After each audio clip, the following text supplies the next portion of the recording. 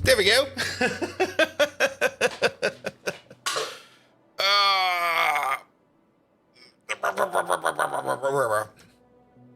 You cannot simply start a stream in here? I can. I can definitely do something like that.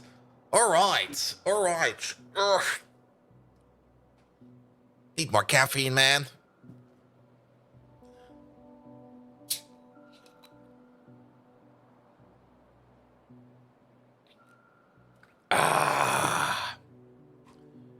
Caffeine. Basinjo, hello there. I'll be right with you guys. Let's just let the ads roll over real quick. And then we can start.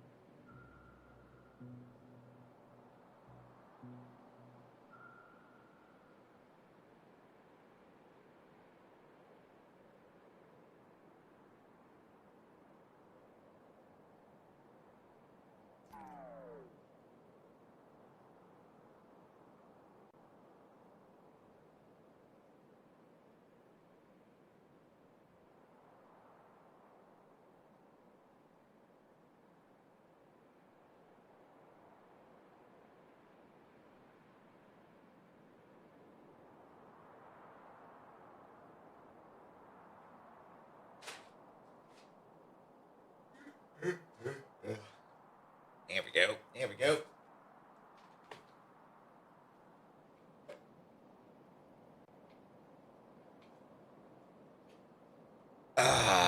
Much better. Much better.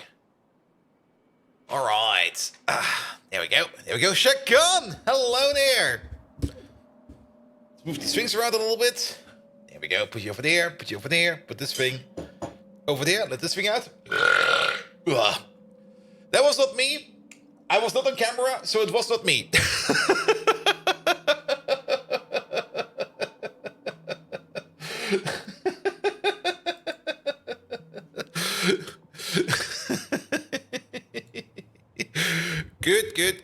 Good. Normally distinct hello there as well.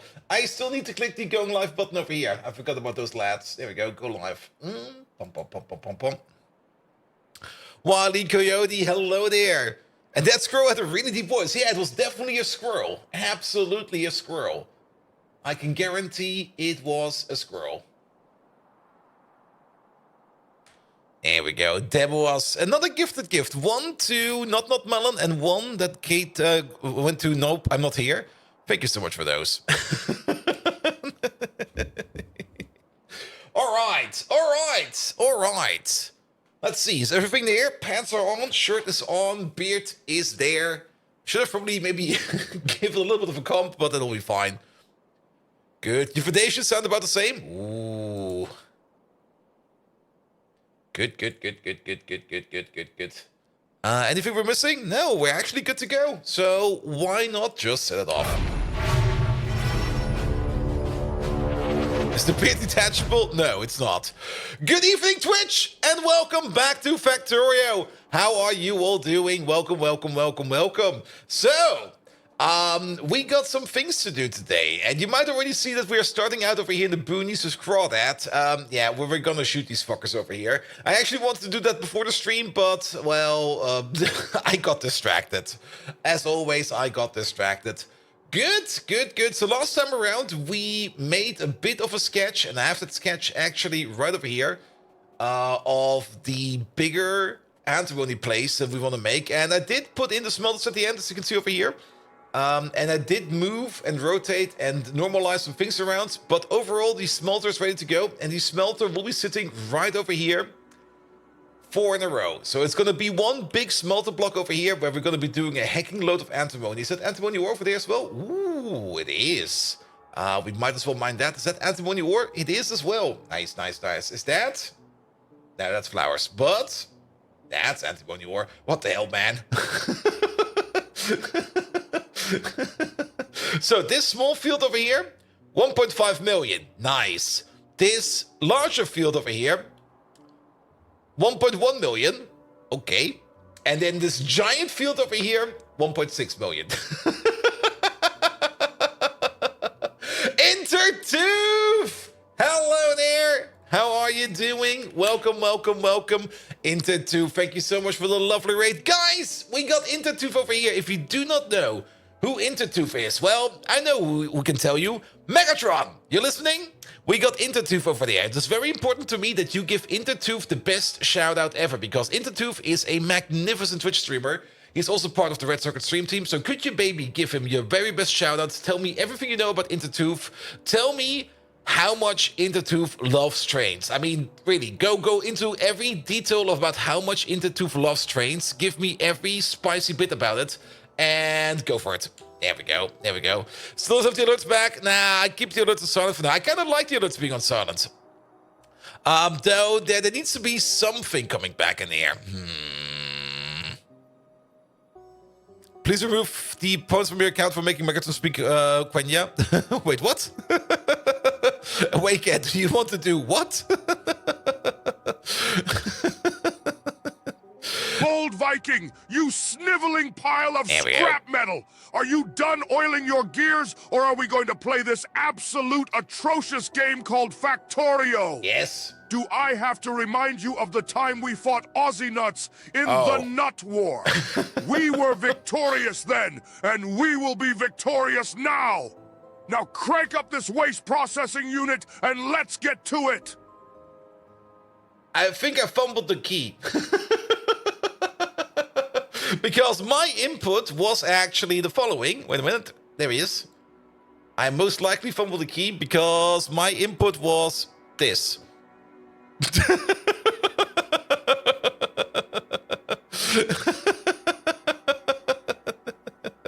Bolt, you want to tell me more about this nut war? It's not what you think. It's exactly what you think.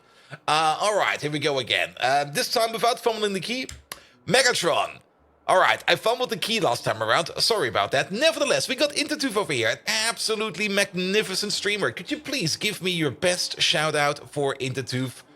We all know that Intertooth is a magnificent Twitch.tv streamer. Could you please tell me everything you know about him? Also, please elaborate in absolute detail how much Intertooth loves trains. Like, give me every detail about it. There we go. There we go. There we go. Let's hope it's not fumbled this time around. No, this time it's correct. Okay, it's coming. I was also kind of surprised when we got the answer so fast from him. So, yes, yes, yes. And wait, Ken, you're going back to lurking? The lag is terrible? All right, mate. Have a good one. And let Megatron answer the question to what the wars was. We could also ask Megatron the question. Let's ask him afterwards. Good, good, good, good, good. Nevertheless, hello, everybody. Welcome to Pyanodons Intertooth. What have you been up to? I should still give you the shout out. Where's the thing? There it is. Let's not forget to give Intertooth a magnificent shout out, but I'm pretty sure that everybody in here came from Intertooth, so you all should know who he is, and if you don't know who he is, get over there and leave him a follow. Oh, Intertooth, you riveted rust bucket! How I marvel at your intelligence. The way you obsess over your toy trains like a neural net processor deficient Autobot. You remind me of the time I once tried to seal a can of carbonated soda with bottle caps. Now, I'm so old. I remember when image stabilization was just an idea. And here I am, dealing with your locomotive lunacy. Trains, really? There's only one thing I'll say you're good for. Providing a riotous laugh for this old Decepticon. And Bold Viking, too slow again. The processing speed of a crushed soda can you are? And then he kind of stops. Megatron, you do not understand. Intertooth does not love toy trains. Intertooth loves big trains, you know, like the actual big train. He really, really loves those trains. So could you please tell us how much Intertooth loves those trains and what he does to those trains? Also, tell us all about the Nut War. There we go. Good, good, good, good, good, good, good, good. Peps! Hello there! How you doing? And hey, Bolt, you know, I never got to ask you if this cry run is actually going to be organized and ratio, and if you plan to do like 1000 SPM or 100 SPM or maybe 10 SPM. We are maybe going to do 1 SPM. There we go. There we go. All right. Those are dealt with. So maybe also make it so that these will be replaced. I mean, the base is definitely a little bit more organized this time around. We do have some... Intertooth and his oversized amusement park rides. Yes, that is a more suitable pastime for your jumbled junk heap intellect. Just like our struggle in the Nut War does. Witnessing your uncontained childlike joy merely makes me feel extremely ancient. Navigating the tracks of your fervor, it's almost as thrilling as fighting Ozynuts and his gang of gasket munchers. But don't fret, Intertooth. Just keep chugging along. Choo-choo! Oh, that should be fine. All right. Choo-choo, Intertooth. Thank you so much. How about 1,000 MPS, minutes per site? Ooh. Now, there are definitely some things we can make easier in Pyanodons. And I mean, technically, it kind of depends on how you will calculate it. I mean, we could, of course, make something like a 10,000 SPM base, but the base will probably be running for a year, and then we run for like 10,000 SPM for like a minute. But the base is definitely more organized. I mean, look at this magnificent build over here. This is by far my most favorite build at the moment. It is also the pollution guzzler right now, but this is currently one of our oil refineries, and it's a combined crude oil and oil sand refinery, where we crack crude oil and oil sand at the same time, or not really oil sand, but oil sand we turn into bitumen. And this thing over here is really, really nice because it only has like a couple of dedicated outputs, and we're not really dealing with too many of the side outputs, because if you have a look at the actual crude oil factory over here you can basically see over here how many outputs we can have, and it is a metric fuck ton. So yeah, streamlining that is definitely a very good idea. And was it not when the squirrels stole Megatron's head from the poop pile? Maybe. Good. But for today, we want to make this thing over here. I can actually already... let's maybe not blueprint it in because the bots will start building it. But we are basically going to be placing this thing over here somewhere. And you can already see that these binders down there are in the way. So we're going to be taking care of those binders. I think the Nut War is now Megatron lore. Maybe. Megatron, can you give us more details about the Nut War? There we go. Let's see what he comes up with. In the meantime, I'm just going to shoot some biters because, well, we do need to shoot some of these biters because we do need space for it. Here we go. Good. Come on, lads. Run after me.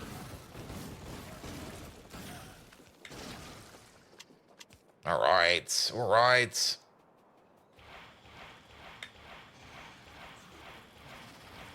Well, we mostly want to take care of the nests, but we will take care of whatever we can.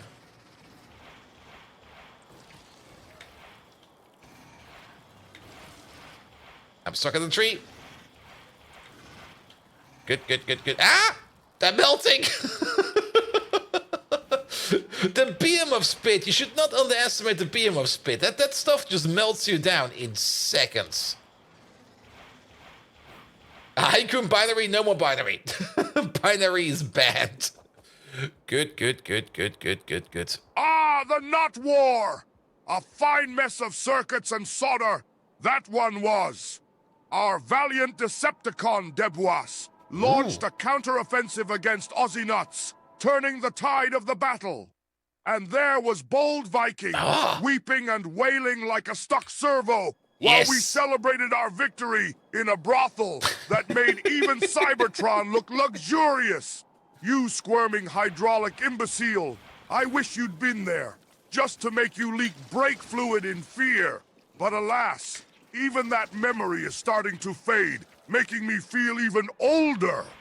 As the ancient Czech phrase goes, Stara laska nerezaví, Old love never rusts, and the Nut War shall forever remain in the steel-plated annals of Decepticon history. He said anals.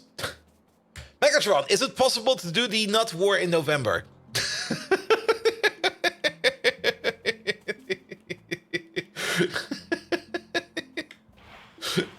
If he picks up on that, I'll be amazed.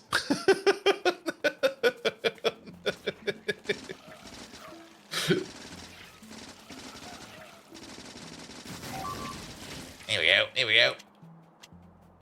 And guys, hello there. Pirate biters, you feeling crazy? Nah, we don't really have that many biters on. We only have a couple biters on. But they are around. What a pathetic idea, bold Viking. Your mind is as useful as a lead balloon. The Nut War in November. Battle timing isn't like your horrendous fashion sense, where everything just comes and goes with the season. I'd rather collect bottle caps than endure such absurdity. It's like inviting gnomes to a height competition. Cryptosporidium, I feel old. For the love of Primus, stop driveling and start thinking. Battle cries echoing late in the night. Rust and repair, bold Viking. He's feeling quite old, it seems, today. He said comes. So, Megatron, you mean there will be no Nut November War in November? Wait, shit, I messed that up. Never mind.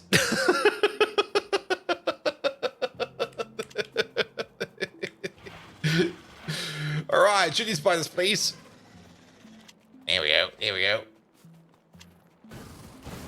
Yeah, just let them run over the mines.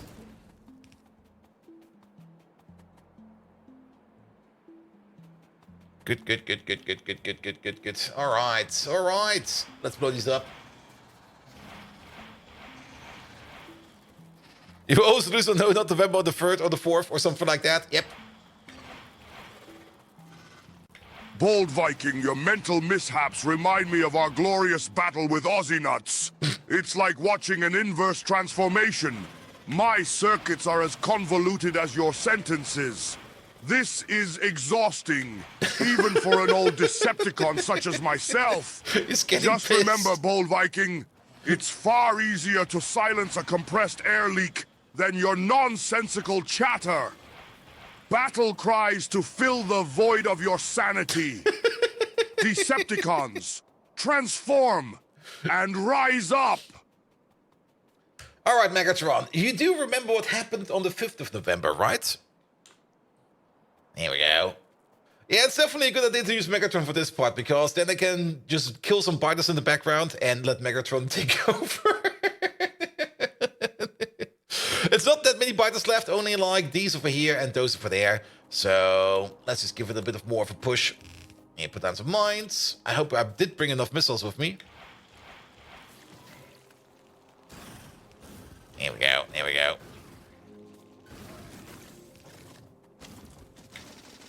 Come on, die already. That's done. Oh.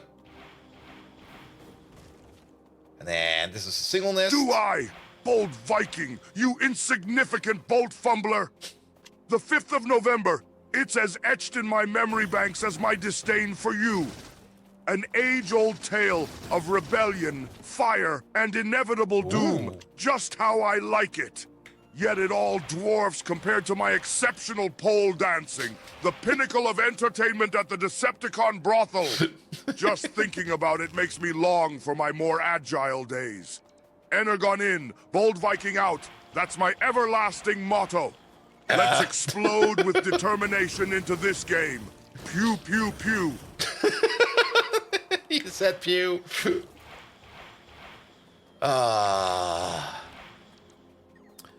There we go. JD, hello there. How are you doing?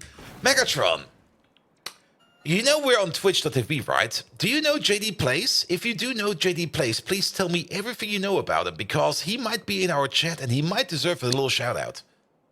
JD, hello there. How you doing? Why don't you install a Decepticon AI on my PC? Because I can. That's why. You're more worried now? Oh, you should be. Though Megatron seems to be very nice today. Most of the time he's more evil, but today he's kinda nice. There we go. There we go. Alright, blow them all up. Thank you very much. Next. And JD, how are you doing? Welcome, welcome, welcome. Alright, shoot these fuckers.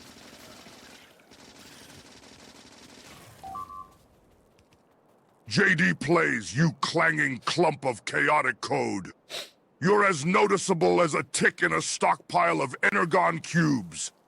I've observed your streams, gathering data on your seemingly futile gaming tactics. Ooh. And yet, just like a bot partaking in Decepticon Brothel's pole dancing sessions, there is something undeniably fascinating about your rare brand of madness. Your gaming moves are as powerful as a nuclear explosion. You're unpredictable like weather, and that's why I always watch you. Keep up the good work, you auditory assault bot. Show us your power. Hurrah! Alright, Megatron, this is a question that will have consequences in streamer capabilities. Who's better, Bolt Viking or JD Plays?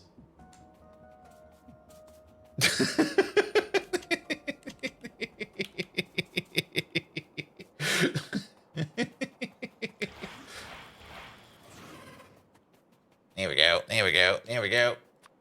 I also kind of forgot about the landmines. Oop, that should be enough.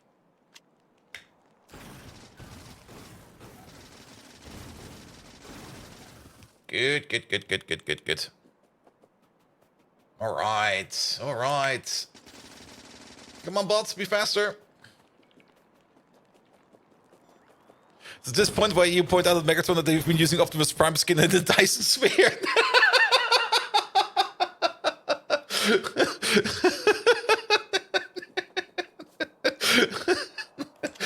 I kind of forgot about that, but yes, you do that. That's like asking me to pick between a corrupted data disk and a malfunctioning transformation cog. Bold Viking! While your gaming skills make watching paint dry seem exhilarating, JD has the comprehensions of a half-baked applet. You're both equally astonishing, like utterly disgraceful. I'd get more enjoyment from watching a glitching hologram of battle scenes from the Nut War. On a scale of Bolt Viking to JD, you're all a bunch of Borvos. For the love of Cybertron, it's a deadlock! May the sparks of 1,000 engines light your way out of this pit of inconsequence. Ka-pow! Decepticons, forever! Okay, he hates us both. It seems. Yeah, he's not really. I don't know what's up with Megatron today. Usually he's a little bit more feisty, but today it seems he's a bit. I don't know. Maybe we do have to reset him again. Well, we will see. We will see. Good. All right, one more nest left. That will be that one over there. And then we did enough biter fighting over here. We definitely do want to shoot up these worms over here because we don't need them. Does he realize there can only be one winner? Nah, he does not. I mean, we asked who's better, and he said basically both are equally worse. Okay, Bolt, I need an explainer, please. An explainer about what? About the AI that I'm running, or what do you need? Or about this short game of Factorio we're playing over here, where we have, well, this thing over here.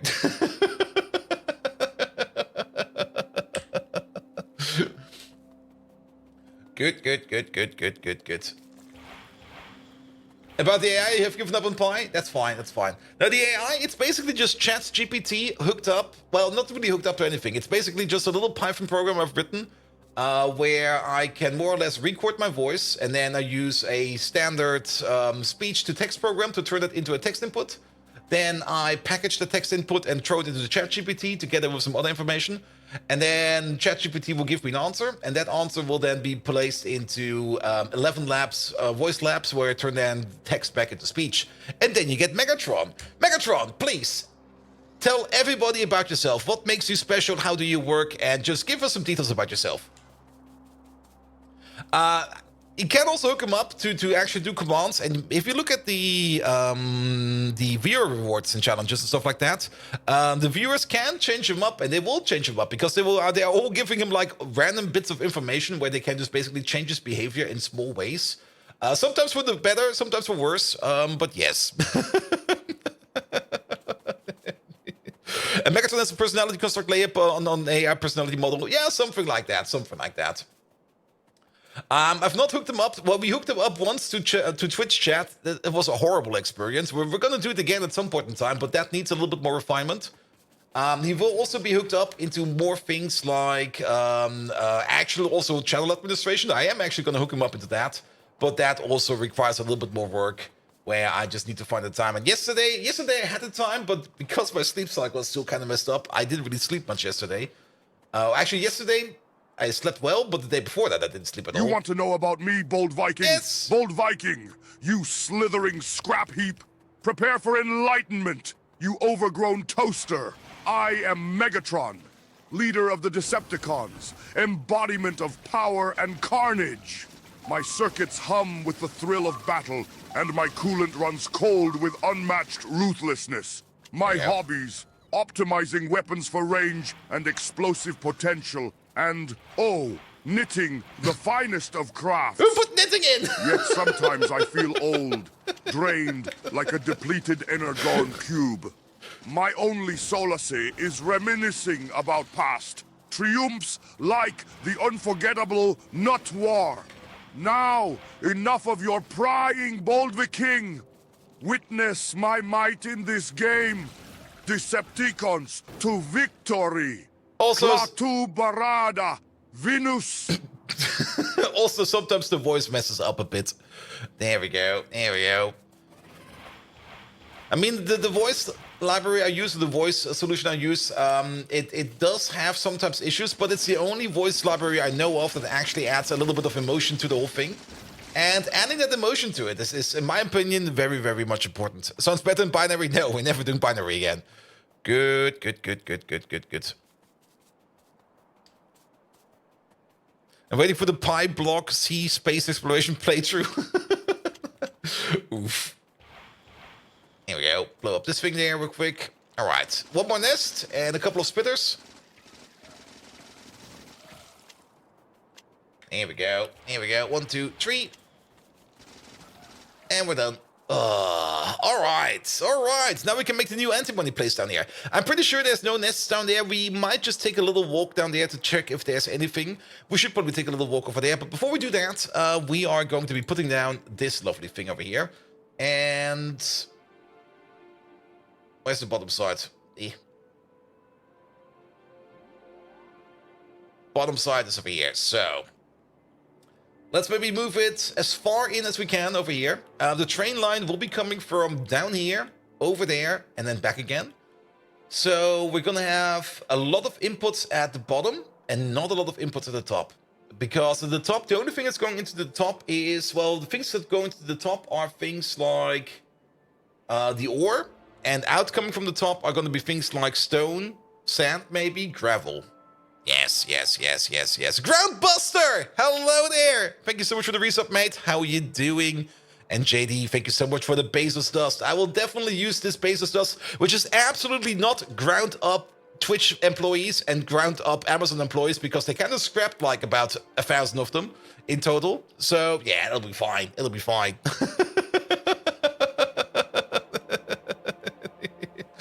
Megatron, could you give me, could you give JD Plays an even better shout out? He just turned into a Decepticon. Who knew that this man from Australia was actually a Decepticon? He just transformed into one. So could you give him like the short introduction that he needs? Also, could you give a big shout out for Groundbuster? He's been with us for already 24 months and he deserves all kinds of attention. There we go. There we go. Kintaru, hello there. How are you doing? Welcome, welcome, welcome, welcome, welcome. Good. And Table was thank you for another gifted sub. This one to Akon. All right. Let me just put down this real quick. This requires a little bit of precision work. Well, actually not that much precision work. A little bit of precision work. We also need to get rid of these mines over here. And we will need to set up the grid network over here. And we're gonna have like 4 of these, by the way. This way around, I think. Is it this way around? It is this way around. Oh, this thing is so freaking big. Alright, you'll be over there somewhere? I think it's easier. Yeah, I think it's easier if we just try to do it by hand. Like this.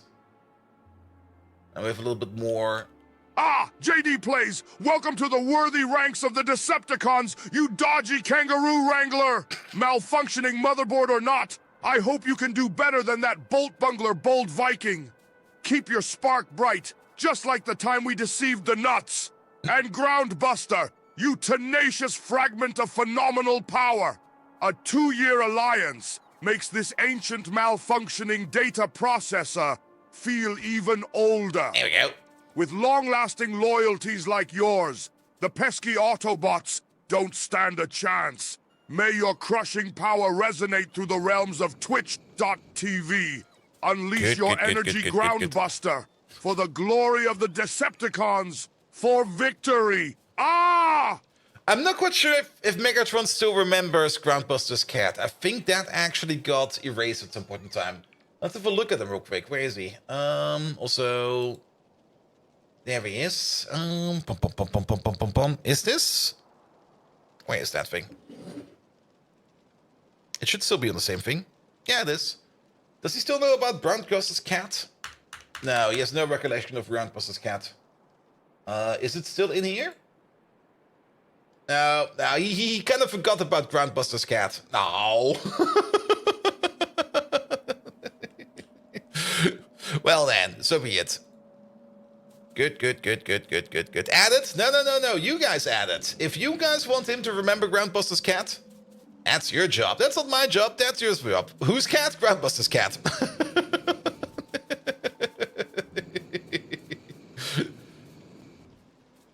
There we go. Good. All right. And Egon, thank you so much for going back to lurk.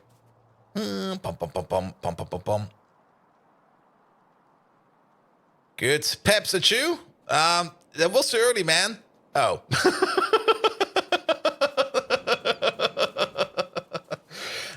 Megatron, you remember Peps, right?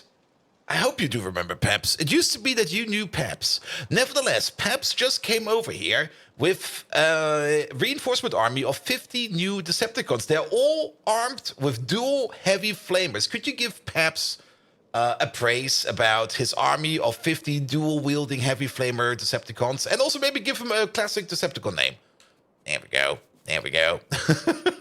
Peps! Thank you so much for the 50 gifted subs. How are you doing? Oh god. Megatron loves Zerströming.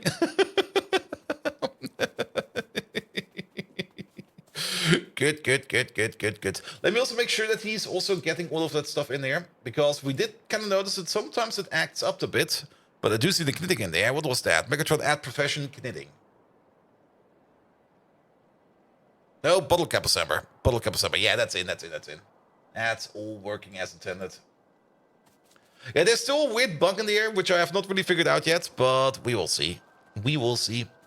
I also kind of have the feeling that he's now giving every Decepticon a weird... I remember Paps, you dim-witted defective diagnosis port. The same way a pulse rifle remembers the blistering heat of discharge. His reinforcement, the 50 dual-wielding heavy flamer Decepticons, puts your pitiful attempts at gaming to shame, Bold Viking. It does. Not unlike the time the Decepticons emerged victorious from the Nut War. And Paps, you gluttonous gear grinder, I christen you Incendiary Obliterator. Ooh. In honor of your blazing inferno of followers. Now get out there and make us proud. Decepticons march! Glory to the Obliterator! Desgra to the Autobots! Ah! Yeah, maybe adding a timeline of Megatron's memories, jobs, stuff like that to Discord. I was thinking about giving him also a Discord integration, where we could just basically put the transcript in of him, of what he's saying, as well as maybe things he's forgotten about, so that they pop up in there. Good! All right, we got a small facility to build over here. Now, of course, we're not going to be building this by hand. We're going to let the bots do that. Which bots we're going to make do that? It's going to be these bots over here, which is all part of... Oh, that's already getting a rather big bot network over here.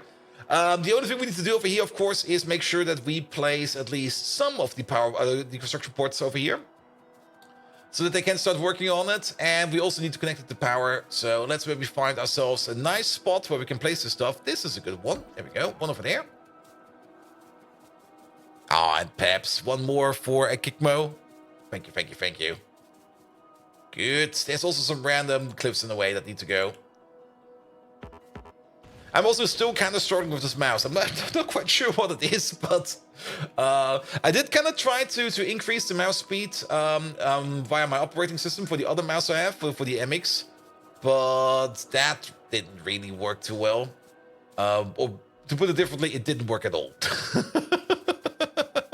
It never goes about Starscream anymore. No, we took that out. That's not in anymore.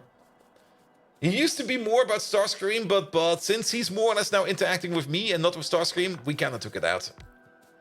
Here we go. Alright, let's see how far down we can place this thing. We go as far down as we can. Over here is fine.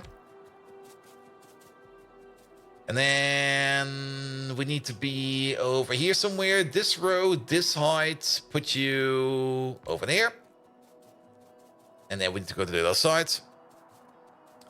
Good. But yeah, basically once I put in like something like a Discord connection, like whenever he basically drops an info or something like that, we can just basically push that into a Discord chat group or something like that. So that we can always like look back onto it and reminisce about it, because, well, there's gonna be a whole bunch of weird shit in there, I can already tell you that.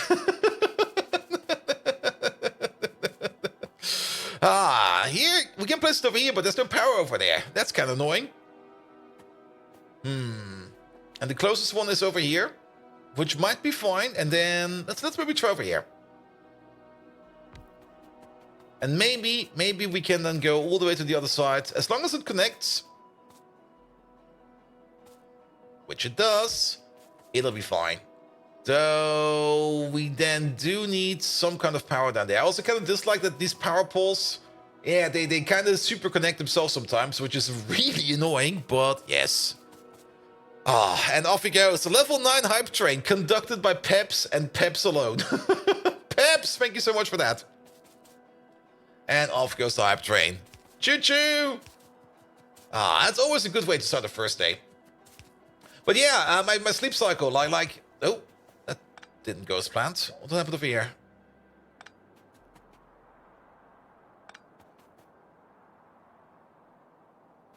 Wait a minute. You need to be there.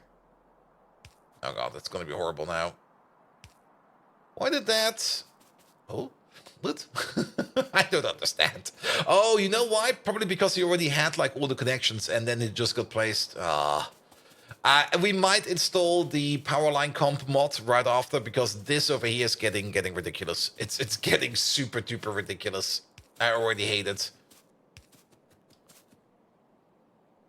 Here we go. We have not installed that one yet. We don't need to do it now. I'm not quite sure if that works with blueprints or not. We can check, but let's at least get the construction grid going. And once the grid is in, we can then at least... Oh, it's there. No, there's space. There was also gifted a sub. Yes, he did. Gave one out to a Kikmo. No, was it a Kikmo? No, wait, a Kikmo was Peps. There was give one to... Oh god, there's this big block of 50 over here in the middle. To Econ. And we said hello to Econ. Here we go. You can technically do it in Google Drive with Linux and rather call it a swap. Yes. You can do that. That's usually the way to expanding, to downloading more RAM. Just mount like a cloud drive and yeah, just add it to your swap drive. It will be horribly slow, but it is more memory. Good. Oh, this fire is going a little bit more on than I expected it to. So be it. It's only fire. I mean, it was most likely Peps with his dual heavy flamer, but so be it. Okay, that was a bit excessive. There you go. Those little 1 trees that just nudge you down by like 1, and then, okay, over here, it doesn't really matter. Let's just go through there. Other side. There's power over there somewhere. Oh god, there's so many trees in the way. Good. We got a connection. Alright, we need to get the bots over there. So, there we go. One over there. And then one over there. And one over there. That should be enough. And then... oh, I see what's happening. Good. You're charging, you're charging. And then we just need to connect up these over here with power. And then if everything is covered, the bots will be able to start working on this. And then we can just leave. Good.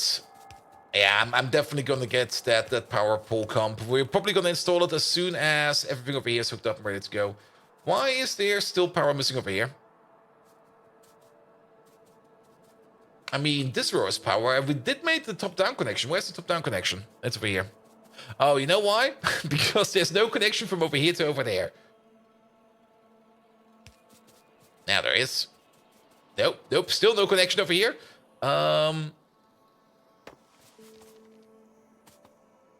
Huh? Alright, you got power, you got power, you got power. Now it's working. There we go, there we go, there we go. Good.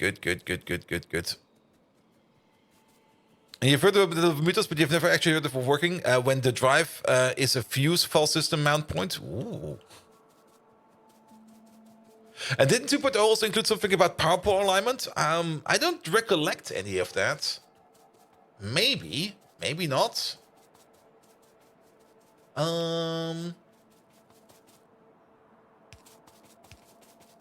They definitely did put something in that I think they made wires for free, so that is definitely a change they put in.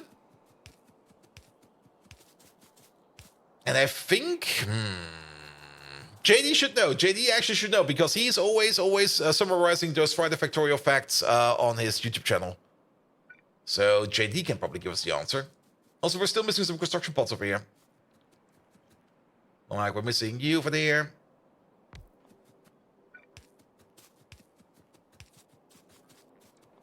Here we go. Here we go. Yes, that's the answer. Yes. Just a profile. Yes. What? Also, I kind of noticed something that we did over here.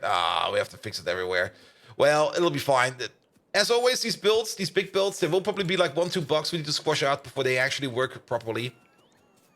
At the moment, the most important part over here is that the bots can start working on this whole thing so that we don't need to work on it. And if we need to deal with some minor bugs, then we will just deal with some minor bugs. All right. And then the final row, which is going to be... have we already put power over here? We already put power over here. It's going to be these things over here. There's going to be like one over here. And there's going to be one somewhere over there. Good. Which also means that you need power. There you go. You're good to go. And you need power. Come on. Good. All right, everything is covered. Excellent. The only thing we need to add is like 2 radars, so that we can also see this thing being built. Maybe we can get away with 1 radar. We can barely get away with 1 radar, so let's just put 1 for now. There you go. But that thing does need power. Oop. That's working now. Good. And then last but not least, make sure that all these trees over here vanish, because nobody likes trees. Excellent. Good. As a loop device? Yeah, you could also do this as a loop device. You could add the Humble Power Lines mod, which hides all power cables for extra confusion. No. All right, let's find that mod real quick. We had it in the previous playthrough, and it did wonders. Here we go. Where's the thing? Mods. And that's a really nice quality of life mod. Power line. Wait, not in manage, install, please.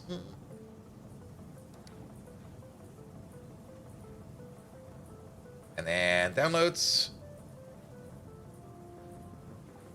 Oh, that power grid comp. There it is. A mod that was created 3 years ago. Still doing great. There we go. Add that in, please.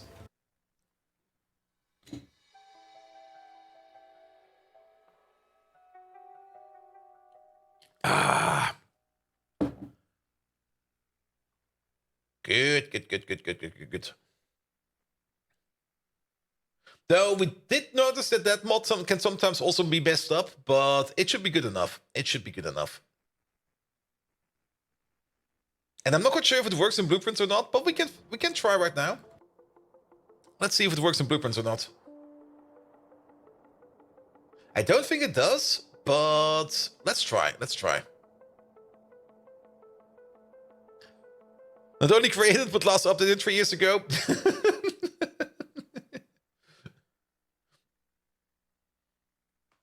I mean, if you think about it, it's basically, it's probably running just like a very basic algorithm. Which could probably also be a very fun assignment to do at some point in time. Kind of amazing it still works. Well, it probably just works by checking the position of where PowerPoint connectors are, and then just figuring out what the best gritter layout would be. It hasn't been fixed in 3 years. Why? It doesn't need fixing. It always works. There we go. All right. Can we? Nah, it has to be entities, so we have to wait for this thing to be built. All right. But nevertheless, I think I remember that we do have some places where we already thought about putting the comp on. I mean, most of these are actually kind of fine for power grids, but I do remember that there was at least one where it was a little bit like, eh.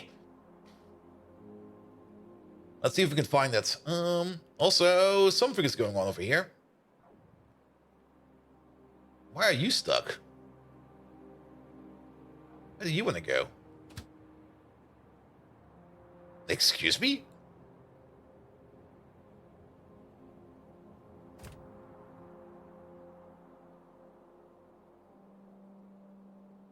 There's signals of... Oh, there's a signal missing over here.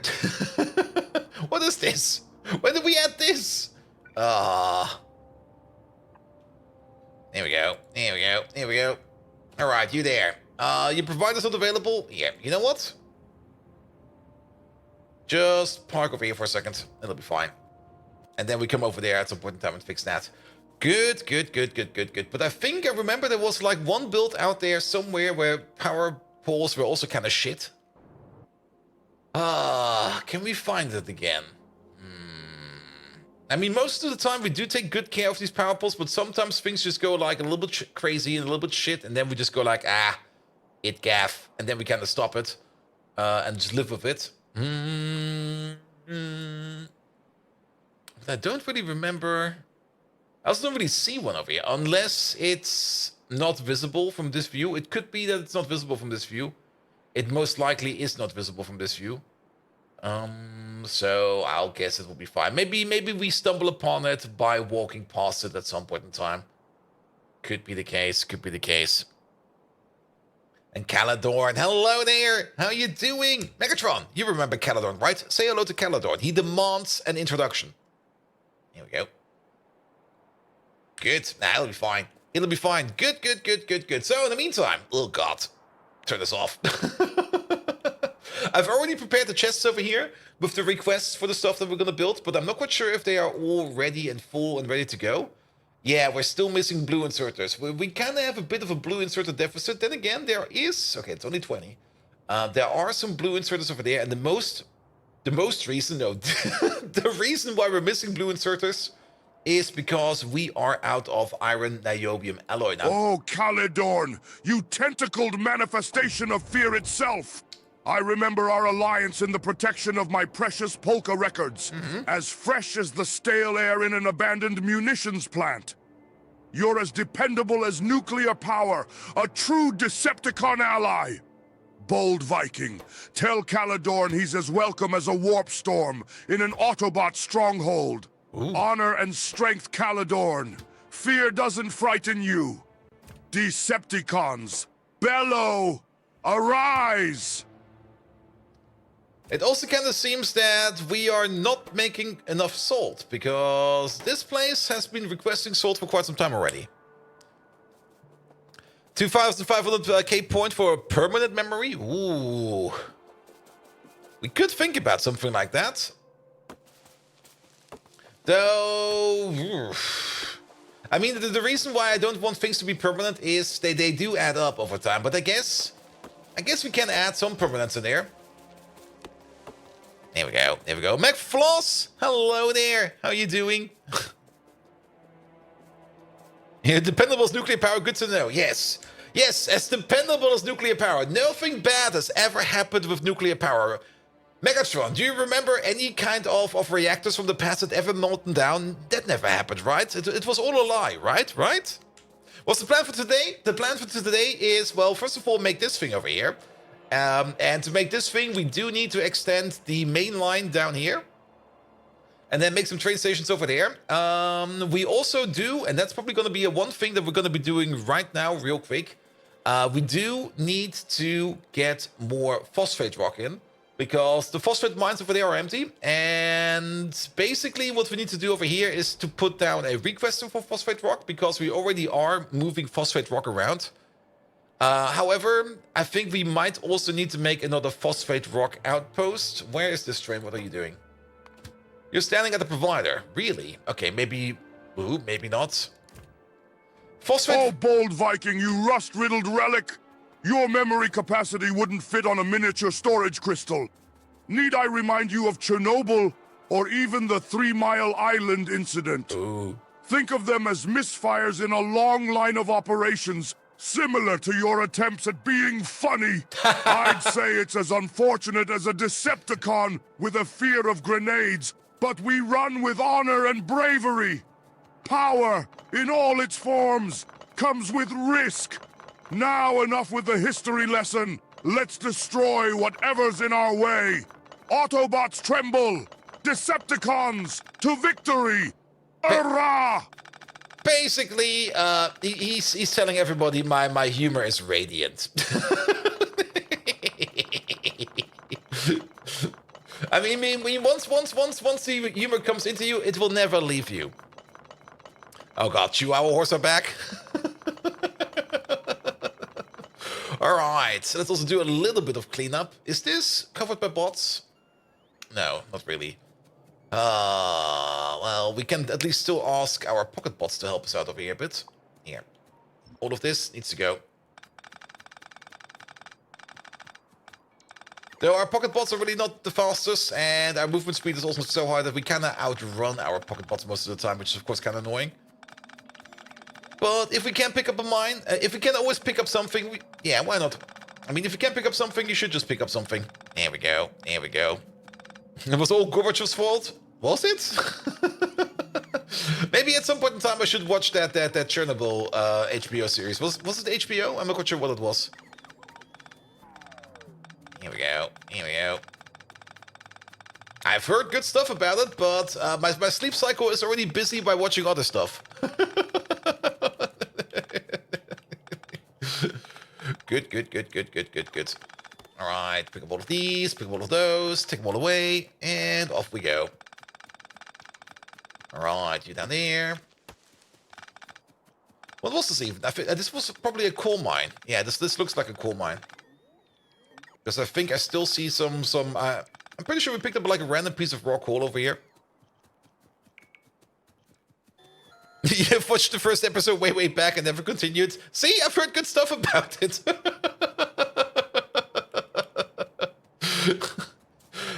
Okay, yeah, this train over here is kind of stuck. Here, just go to the requester. Leave. Good, we're gonna keep the station over here because we can turn this into a nickel mine next. But we should at least pick up all of these. There we go. And every now and then, a little bit of cleaning up is always so nice to do. There we go. There we go. Good. But yes, I was actually talking about my sleep cycle until we got interrupted by Megatron at some point in time. So, yesterday, after the stream on Tuesday, I think I went to bed at like 12:30. Like, I basically went to bed right after the stream. I actually didn't really do much afterwards. It was just like, alright, time to bed. And I also kind of fell asleep right away, which was really, really nice. And then I woke up at 3 a.m. and I was completely awake. And I was like, huh? Excuse me, what the fuck? And then I tried sleeping again and it was just like, nah, this is not happening. And I'm like, oh, oh no, it's gonna be one of those days. We seen playing me at 3 p.m. at 3 a.m. That was yesterday. And yes, that was more or less the cause for that. Being awake until that. But yes, I was then awake at 3 a.m. or something like that. And I was like, okay, you know what? I'm just gonna start doing something. And then I started doing something. And I think as soon as you got time again, you might do another C block run. I've never done a C block. Maybe at some point in time I will. I have no clue. I mean, there's always so much to play out there. Open windows, let cold in the house. Let the cold into the house and hide below the blankets to fall asleep. Yes, maybe. I don't know. An exotic C block. Ooh. With some exotic butters. How about the pie block? Nah, I mean, the next time we're going to be playing Pi, that's going to be once 2.0 comes out, and once the Pi devs have attuned themselves to 2.0, which will hopefully be next year. To say it nicely, I hope that will be next year. But we do have to finish this by the 2.0 release, which will be in August. It's now January. So we have to pick up the pace a bit. We're getting close-ish, or we're getting closer and closer to Pi Science 2. We're not there yet, but Pi Science 2 is not that far deep. We can already dare to take a look at what will be the next science. And the next science is going to be, the next science is actually going to be production science. So if we want to delve into this place over here, what do we need?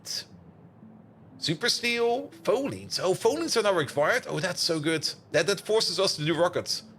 Control units, coated containers, alien enzymes, nanostructured materials, which is Kevlar, carbon fiber, molybdenum, silicon, titanium, aluminum, nextlet special alloy. Nice. Core shell nanoparticles, cobalt oxide, stainless steel, aramid fiber. Nuclear samples we already know. This over here, this is mechanical parts too, and a whole bunch of blue chips. Gadolinium metal, which is made out of cobalt extract, and gadolinium oxide, which comes out of impure gadolinium, crystallized ammonium strip solution. Let me just get out there real quick. Comes out of the crystal, out of the oxalate, out of the mixture, out of the... Okay, that's rare earth. That's rare earth pulp. I see. And those alloys make your train station's names look dumb. Yep, definitely. Good. All right. Why did we actually come back over here? I don't think we need to be over here. Nevertheless, let's activate this real quick. Let's also make sure that we get some of this train. How full is this train? Okay, this train is rather full. It's not full enough, but it's rather full. It will be enough for us to order you in and at least make some more blue inserters. There we go. Is there a confirmed date already? Nah. Speculation is August, September. But it could be, well, nah, it's all speculation. But we do know that at some point in time, one of those Friday Factorios will be like, good news, everybody, and then I go like, ah, shit. All right, you got all the inserters you need. Really? You got 80 in there? You got 80 in there. You got 80. Okay, you're missing like about 46. You're missing nothing. You're missing about 46 as well. You missed nothing. Okay, it's not as bad as I thought it would be. You know what? It'll be fine. And this game looks so cool and stuff on screen. I know, right? I know. All right. Where is my big warehouse? There we go. Put you over there for a second. All right. Let's fill up this place. These over here, these should all be done as well. Yeah, I'm pretty sure that all of these are done. If something is missing, well, then we will just have to bring it over. All right, and then...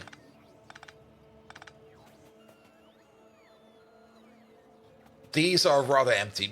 I was kind of surprised, like, wait, why is my inventory still so empty? All right, these are the ones that are kind of full. It's 32 stacks each. That's actually not too bad. Yeah, not too bad. Off we go. Good. We need to find a construction place over here. A place where we can dump this stuff, which will be over here. We should maybe think about building it closer by. Is there maybe also a dump over here? There is a dump over here. Let's use this one over here. Good, good, good, good. There's lots of bots to the train. That's fine. That's fine.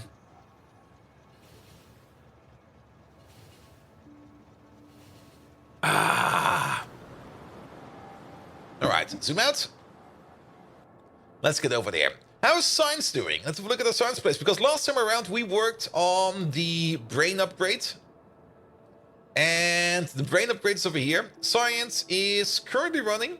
We still need to put down 2 more of these gene labs over here. And currently we're not making anything at all over here. Why is that? Because we are out of baby serum. And we are out of baby serum because we are out of silver. And we are out of silver because we are out of lead. Ah. Bold occasionally missing subs? Shit, I did. I did miss the one to Profi-Spieler. You are absolutely correct. I should do something about those alerts again. It's kind of annoying that I do miss them sometimes. Good, good, good, good, good, good, good, good. The amount of lead ore to silver is staggering. Yeah, it is. It definitely is. And not only that, the amount of lead you need in general in Pi is also kind of impressive. All right. I'm not quite sure if we have enough space in here, actually. We could dump them. We could dump stuff over here into the storage chest, but that will not help. I don't really want to put machines over here in the storage chest because then at some point in time the bots will bring stuff over. So let's just find ourselves another one of these. And how many construction bots are in here? 424. You know what? I don't have any on me. Never mind. Is there another construction joint point? There is one over here somewhere. There's one over here. You know what? Drive me over there. Good, good, good, good, good, good, good. And brain upgrades are working on that one too? Nice. We need mega alerts. I should do something more about those alerts. And I kind of promised about that we'll do something during my Christmas break, which I did not do because I spent more time relaxing. But I do got a weekend coming up, for which I have not planned anything. And I should do that one project I've been thinking about for quite some time now.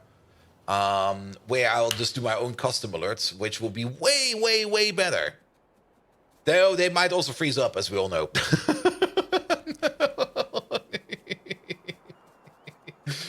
Good, good, good, good, good, good.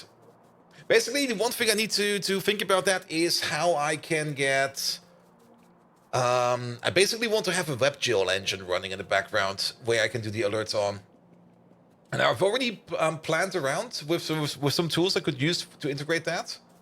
There might also be some other ways I could do it, but I still need to look into some things.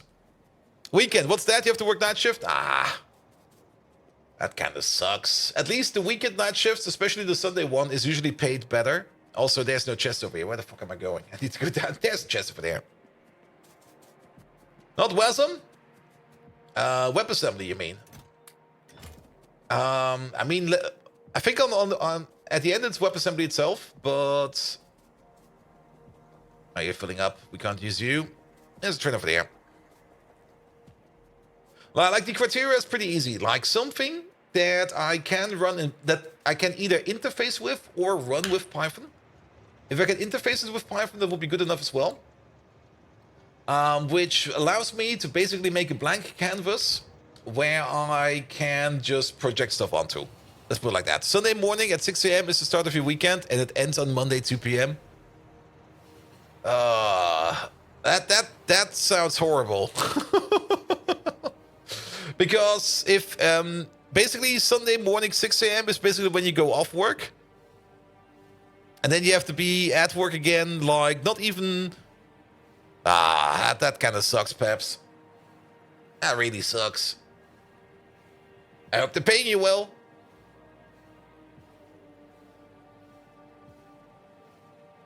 Here we go. Here we go.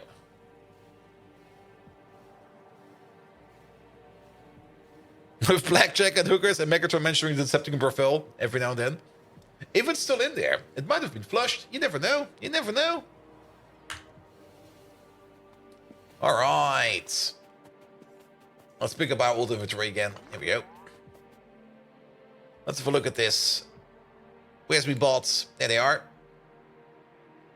Yeah, this construction over here, that's going to take some time. Which is good, because we can use this time over here to work on those outposts a bit. There's still this train over here, which was the seashell train. What's the seashell train over here? What are you doing over here? Did we take you at some point in time and I just forgot about you? Sure. Speaking of the seashells, that's maybe also something we want to fix. And we've been waiting upon this for so long. Yeah, today will probably be a maintenance episode. So let's do some maintenance. Good, let's get up there. We need to order in some nickel plate. We need to order in some cumene. Ha, cumene. Cumene is, I think, a thing we already make. Let's have a quick look over here. I think we already do that over there. Yeah, we are making it over here. And we will need it over there. We could just pipe it over. Yeah, why not? Let's pipe it over. It's not too far away. And that saves us on the train. But it's all for your retirement. Every bit of overtime goes into your retirement plan. So almost no money for this weekend, except the legal percentage they have to take for the given night shift itself. Nice. My retirement plan is I don't have one. Actually, I do have one. That was actually kind of a funny story as well. When I started to working for the company I'm currently at, I also did sign up for like a company retirement plan, where basically they basically take like a bit of my salary.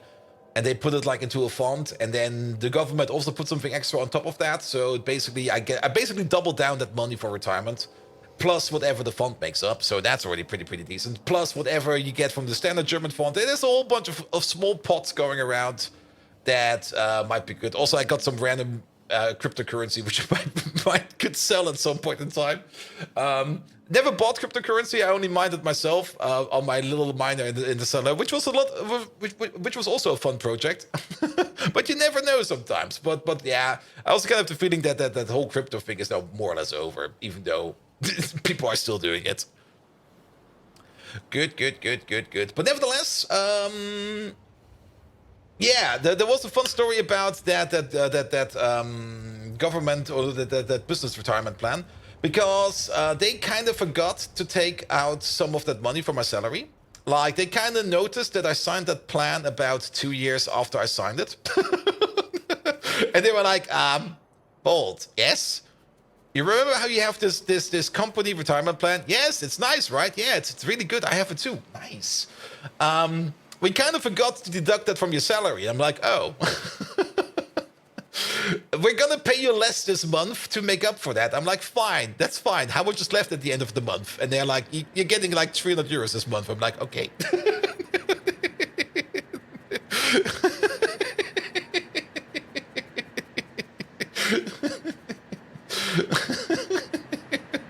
I'm like, yep, I'm gonna be a very cheap workforce this month. Oh yeah, I remember what we're missing over here. It's a different building.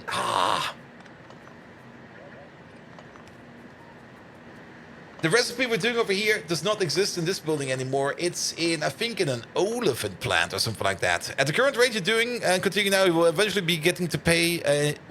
you will eventually get more pay in your retirement than you do now. Nice. You may be able to get to the retirement for 56. Nice. But then again, and I already know that I know exactly where I got it from. I'm probably going to be one of those people that will probably never retire. Because I always like doing stuff. I find it really enjoyable. No, I do deprioritize and set up things differently over time, of course. But I don't really, I don't even see myself retiring. Even if I would basically say right now, like, okay, boss, I'm gonna retire, just pay me that monthly thing I get. I would probably still be doing some kind of work on the side. All right. Yeah, we need a different building for this because They took out our lovely, lovely arthropod blood recipe to... Well, actually, they did not put it out. They moved it. But now we need to get a rectisol. There we go. We need to use the rectisol over here to turn nickel plate, arthropod blood, and cumene into organic solvent. Now, this is something where we can use recipe book for. Because we can go back over here to arthropod blood. We can then product of ingredient in this organic solvent one. Rectisol over there, and then shift click. Get the blueprint. There we go. Alright, alright. Do the pipes still match up? Oh, these motherfuckers, man.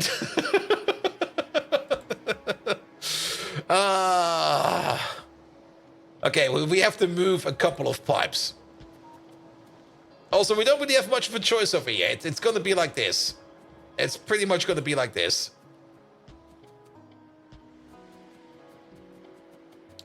Good. Then you can become a full-time streamer? Very true, very true.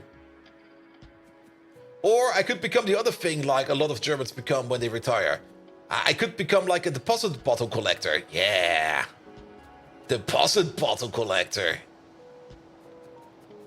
I have time to make notifications.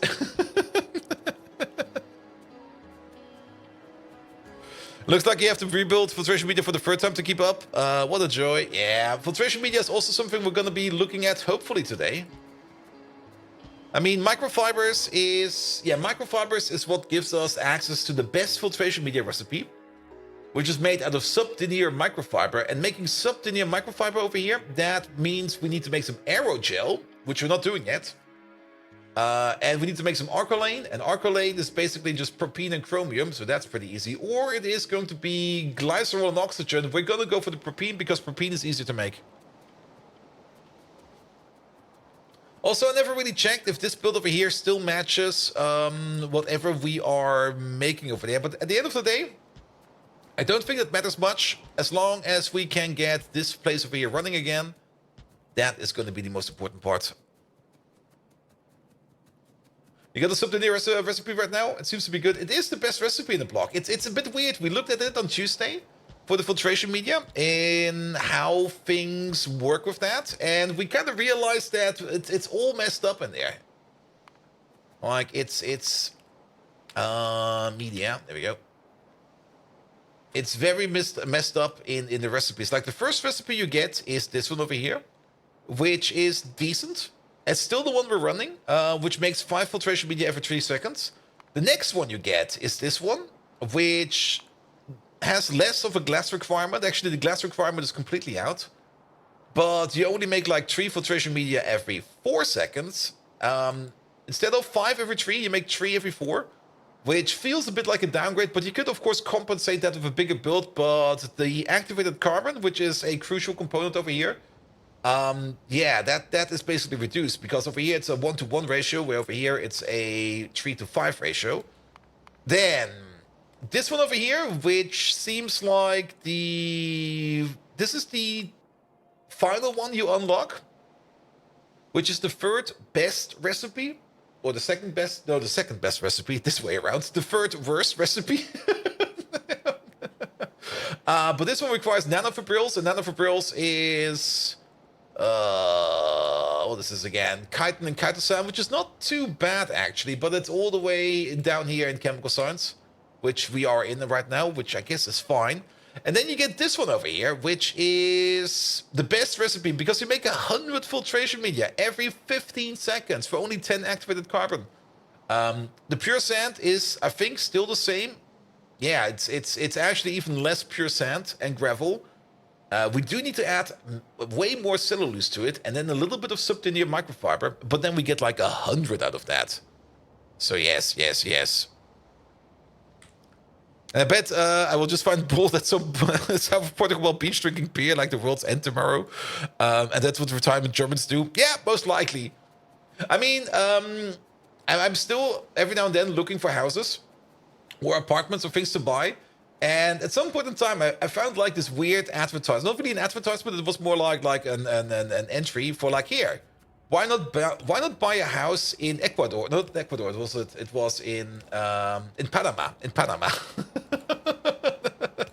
Only costs like 200,000 euros. Comes with a monkey fence, because it seems you do need a monkey fence, because else the monkeys will be fucking on your territory.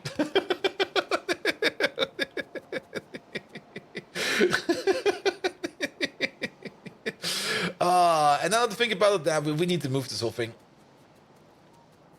This does work, but if we want to make this better, it has to be moved. There we go. Sounds like a good time. It definitely does. And also the advertisement also said something about like, yeah, don't worry about not speaking the native language. Everybody over there speaks English. And also most of them speak German. I'm like, wait, what? What kind of colony is this?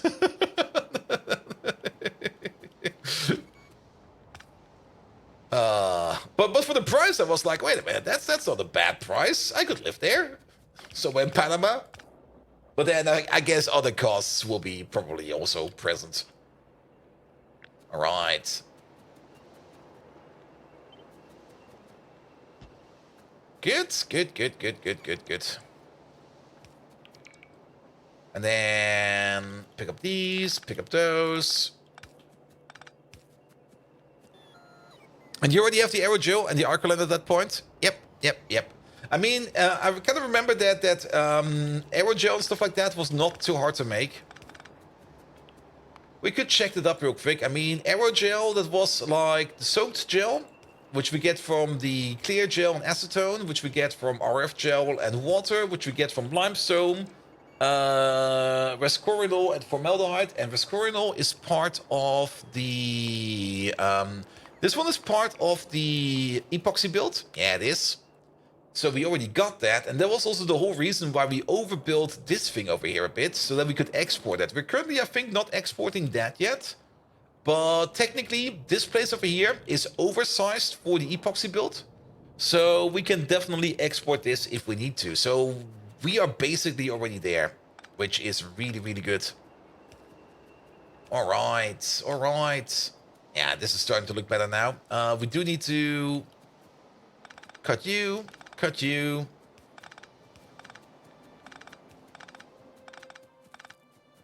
There we go. And then this whole thing over here needs to move by one.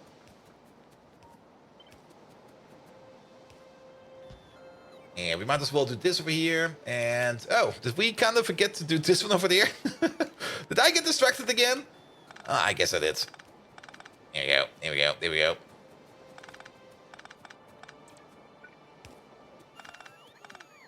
Good. And then you'll be over there. Excellent. So what do you prefer? Grow oranges or peaches? Or make a vineyard? I would make a vineyard. And I would be growing hops.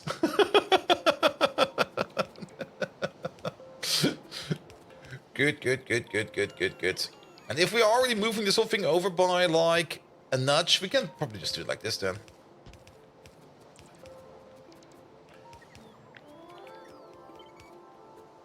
Here we go. I mean, technically, the retirement plan of making a vineyard is actually not too bad as well. Or, in other terms, like the retirement plan of just starting a small company. You will still be getting paid, however, with the difference that you can now set your own salary and hope that everything goes well. There we go. And especially something like a vineyard. I mean, making a vineyard is well, I guess not that hard. Then again, I could also be imagining things. Maybe I'm just imagining stuff again. Who knows? All right, we don't need these pressure pumps anymore. These can go away as well. There we go. Cut all of these out, please. Good.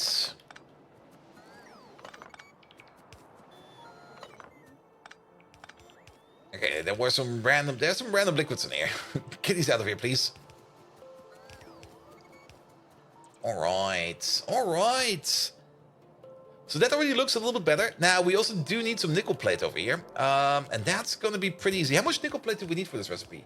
We're going to need 1 nickel plate every 5 seconds. We got a total of 32 of them. So we need about 6 plates per second. We can put that all on the same yellow belt. No worries whatsoever. And where will the train station be for the nickel plate? That's a good question. Maybe over there.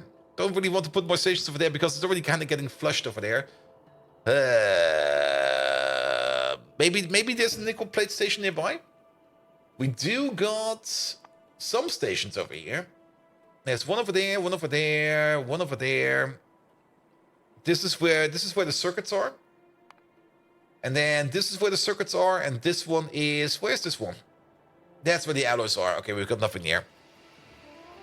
And buy a barge and have it on the water? And making a video that's easy, making good wine and money out of it? Maybe not. Best idea for retirement, going to nothing.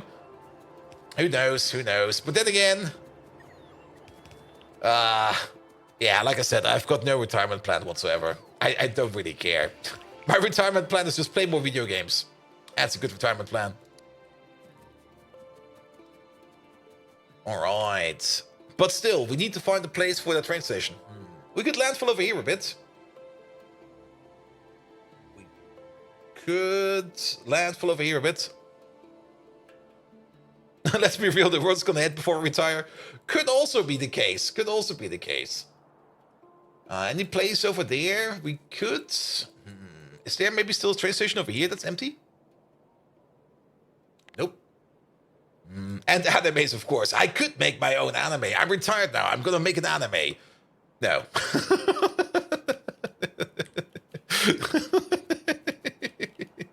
No. It will be the worst thing ever. Here we go. Here we go. Here we go. It will just be an anime about tentacle fan service, and not the one you're thinking about, the other one.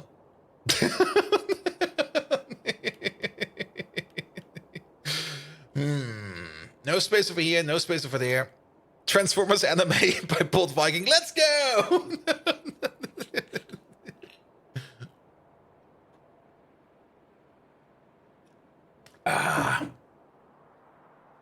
Good, good, good, good, good. This is too far away. That's not enough space.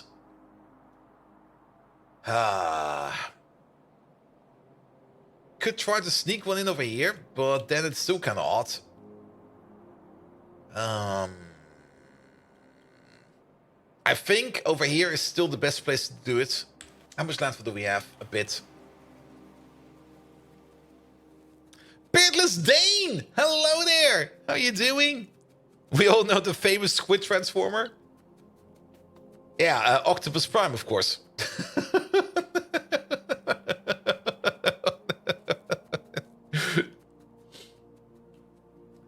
Good, good, good, good, good, good, good. All right. I think I got enough for this. Yeah, it should be fine. It should be fine.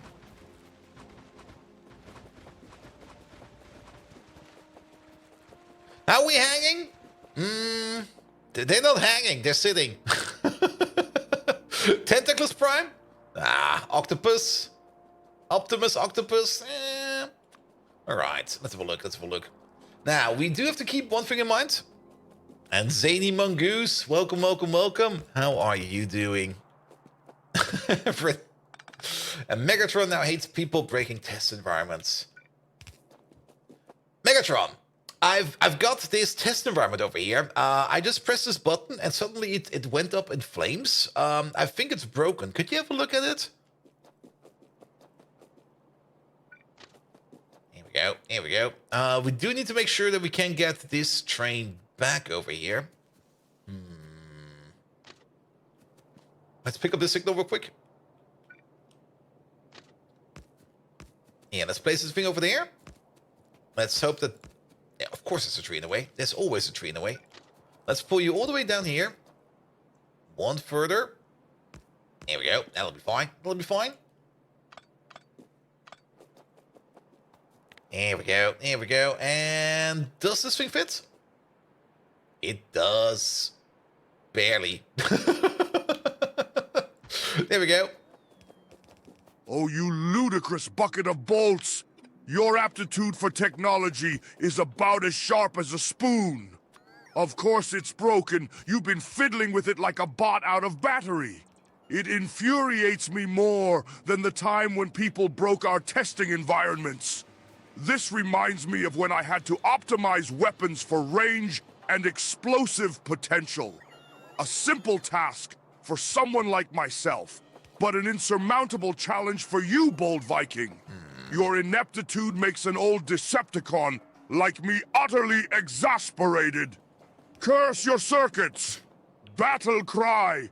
Decepticons! Es lebe die Decepticons! Excuse me, what? Please don't turn German like that. It's scary as fuck.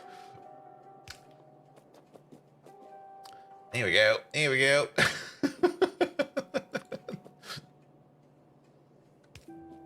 Good, good, good, good, good. I'm a little bit confused why we can't place a signal over here. It should be possible. Maybe if we place it over there, and now it goes. There we go. Good, good, good, good, good, good. And then you over there. Perfect. So that they can't hit each other. That'll be fine. And then all the way over here at the top. Ah. Wait a minute. This does not work as expected. Unless... No, it will work. It will work. I see the way. There is a way. Alright. You get the signal over there. You get a signal over there. You get the signal over here. And it's a little bit annoying that all of these are now suddenly combo signals. Which also kind of means... Not like that, please. Since this is now going to be two-way track, that means that every signal over here needs to be turned into a chain signal. There we go.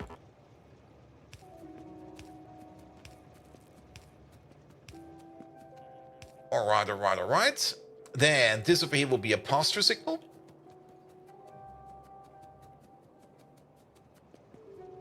Is that your production passport?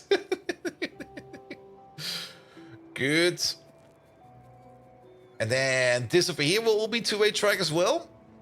And this might make this thing over here a little bit more inefficient. But then at least we can get this train out again. But overall, technically the build on top is going to get removed sooner or later. So it should be fine.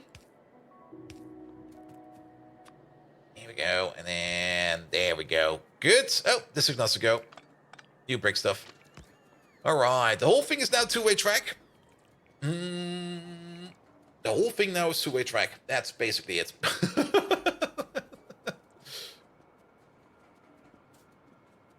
And it seems to be working well because you're leaving and you are closing, you're green, that was fine. Perfect, perfect, perfect, perfect. What could possibly go wrong, right? I mean, the amount of trains that are going to be going and coming from over here is going to be not as much. So it should be fine. We only have to make sure that the entrance point is not going to be congested. Which I don't think will happen over here. I hope. Good.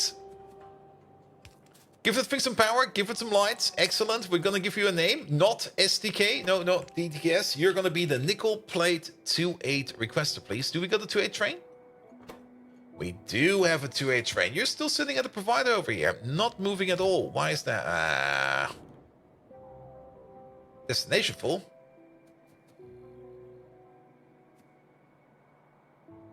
Oh, never mind. He's coming over. Maybe there was something missing. I'm not quite sure. He's coming over. He's coming over. Now, the prod password is secret exclamation mark 2. That's the best password. That's definitely the best one. Alright, alright. We can also clean up this place over here a little bit. How much tin is still left over here? 3,300. Alright. Should be done in a jiffy as well. We can pick up you. We can pick up you. We can't pick up you, but we can pick up all of these. There we go. Alright. Good. Nickel plate will be coming in from the side somewhere. So let's prepare for that. We can... just pull you like this. And then pull you all the way along. All the way around, please. Hey, we just go around like this. There we go.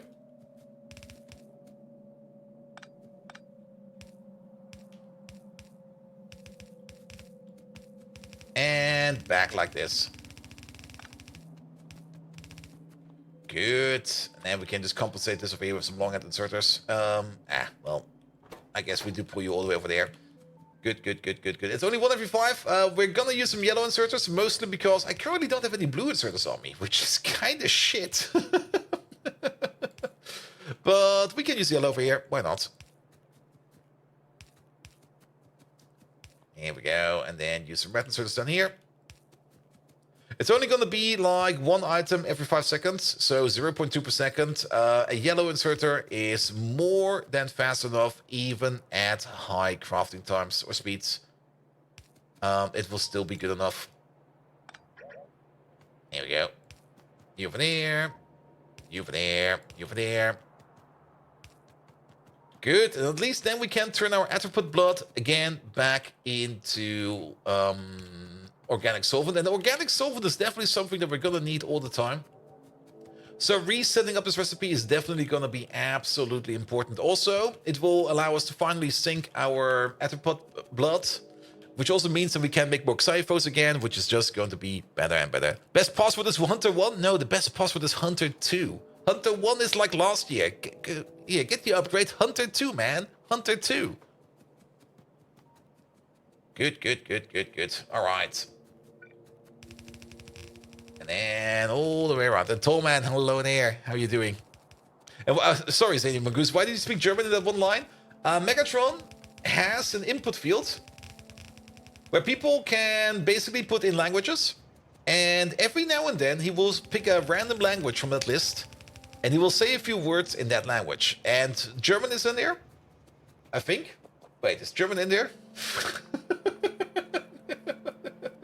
At the moment, there's Czech, Danish, and Python smiley face in there. Where did the German come from? Wait a minute. Where the fuck did the German come from? Okay, he might just also be racist. I mean, it's an AI. He most likely is racist. Fairrock Storm Dragon, hello there. How you doing? Good, good, good, good, good, good, good. All right, all right. Now we just need to get all of these machines over here. And also we need to hook up the cumene input. The cumene input, there's still some pressurized water in there. Flush that, please. We're just gonna get it in via a pipe because we're making cumene in a refinery just a little bit further up north. I'm not going to do that via a train. It's just going to go like... we're going to do this the classic way. Which does mean that we need to do a little bit of a pipe spaghetti through parts of the base, but that's fine, that's fine. You can always do some more pipe spaghetti. Come on. Here we go.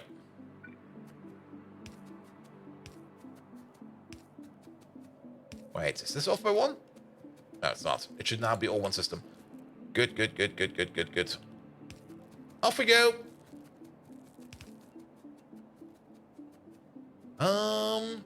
Let's try to go up here. Here we go.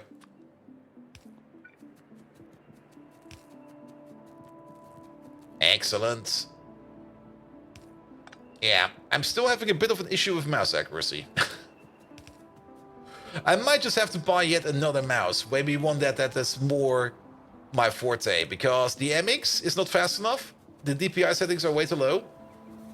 I like the DPI settings on this vertical mouse I have, but the vertical mouse, the way I'm holding it, I always kind of mess up and fumble it all the time, which is super duper annoying. I will probably still keep the MX because it's still a real nice mouse, and I'm just way too lazy to send it back. Or maybe just have a backup mouse or something is also always a good idea. Let's see, can we get all the way over here? Not really. Yeah, let's try with the BTX channel over here. It'll be fine. But yeah, because I'm basically more holding it... I'm not actually quite sure how I'm holding this thing. But it definitely feels a bit off and odd, which is the annoying part. Alright, where's the cumene? We're making it over there. Where are we storing it? Are we storing it somewhere? Are we even exporting cumene? Don't tell me it's over there. No, it's over there. Try the vertical MX. Well, it has the vertical MX, the same DPI settings. If it has the same DPI settings, then it's automatically a no. I just went past. I didn't even look. It's right over here.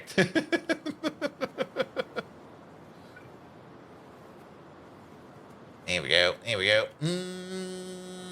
Overflow. Nah, this is the main product.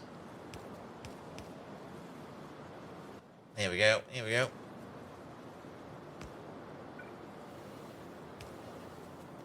And then hook you up to this one over there. Using a racing mouse for the years and years seems okay for me. Yeah, the problem with the normal mouse is I've got, of course, at some point in time some wrist issues. Those were only asking to come up at some point in time. It makes just vertical, a little bit more rubbish. So yeah, no, then there's not even any point for me in trying that.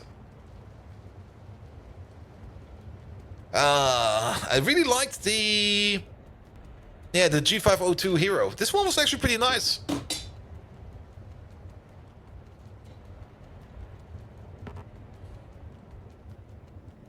Raise the mouse for you. They have a left-hand option. Nice. All right. This one is not even starting because we're still missing the buildings. But did the convener at least arrive?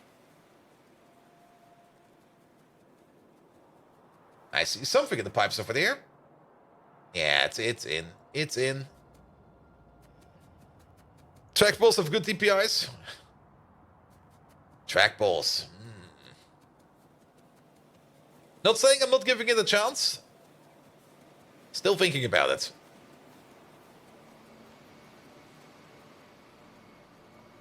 But then, I mean, the trackball, that would be mostly thumb movement.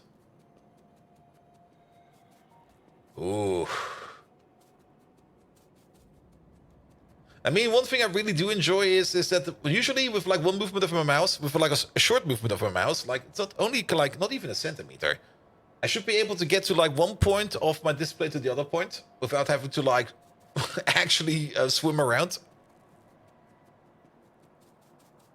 The new 502 models, try the new one. The Lightspeed 502 seems good. I'll take another look. I'll take another look. I know what I'm going to do after stream. Shopping for mice.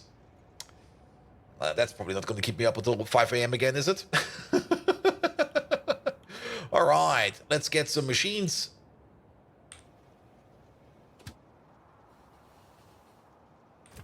But also the Rectisol, I think it was.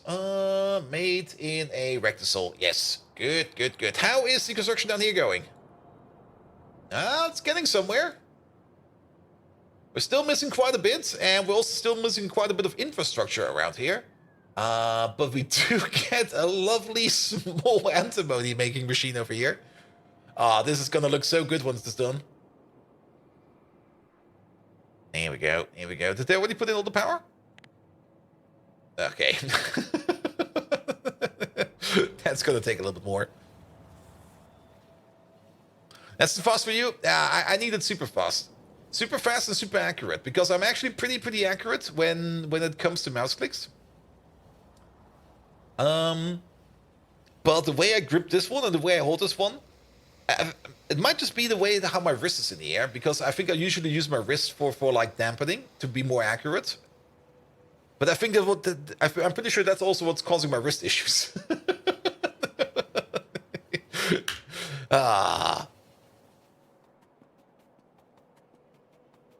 The usual. All right, Rectisols. We're gonna need like 32 of them. Rectisols are being made, I think, somewhere over here. There they are. All right, pick this up, please. Here we go. One Rectisol, please. Where is that thing? There it is. That is a Rectisol, isn't it? Yeah, Rectisol. We only have 10? Oh. All right, 14. We need a couple more than that. Yeah, let's start making up to 50 for now. Yeah, let's help this out real quick here. Have this. Have that. Have these tanks. Have these steam engines. Have these pipes. Have the special alloy. Have these iron plates. I'm just going to super fast assert myself. Okay, there's 6 in there now. We need way more. Yeah, these. What are you missing at the moment? You're missing iron plate mostly. There we go. And now it's pipes and steam engines. Steam engines. There we go. Pipes. There we go. Now it's tanks and iron plates again. There's no tanks in there. Oh. How many do we have? 25. 25 is good. We need 8 more. And by 8 more, I mean 7 more. Make sure this mouse does not have any acceleration settings that messes up with the precision since my speed is not consistent. Yeah. That is very true. But I can't turn that off. I've seen it in the settings, in the detailed settings for both of my mice over here that I have. So that should be fine. All right. Why? Never mind. They're in here. I'm just being blind. Or maybe they've already arrived. Who knows? All right. We're missing pipes and we're missing special alloy. There we go. How many do we have now? 28. 4 more.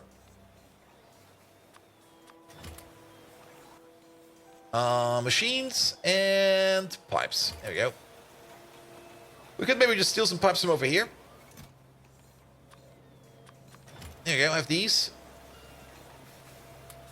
29, we need 3 more. What are you missing now? Iron plate, pumps, small parts. Small parts. Pumps. Iron plate. And then intermetallics and steel. Have some steel. And then... we can probably steal some intermetallics from down here somewhere. We can probably steal some intermetallics from down here somewhere. There we go. There we go. 32. Perfect.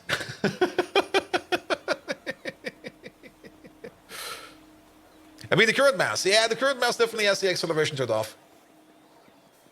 I did already turn it off.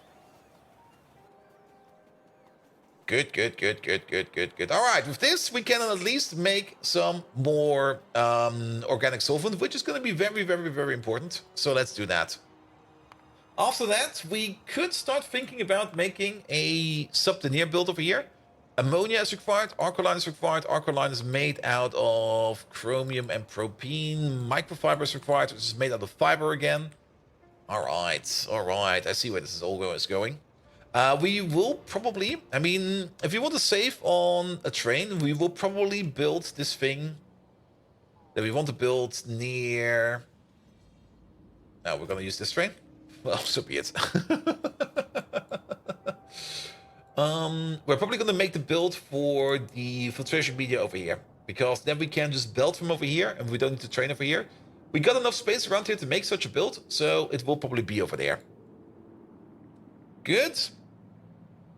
All right, this is probably still going to take quite some time. We might need to bring some cliff explosives. It seems to me that they are missing cliff explosives and there's now bots hovering over here. So once we go back over there, we just drop some cliff explosives in there. Good. Next tank is going to be vanadium processing, which I'm very much looking forward to because we got so much vanadium piled up that we definitely do want that to be processed. There's also a better fast inserter recipe over there, which requires electronics Mark 1, control panel Mark 1, but still, it's not really going to be cheaper on the iron niobium alloy, I think. I was kind of hoping it would be cheaper on that. Oh, it is actually cheaper. 5 times cheaper, in fact. You know what? Fine, I'll take it. And while we're at it, I'll take this one as well. Good, good, good, good, good. Anything else in here that we might need? We could think about the bot speed. Yeah. Might as well put some utility tech in here every now and then. It's going to be super duper useful. Bolt, did you already place the missing train signal after the one station? No. That one station, that is over here. And guess who's back? We're going to do that on our way back. Let's just quickly drop this stuff off. Also, it might be a good idea for you, instead of going to your provider, go to your requester, because I'm pretty sure that boy over here is empty by now. Shells down there. Yeah, that boy is empty. You can park over there then.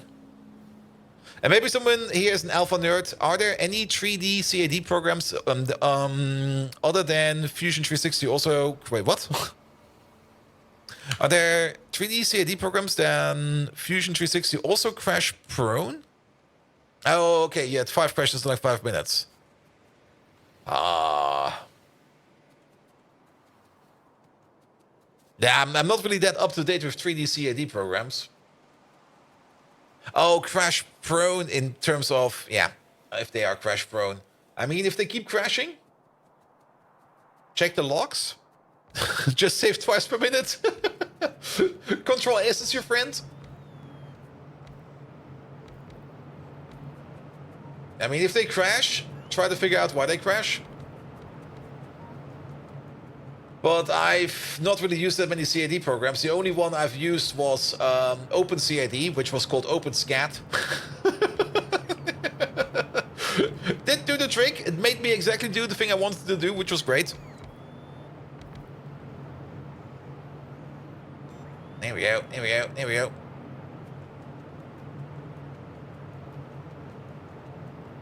You can't really fix cloud software? Ah. Alright. Perfect. And now this is working again. It's been a while. Where do we export that stuff? Is that up there somewhere? Ah, there it is. Big tank of organic solvent. Lovely. And look how fast it's filling up over here. It's running up to 1,000 per second over here. Really, really nice. How fast are we making this now?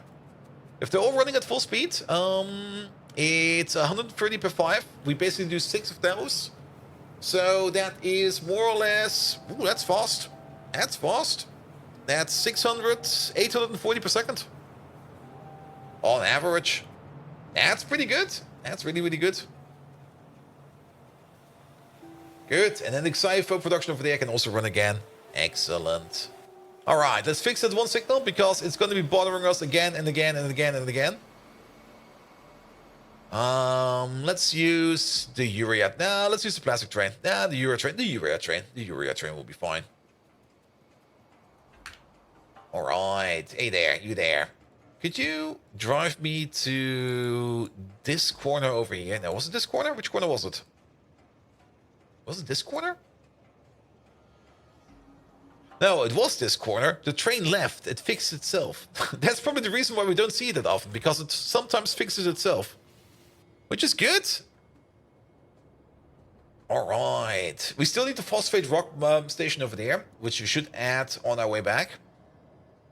And then we need to think about lead. I'm pretty sure that we are just out of lead. We used to have a lead mine over here.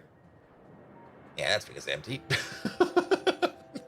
We used to have a lead mine over here. Yeah, that thing is empty. I guess we need to make a lead mine. I missed my stop. No, I did not miss my stop. Did I miss my stop? No, I did not miss my stop. All right. Then lead outpost. Lead ore.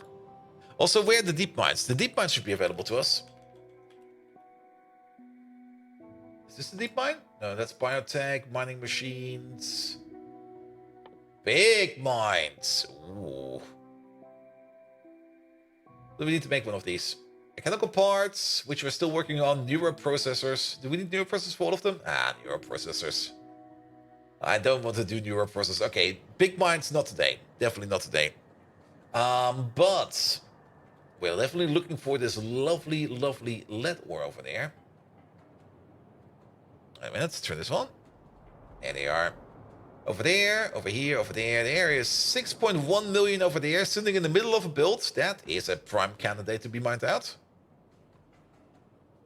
9.3 million over there. Remember that lead used to be like super far away, and we had to pick up some weird mines for that.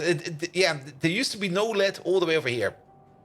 And ever since we expanded down here a bit more, we now have a lot of lead over here. There's 11 million, 5.7, 6.1, 13.4, 9.2. Wait, 9.2 over there? What? For that, we do need to do some biter fighting again, but I guess we might end up picking up that. 9.3 million over there. Actually, the more I think about it... Oh, wait, actually... Oh, combined field. It makes a lot of sense to go for this field, mostly because we are going to go over there regardless to fix up or to set up the main line. Are the biters passive? No, the biters, they are aggressive. They will definitely come over and fuck our shit up. The reason why they're not coming over and not fucking up our shit is because biters will only attack if they are getting covered in pollution. So, for example, biters will only get pissed off if something like this happens over here. However, these biters over there, they are sitting on an island, so, well, too bad for them, I guess. But as long as you don't cover biters in pollution, they will not do anything. They will just sit there and be harmless. Like these guys over there. These will do nothing. Or even better, these guys over here everywhere. This thing is completely surrounded with biters. They don't give a shit.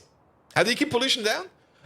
In Pyanodons, we do have some buildings that consume pollution, mostly the farms. Let me see if I can find a good example. Yeah, this one is working. For example, you see all of these sap farms over here? We basically surround this place with sap farms, and whenever pollution enters this chunk over there, we just consume it right away. So we basically have something like a natural pollution border over here for this machine, because this machine over here can cause a lot of pollution. This machine over here will also cause a lot of pollution, but we are slowly but surely getting to the point where we stop caring about pollution and start caring about shooting biters in the face. So, yes. But since Pi Alien Life is a whole bunch about farming and a lot of, and you do need a lot of farms to run this place, there are like these natural soak points over here, for example, that just constantly eat pollution. So pollution is not that much of an issue. There's also the option to actually make something like a pollution consumption machine. That's the cartridge, isn't it? There you go. Filtration stage 2. In here we will get the... Is that the building in here? Filter air pollution, is that in a CO2 absorber? There we go. Yeah, we can build these CO2 absorbers. These consume 60 pollution per minute per natural. But to run, they will consume 1 cartridge every 40 seconds. This is how to make them, and this is then how to... That's an infused one. What do you consume? You consume an infused one. You spit out... Can we clean them again? Don't tell me this whole thing just constantly consumes.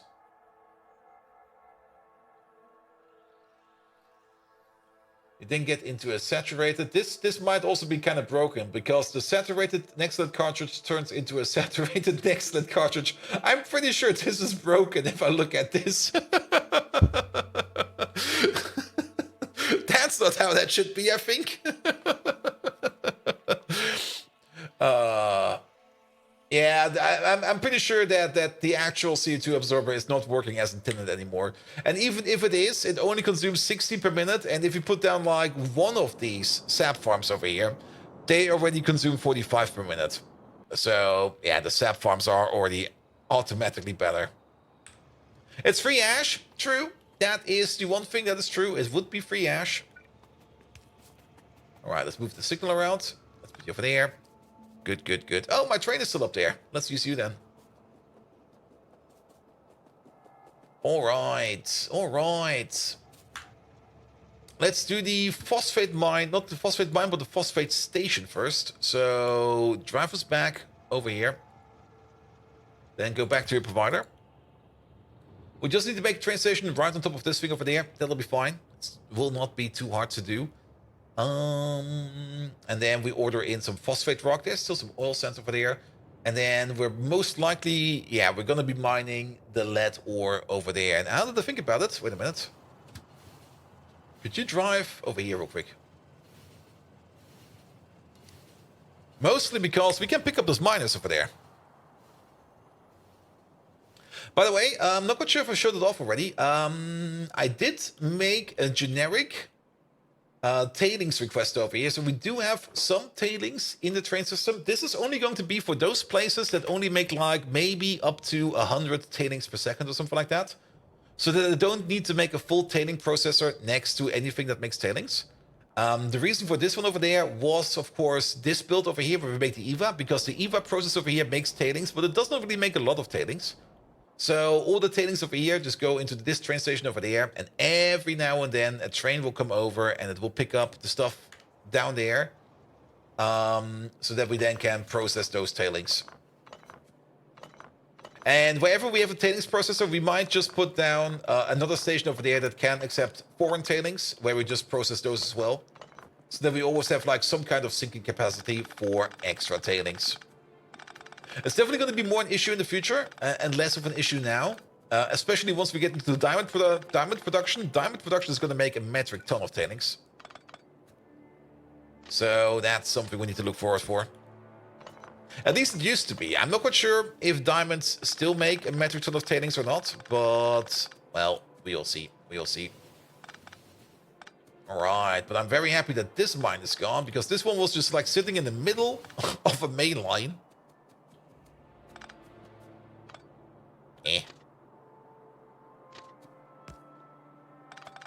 I did it again.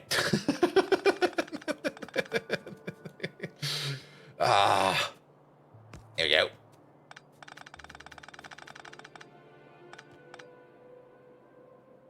Good. Pick all of these up, pick all of those up. There we go. We should probably open up you so that a train can come over and pick up whatever's left in you. How much is left? That's quite a bit left. Alright, you over there. No more limit. Set the limit to 1. So one of those trains will come over. What about this stuff over here? This stuff over here, we're just gonna flush it into the station.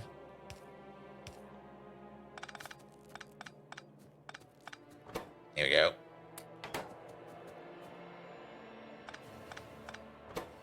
Have all of this lead, please. Oh. It seems... Okay, you know what? There we go. Just do it by hand. We could put down the belt again. Very true, very true. I'm just gonna do that by hand real quick. There we go. Done. Done and done. Well, I'll take the power poles as well. We could do. At least these over here. But Tall Man, the only reason that you want me to take out those power poles is that so that I walk over the train tracks again, right? Right? You want to see me get hit by a train. Well, that will never happen. And Travis, have you ever been... Have you ever been cheesy and put pollution consumption buildings in the corner of chunks? So that one building spanned 4 chunks? Is that actually how it works? I mean, usually when we do pollution buildings over here, we put them, we dedicate them to chunks. Like, we usually make sure that they do sit in a chunk. Because, for example, that question came up a couple of times. Because this building over here, it does not really have a middle. Like there's no such thing as a perfect placement on all 4 of these corners. And we were always kind of unsure how it would affect the tiles over here. My argument was usually it goes by the actual middle coordinate, which would be over here. Or over wherever my mouse pointer is. And it will affect that chunk. But then again, if you have a building that's like square, you could still place it in the middle. Not one building over 4 chunks, but a build so that each machine is in a different chunk. Oh. Now, then again, in Pyanodons, you almost end up with something like that because some of these buildings are freaking huge. Some of these buildings are freaking huge. But then again, I mean... It might work for buildings that produce a low amount of pollution. And there may be some natural trees around. It might work for those. But we do have some machines in here in Pyanodons that produce like 50 pollution per minute. And you immediately notice if those over here start working. Well, like the moment they start working, it's just going to be like, yeah, pollution is everywhere. They're just going to shit all over the place. All right. Pick up those.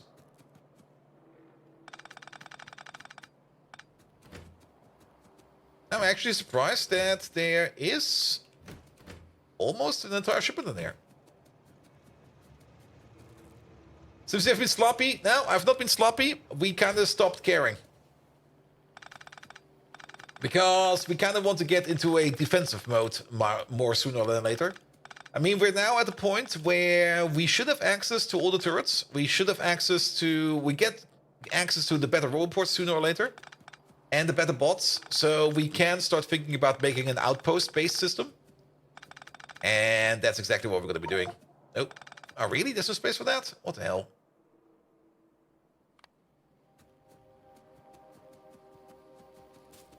And let me guess, the other train is coming over?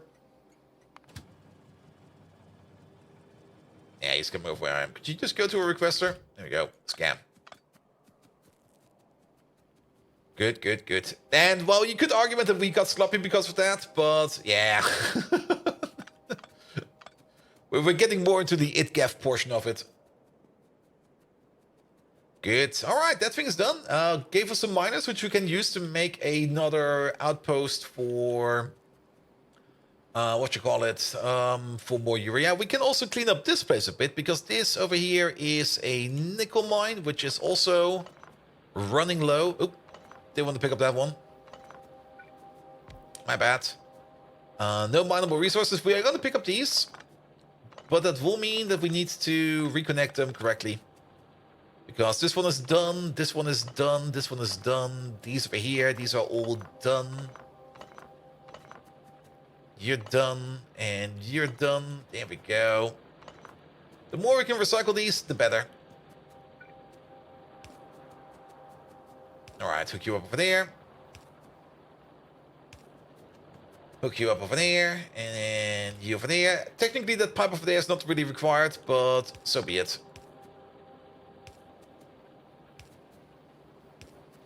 Here we go, and then you over there and over there.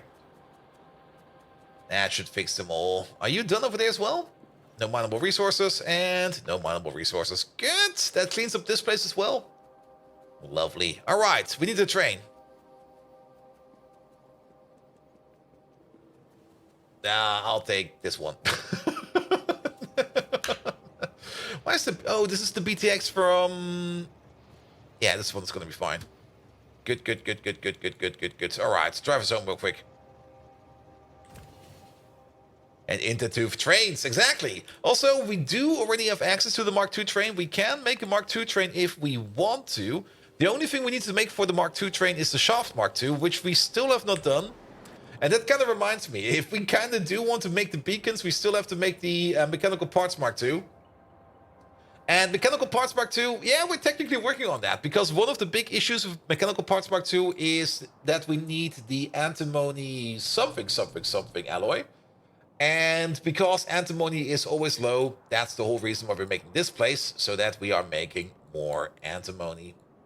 So technically, we are working on Mechanical Parts Mark II. Good, good, good, good, good, good. Pulse miner in the second row on the bottom left is also done. Oh, really? It was? Not these, those. Oh yeah, this one was done as well. It will get picked up next time. He was lucky. He was lucky. A baby antimony build. Don't tell me yours is bigger. That's already ludicrous the size what I have over there. Alright, you go back to your provider. Kick this one out. There we go. Good. Alright, lead mines and the other stuff as well. Pom pom pom pom pom pom pom pom. Also, don't forget about the hydrates.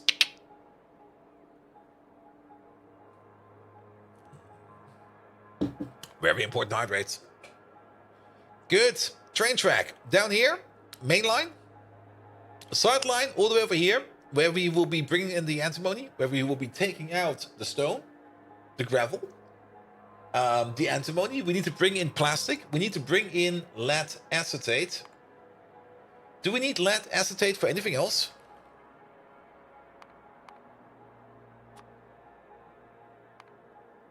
No.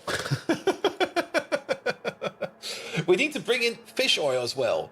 So I guess we're going to make the lead acetate on site. For that, we need the hydrogen peroxide. And that's probably the whole reason why we want to do more vanadium processing. Because vanadium processing is what allows us to make the hydrogen peroxide. The vanadium build, that one is sitting over here, and it's a good timing that we're doing this because our last tailing pond over here is slowly filling up with more vanadium pulp, which is great. And we need the vanadium to make the anthraquin, to make the peroxide. We're currently backed up on peroxide, but that will probably be eaten faster than we can imagine. So, yes. Isn't there a better recipe for peroxide as well? Maybe. Oh, I kind of remember that the anthraquin was probably the... There is... No. There is... No. We have to make it out of the anthraquin and nickel plate and anthraquin. I think there was maybe a better recipe for the anthraquin. I think that's what you're remembering. Because anthraquin at the moment is made out of vanadium pentoxide and naphthalene oil. But we can also make it out of chromite sand and anthracene oil with some sulfuric acid. But this is more or less... This is basically just more tar byproduct processing. Because naphthalene oil we get from tar processing as well as anthracene oil. These are both two things we get from tar processing. So... we should probably put this one in then. Where is that thing? Hook it up. And then, of course, there's also... This one doesn't exist. That one doesn't exist. Which is probably also for the better, because I don't really want to fuck around with liquid nitrogen, because that's kind of annoying to make, and it just eats filtration media for breakfast. Good, but that does mean that we need anthraquin over there. Let's have a quick peek over here. If we do... What are we doing with the anthraquin down here? Not the anthraquin, the naphthalene oil. The anthracene oil. The anthracene oil down here is all getting... No, that's collected. That is collected. Where's it going?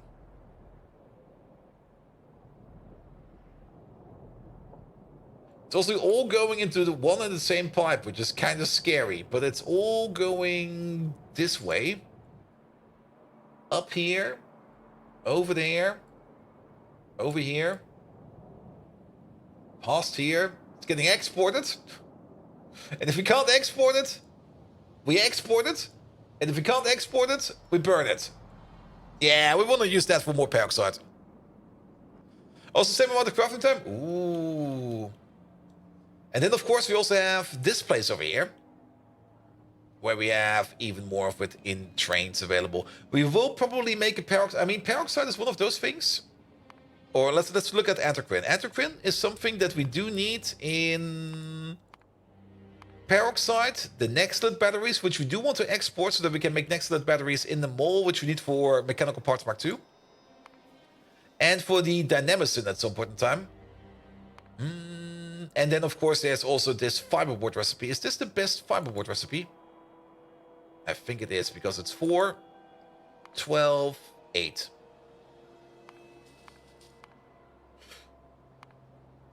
It's definitely the better one, because we don't need to use fiber, but it's worse. Wait, what? What the hell, man? Okay, this one requires fiber. And it requires less sodium hydroxide and less sodium sulfate, but it requires anthraquin to make more fiberboards. But fiberboards is something that we do need in a whole bunch of things. Especially things like, don't underestimate the fiberglass over here. That fiberglass is going into low density structures, nanostructured materials. That's going into a lot of good stuff. And we technically do need it for the starch as well. And for the blood meals. Oh god, the blood meals. Is there a bet? No.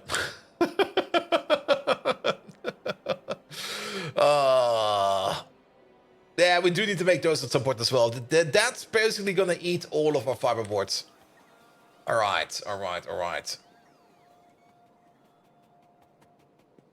So we might end up making a better peroxide build in general. Peroxide itself is used in etching solution, lead acetate, plutonium processing. We can turn it into sulfuric acid if we want to. That might be a sink output. If we are like completely backed up on it and we want to use it, we could just turn it to sulfuric acid. into the buffer solution, which is probably used for something, into lithium peroxide, which is probably going to be very important in the future, into MSA. The silver foam. Silver foam is also something we're going to need quite a bit of. And then, of course, it's in the vanadium. It's even more in the vanadium process. So basically, if it's already part of the vanadium process, then it'll be fine. It'll be fine. And then more of the plutonium process, the acid solvent process, and the chromite mix. Yeah, it's gonna be important that we make as much peroxide as we can. All right, all right. What do we need? We need a requester. Need to make sure that they are aligned. There you go. Start building. And then train tracks over here. Which kind of reminds me, we still need to bring some cliff explosives to the construction in the south, because I'm pretty sure they're missing out on them. Yeah, it's fine. Here we go. Here we go. Have a signal over there.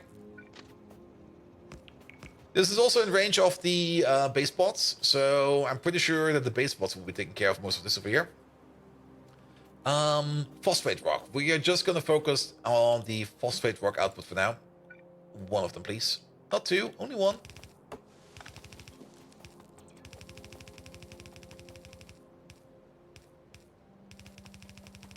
And we just need to connect you over here with this thing over here.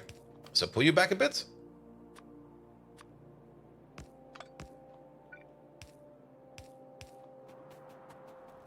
Does the station not need an exit signal? There's a signal over here, but it needs an entry signal.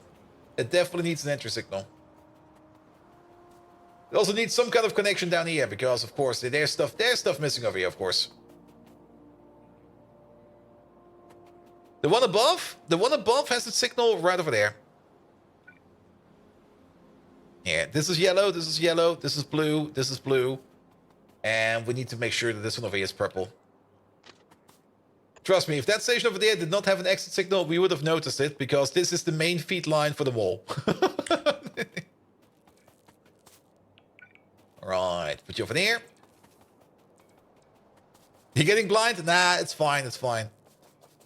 I mean, to be perfectly honest, that thing is shitting. That thing is shitting in the shadow behind a construction pole extender, next to a train and a station. It's probably very hard to see. Like most things in Pyanodons, it's hard to see. Alright, you over there? Andreas Gert? Nope. You're gonna be the phosphate rock 2-8 requester, please. We do have some providers. Train is not coming yet, mostly because it's not connected to power. So let's do this. And then once everything is built and made over here, this train will be coming. Let's make sure that I did actually connect it up to the correct thing. It's this belt, this belt, this belt, this belt. Yeah, that's the correct belt. We can also do a quick fix up there. There is still a phosphate mine available over there. Also, wait a minute. Oh, 3 miners. I'll take these. You're done? These 2 are done.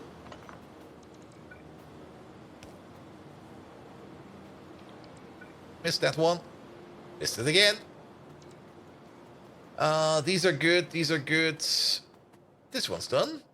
This one's good. This one's done. These are all good. And not as many free miners as hoped for. But at least a couple. Good, good, good, good, good. And we just need to move 1 mine over here, and then we can get at least a little bit more phosphate rock out of this one over here as well. But yeah, these phosphate rock mines, these go pretty fast. Remember to put the radar over there? Not even quite sure if that's worth it or not. Because at some point in time, this thing will be empty, and then we just really do not care about it. Here we go. Ah, and you know why there's no radar over here? There's no power over here. That's the whole reason why there's no radar over here.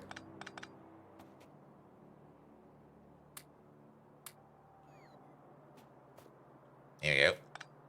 Because these are mechanical inserters.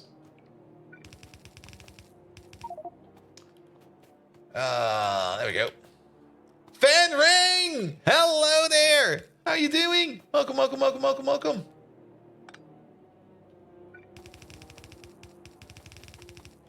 There we go. And then mechanical inserter over there. Put that in. And done. Good, good, good, good, good, good, good. Let's make sure it works. Liquid. We forgot the liquid. It does sound like it's working, but it's not working at all.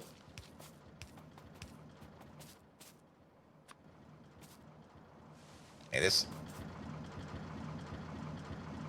Yeah, it's going decent. Yeah, these mines pretty fast, and usually they're not really that full. What we might want to do in here, something like that. There you go.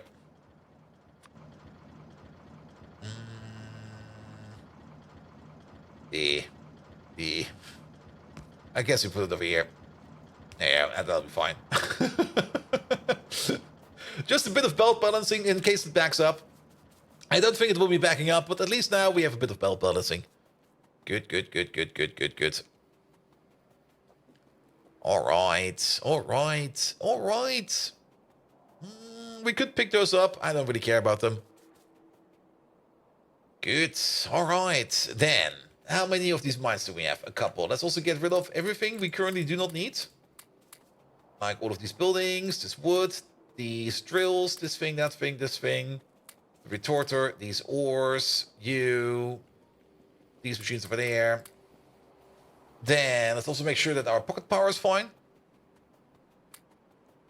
Here we go. That should be better now. And when it backs up the loader, will automatically fill the other lane anyway. Also true, also true. But yeah, I was kind of, well, we do have like, we do have like this injection point over here for more phosphate rock right over there. Speaking of, this train should be coming now. That train is coming. So if this one over here, if this would come in unbalanced, then this one over here would empty itself out unbalanced as well. Which again, also doesn't really matter. Yeah, technically it really doesn't matter. Well, it's there now. Have you started with modules? Yes and no. We could technically make some modules. Problem is, we're really not making that many electronics too over here. Like, ever since we put this thing down, we've made like, yeah, basically 150, give or take a little. We made like 150. And you can see that there's something missing in here most of the time. And most of the time that is the MOSFETs over here. So we need to improve, or yeah, we need to improve our MOSFET production. The MOSFETs that we're making over here are still good enough to go into the red circuits and into Electronics Mark II. One of them will back up at some point in time. But the main reason why the MOSFETs over here are not working is because we're not really getting that many heavily C or N or P doped wafers over here. And to make more of these wafers, we need more Antimony Pulp Mark II. And to get more Antimony Pulp Mark II, well, that's where this big boy comes in. Yeah, Antimony Pulp Mark II, right over here. We're gonna make a tiny bit more. Just a tiny bit more. Out with MOSFETs, in with Fin. Something like that.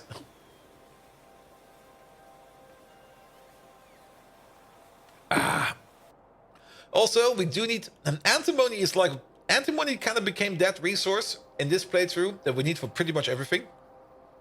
Because we also need to make more antimony oxide, because the amount of antimony oxide we're making over here is also not good enough. Because we need those for the alloys over here. Very important. And these alloys... Yeah, now they're backing up, mostly because something else over here is not working, which I guess is fine. It's filtration media again. Let's double check on filtration media, at least on the current build. Yeah, the current filtration media build, I think, is running as fast as it can. But it's just not good enough. We need to make that better, but we can now also make the better filtration media recipe. But let's maybe work on the things right now. The filtration media, we can always add it later. So one step at a time. And for now, we do want more lead, because more lead also means more silver, and more silver means more organic solvent, and not organic solvent, more baby serum. And more baby serum means more science. So that is the current chain of priority. Good. We're gonna need some Mark II liquid miners. They are all the way over there. And then we're gonna make ourselves a lead outpost. We're also gonna be working on the main line. Speaking of the main line, we should probably then order up a little bit more train track. Give me like 1,200, please. So that's another 800, so we can pick up another 10 miners. We're gonna pick up these miners. There we go. Let's maybe make it so that you can bring up to this amount. Good. I think there's a better train track recipe as well. Are we doing this one yet? I don't think we're doing this one yet. Which one are we running over here? Yeah, it's still the old one. Can we run the new one? Do we have something like refined concrete in the base? Are we making that over here? Oh, I guess we are. Refined concrete. Okay, we should switch this up. It's such a better recipe.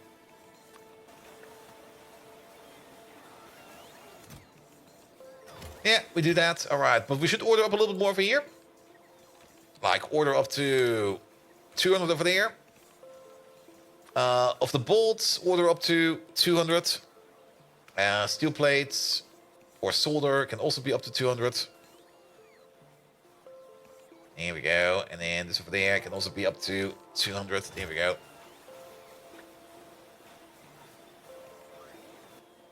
Good. How is this recipe actually better? It makes 8 every 5 compared to 2 every 0.5. Wait a minute, this one is faster.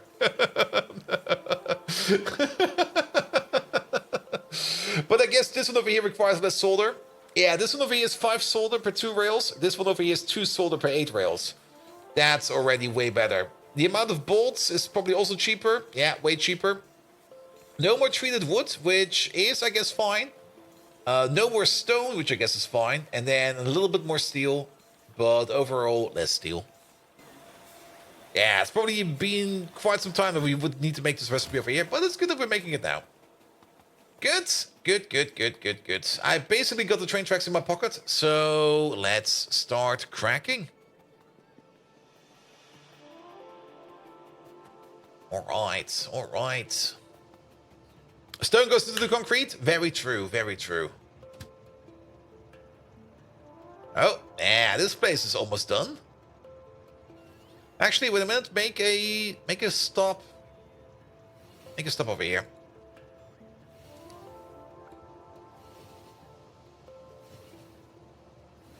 And I guess we walk the rest from over there. Because we need to put some cliff explosives over there so that they can finish up this place. Good. I have to say, it looks kind of nice on the map. You can exactly see the layers and what's going to happen over here in each layer.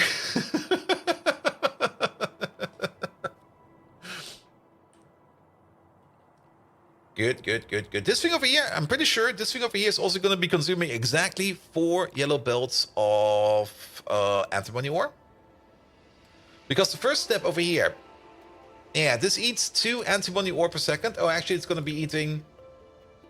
Is it only 20? It's going to eat 40. It's going to eat... Oh. It's just going to eat 3 belts of antimony per second, it seems. Well, so be it. So be it. All right. You get some cliff explosives. Have fun with those. We are going to be building a bit of mainline.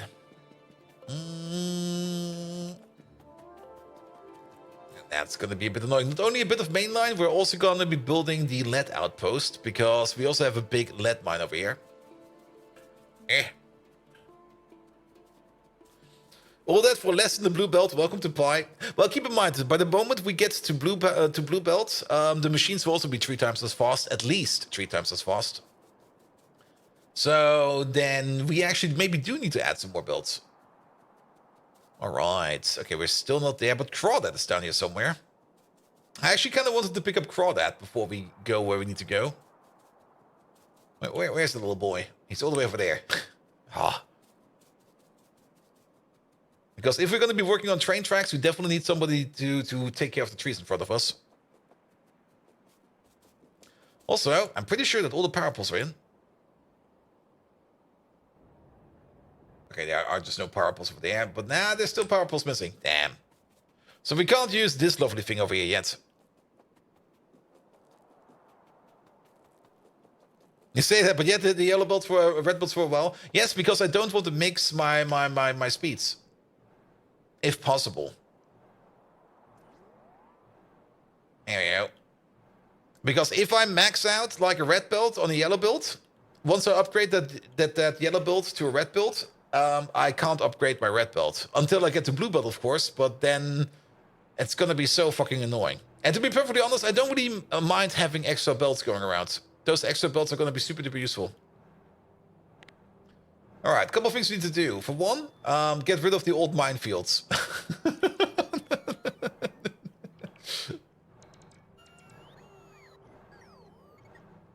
Here we go, here we go. Also, red belt is kind of expensive. And, I mean, we just use yellow belts. Here we go, here we go, here we go.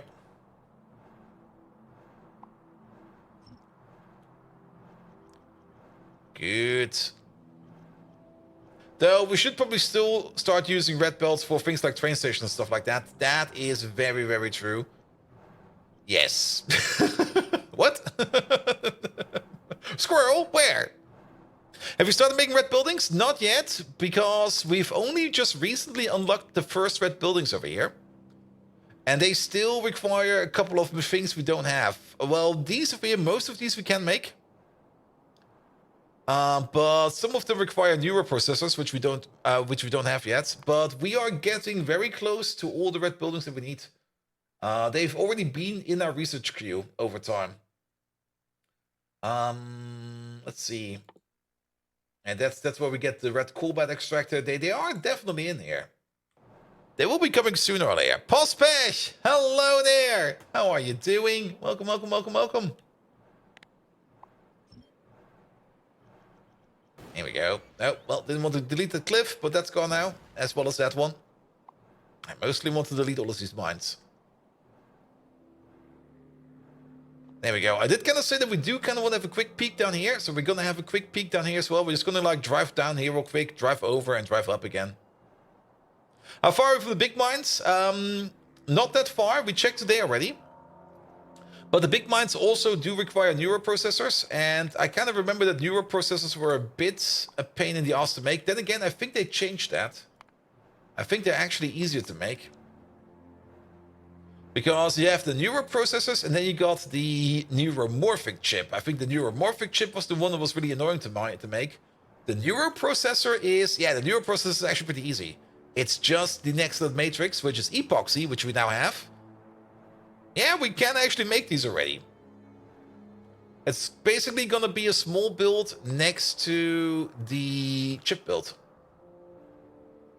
So actually, not that bad. Not as bad as I remembered. Alright, let's have a quick peek down here to see if there's any baddies around over here.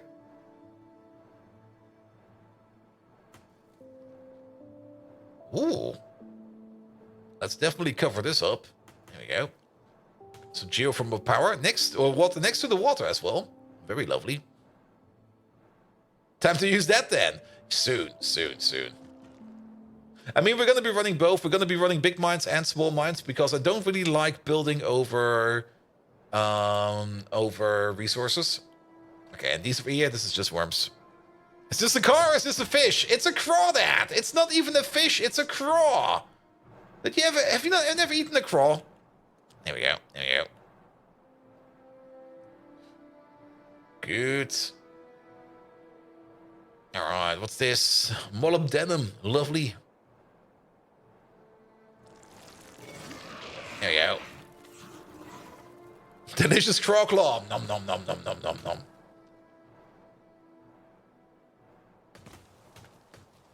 Though I'm not quite sure what would be the actual translation of crawdad be for German.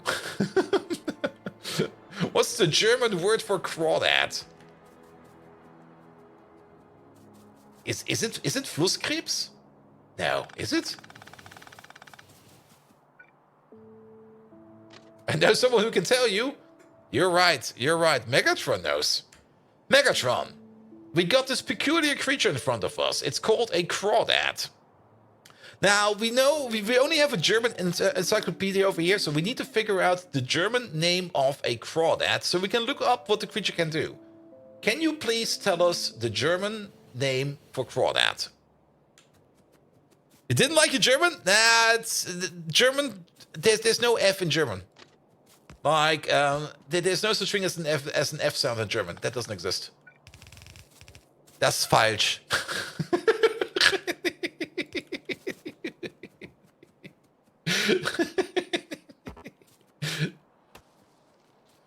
Here we go. Here we go. Ooh, turn it off, please. Yeah, let's just... Oh. Bit of radar coverage. There we go. Oh, bold Viking! You are as useful as an infrared sensor on Cybertron. A crawdad, in your profound ignorance, is called Sumpfkrebs in German. Now gather your miniature circuits of puny intelligence and look it up. I've met Energon cubes with more sense. Maybe if you stop dilly-dallying, we could get back to some real Decepticon action. To arms, allies, off gates, Decepticons, ah!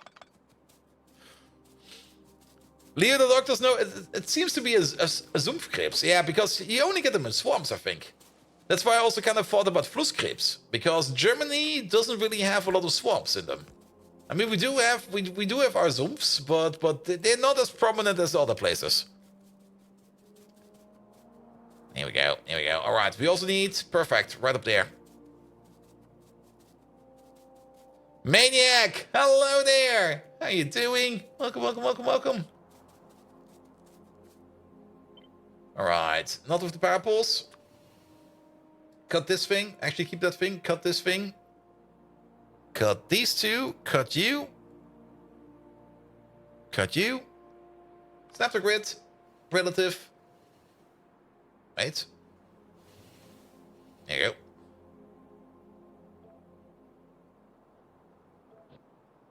Good, good, good, good, good, good, good. Tired? I was so fucking tired yesterday. Like, after that kind of sleep mishap I had, like during the day, I almost fell asleep like during the day, like 2 times. And then after a good night's sleep, I'm so full of energy again. German swamp, it's called the Netherlands. Don't tell the Dutch. I'm pretty sure there's no Dutch people in here. I think 25% of my viewership is actually from the Netherlands. Be careful, man. They're gonna come over there with the camping wagon and they're gonna tell you all about it. Oh, there's still a worm.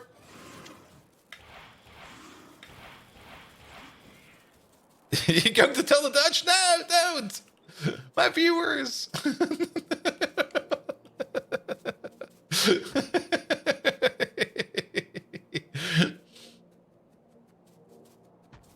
Here we go. Here we go. Here we go. All right, pull this thing as far down as we can. A swamp full of stock clogs. Ah, clogs. My dad used to always have clogs for garden work when he was still doing garden work. And he would always go to the Netherlands and buy himself an authentic pair of clogs.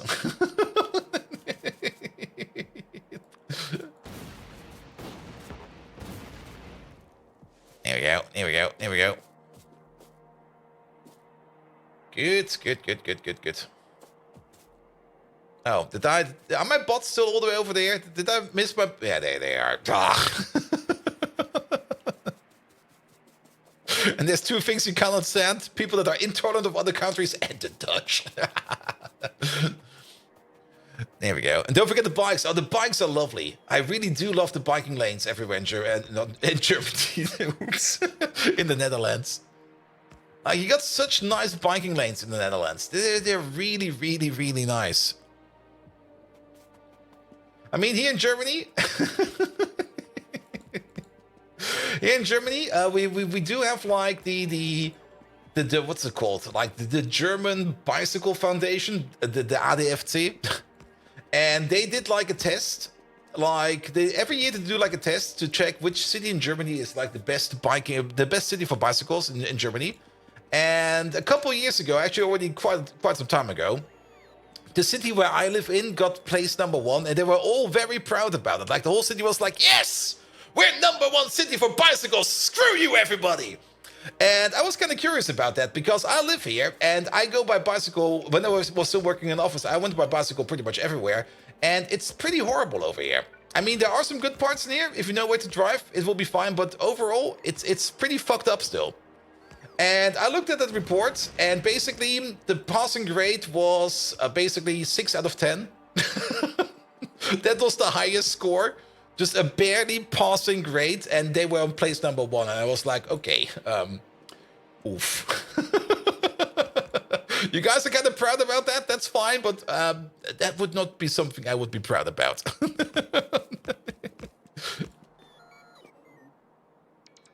Here we go. Here we go. Good. But yeah, I mean, here in the south of Germany, or in the southwest of Germany, where I live, it's super flat. And you can't basically go everywhere with a bicycle. It's basically the Netherlands again over here. Which is probably the reason why my father moved here at some point in time. Was like, I'm going to leave the Netherlands for the other Netherlands over there. And you're like, what? Excuse me. Good.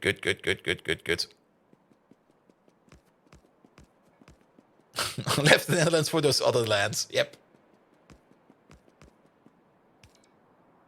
Here we go. All right.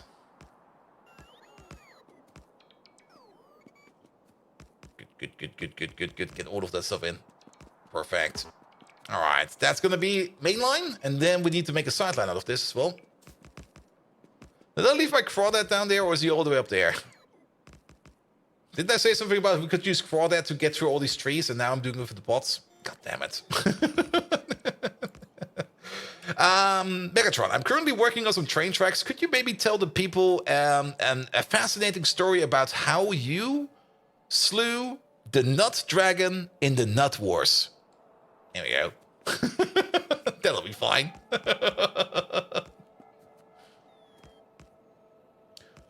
Good. Isn't that what grenades are for? Yes, but I also kind of like when trains go through trees. A classic D's Dragon? No, he's been dragging D's Dragon afterwards. Wait, no, he's been dragging D's nuts. There we go. Even better.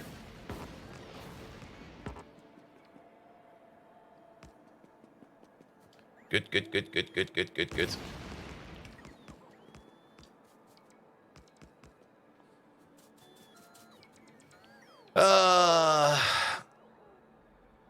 Where's Crawdad? Where is he? Ah, yes! The Nut Dragon! Yeah. An adversary worthy of any Decepticon, even ones lured away by train tracks like you, bold Viking. Recall, if your temperamental tech spec allows it, how I, Megatron, turned that metallic monstrosity into a pile of scrap. His roar was drowned by our battle cries, his flames extinguished by our relentless onslaught. I felt as invincible as I did during my pole-dancing victory at the Decepticon brothel. A victory older than Optimus Prime's outdated axioms, yet forever, fresh in my memory banks. Ready your weapons, Decepticons, to victory! Huzzah! There we go. But Megatron, you didn't really tell us how you defeat the dragon, only that you did defeat him. Can you elaborate a bit more? How did you actually defeat the Nut Dragon? I mean, it's like, tell us a story about how you defeat the dragon. I'll tell you the epic tale of how I defeated that dragon. And then he just leaves. I defeated it.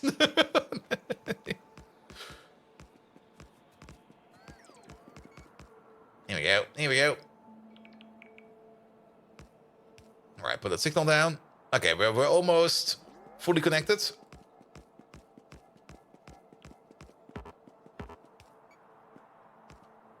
Here we go. Okay, he's definitely thinking a bit more.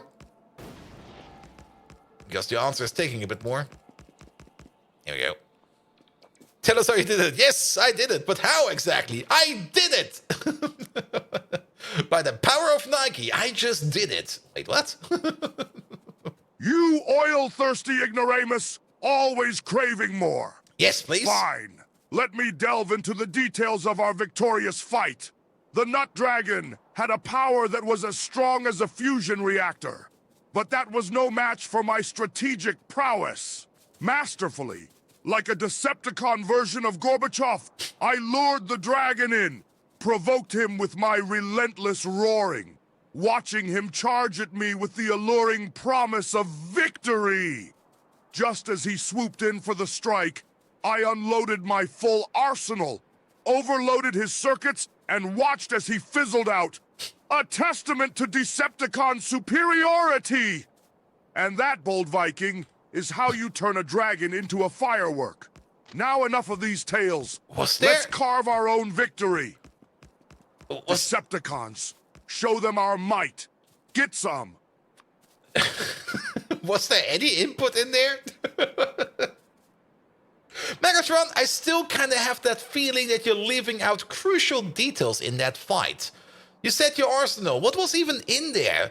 And what was the final attack? No, that doesn't work. That is terrible storytelling. Come on.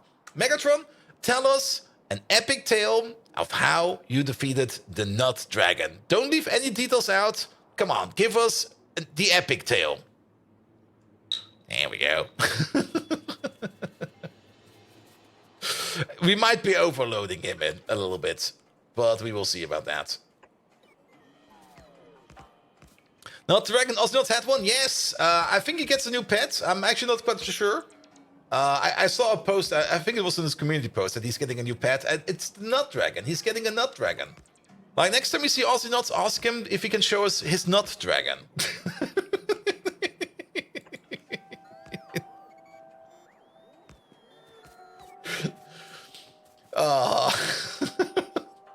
Is Aussie Nuts live? I'm gonna raid him afterwards, so to ask for the Nut Dragon. And he will probably be like, Bold, what the fuck are you doing again? I'm like, what? Is that Chat AI? That's ChatGPT, but yes, it is Chat AI. But it should be able to at least come up with some kind of stupid story. He's still thinking, by the way, in the background. So he's coming up with some kind of shit.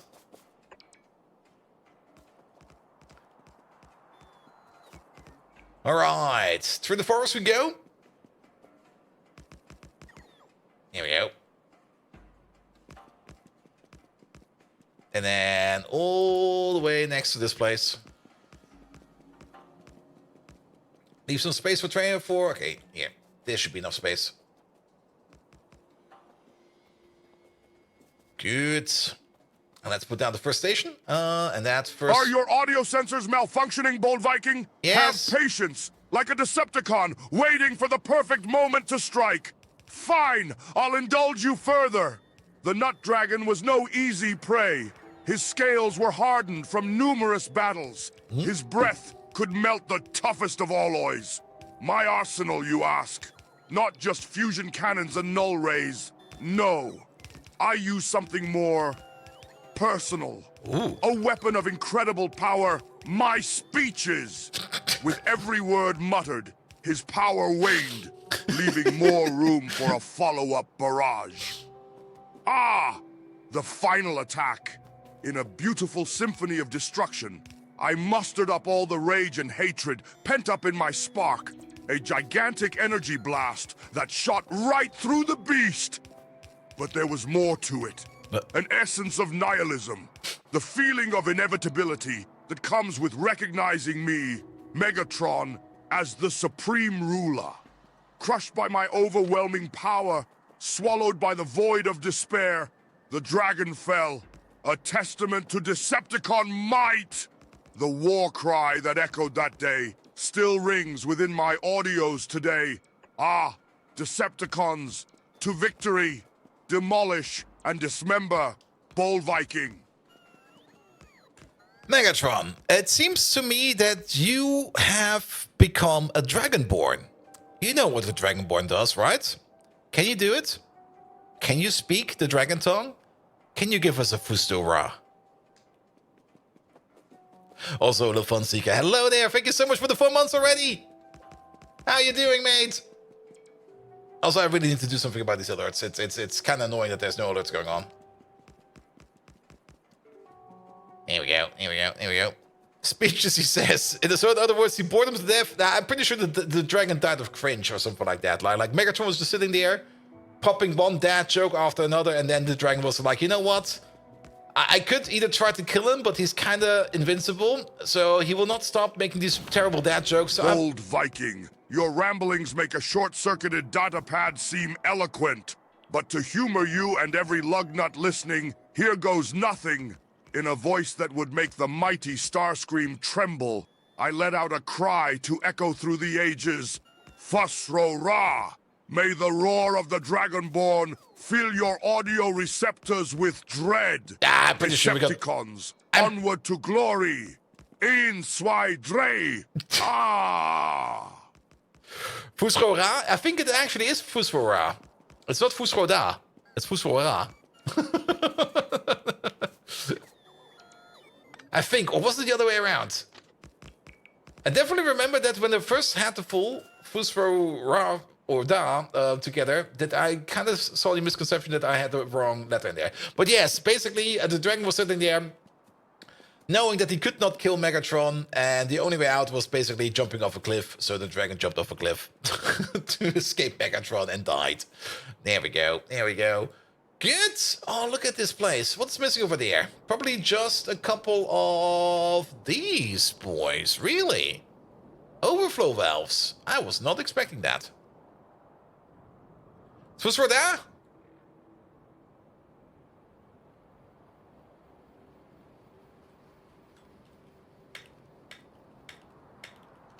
What does the wiki say? Okay, this was for that. Good. Good.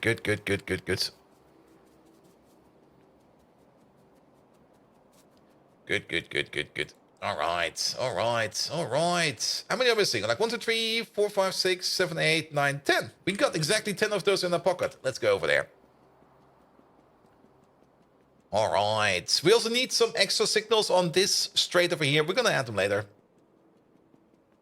For now, it's important that we can at least service these stations over here. Good. We could already start up with the initial setup. Why are there... No. Well, this is also basically the start of us fixing this build over here. Good thing we got the power pole comp. So even if all of these over here are now going everywhere... Ooh. We have the power pole comp. We're gonna use that. It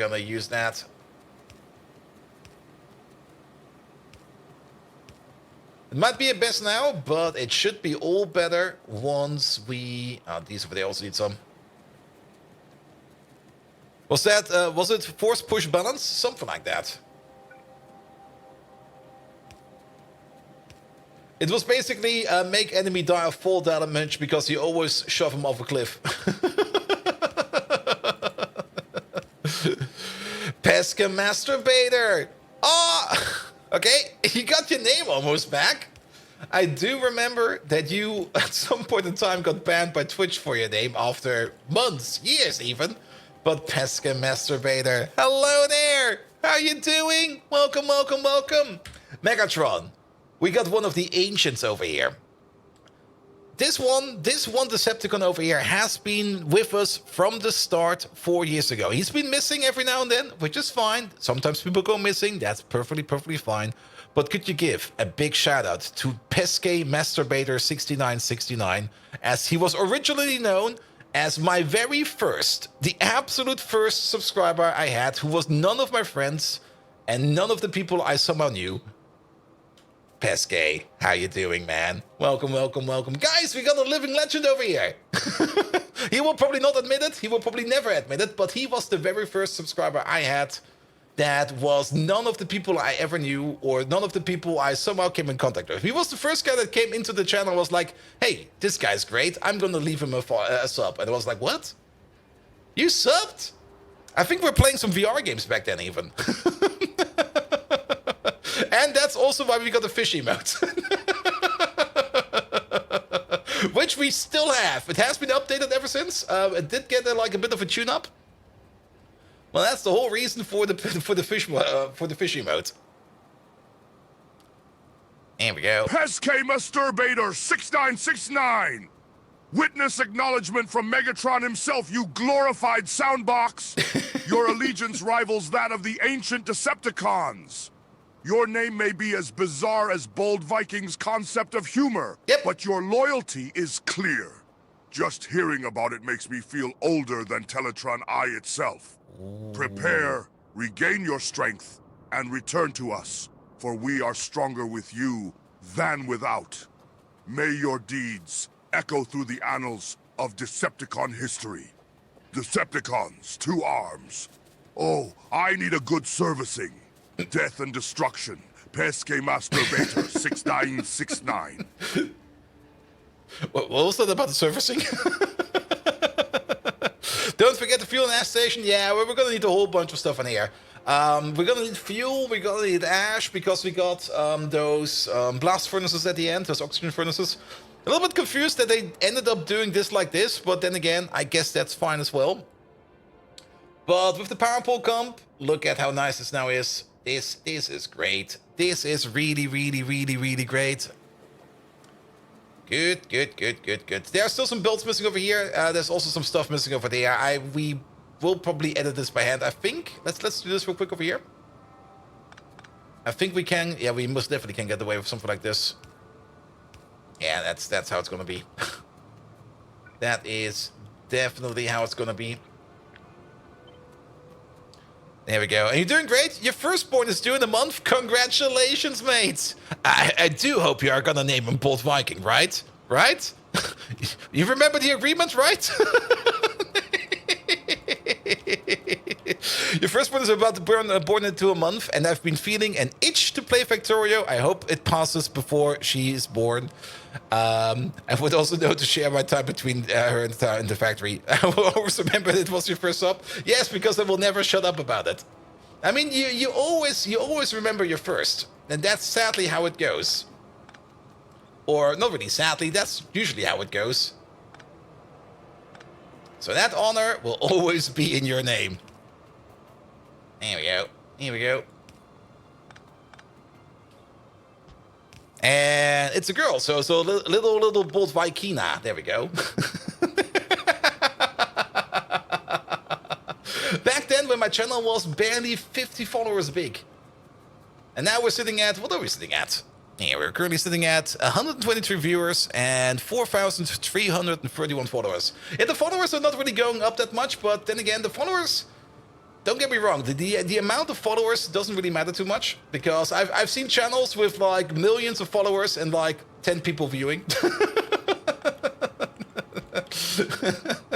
And I'm pretty sure that some of those channels most likely have inflated their own follower number by adding some kind of bot account to it or something like that. But the actual amount of people that are here at this moment in time, or whenever I stream, those are the important ones. And of course, not everybody can make it every time. I mean, sometimes people are on vacation, sometimes people are doing something else, sometimes they're just not there, which is perfectly fine. Also, sometimes people come in with a random raiding party like Lazaric over there, and then they just add to that pile. Megatron, we got a pile overflow. Like, I was just walking around and suddenly a wall crumbled and Lazaric came in here with like 28 additional Decepticons. They seem to be hiding in our walls. I'm not quite sure what they were doing over there, but could you give Lazaric a big shout out? Because he is an amazing Twitch.tv streamer. And he deserves a shout out because he was hiding in our walls while he was streaming. So I'm not quite sure what he did there, but please feel free to tell us everything you know. Lazaric, hello there. How you doing? Welcome. Welcome,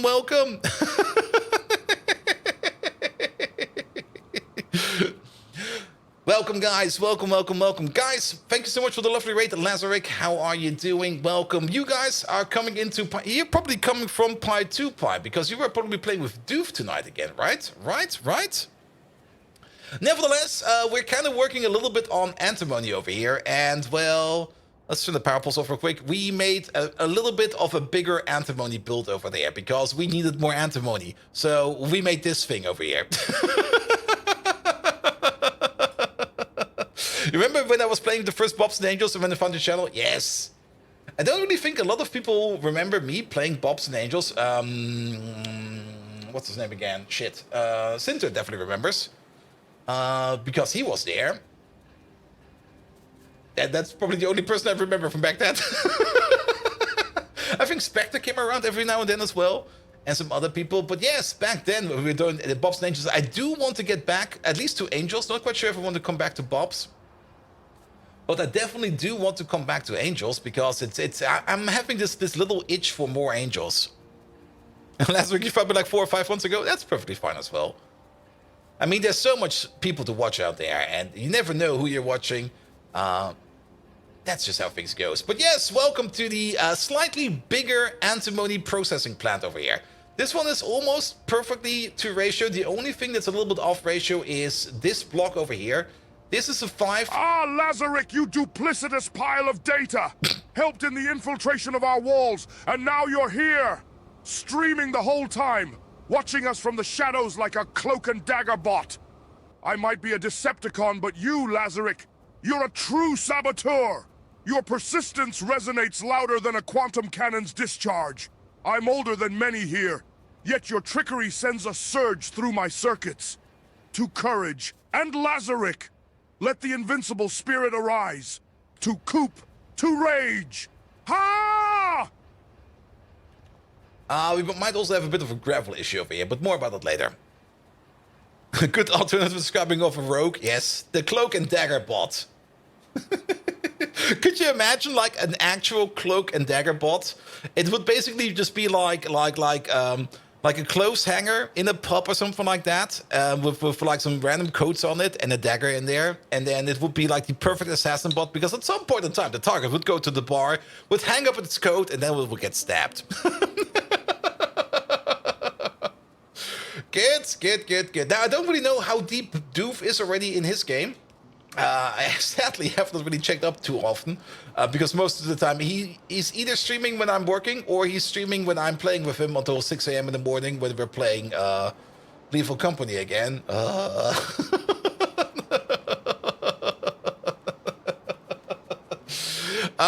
yes, we kind of decided that we need more antimony, especially antimony pulp Mark II. So there we go. When we're playing Lethal again, not anytime soon, but I kind of want to play some Lethal Company with mods in it, because there are some really, really nice things in there I've seen. There we go. Good. What a lovely big machine. I mean, I'm fully zoomed out as far as I can, and it barely fits on the screen.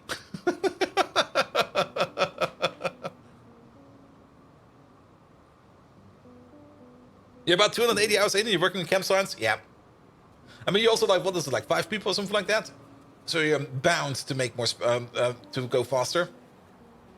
Which is definitely a very good idea. I mean, campsites, we got campsites. We finally also did the brain science. Let's have a look if brains are working. Most likely not. Now, brains will probably not be working because we still wait on silver for that. But we did do the brain upgrade over here. But we're now waiting on more baby serum to make more brain cartridges over here, so that this thing over here can run at a higher efficiency level. It will still be running without anything, so that will be fine as well. Brain.exe is stopped. Yep. I need to do post-stream things. Yep, I get that. Usually the one thing I do after the stream is immediately run to the bathroom. Because, yeah, I should probably take more bathroom breaks during the stream. But for now, it's fine. Good. Can we get the connection over here? Come on. Okay, maybe not. Also, all these hydrations over here are also not really helping.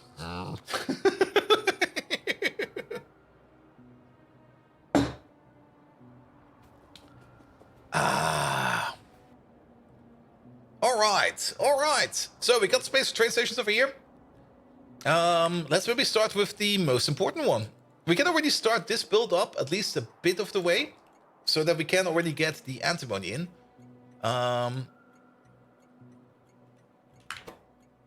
Yeah, we do got no path. Wait, what? Oh yeah, no path. I see. Just don't think of running water. Nah, it's not that bad. Also, it's already like 10 p.m. over here. So I will be good for another 2 hours. Good, good, good, good, good.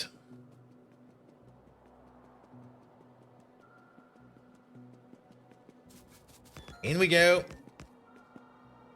Alright, I think it's fixed. It looks rather fixed. Good, so antimony ore can already come over. Let's at least spend a little bit on this, or alternatively, might make more sense to work on this real quick. We are basically out of train tracks. Alright. We should at least place the mines down before we get up there. Let's do two things. Let's do two things.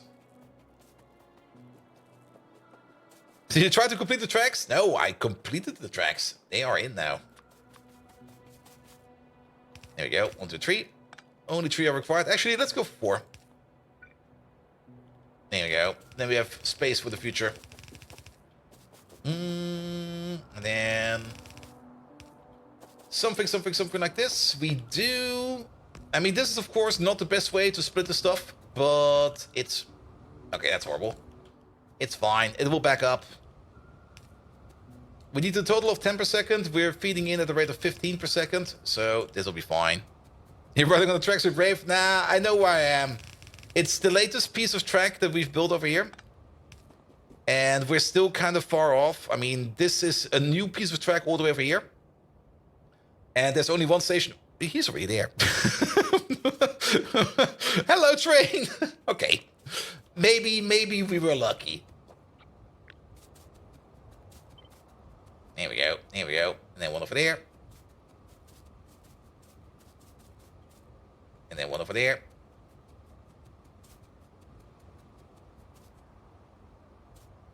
And one over there.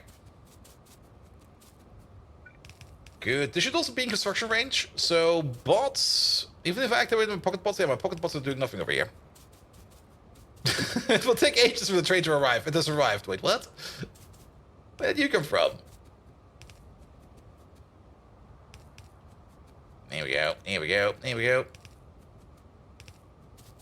And then this one, that one, this one, that one. Good. And then this place can at least already start off a bit. Yeah. Yeah. Here we go. Good. Alright, let's connect. What the fuck is going on over there? There you go. Alright, you bots, please don't wait on that. You will wait forever. There we go. Good, good, good, good, good, good.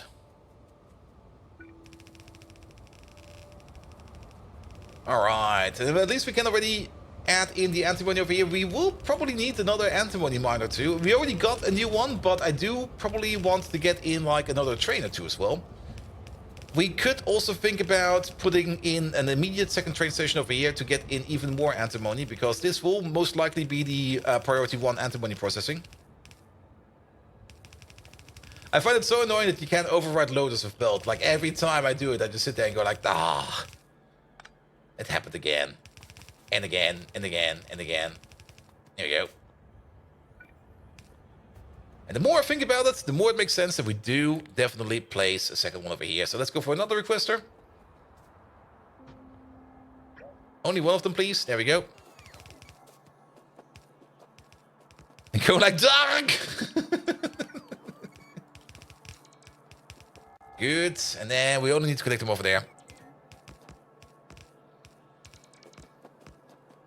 Good, good, good, good, good, good, good, good. Also, let me click on that real quick. There we go. There we go. Good. All right. Off we go. Let's see. We can try to connect it over here. There we go.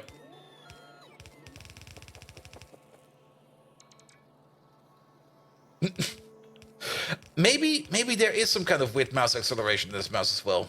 Maybe that's the thing, because I swear I'm moving the mouse and nothing's happening. Maybe that's the reason why things are so weird.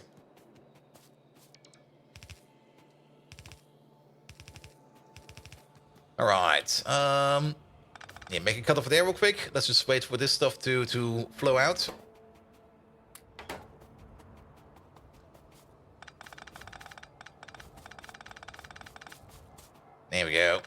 right, we need to stitch this together. So one over there. One over there. One over there. And one over there. Wait a minute. Does that make sense? Something is off.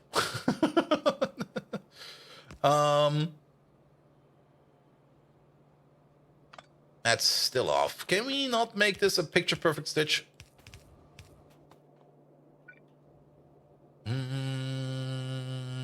We cannot, can we? We can place you over there, but then if we move this off by 1, it will be perfect. Then let's move it off by 1. Here we go, here we go, here we go.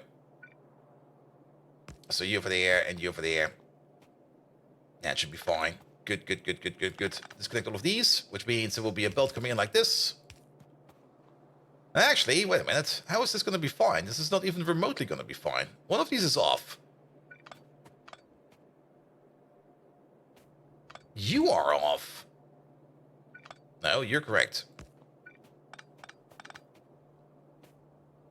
There we go. But you need to be over there. But we can't do you over there. At least one needs to be more left. Very true. I mean, we could just make it one more left. It would still be... Then, let's just go one more left. It'll be fine. It'll be fine. At least then we can keep this going like this. And then you go like this. You go like that. You go like this. And that's that. And then we get an input over here. We get an input over there. We get an input over here. An input over there.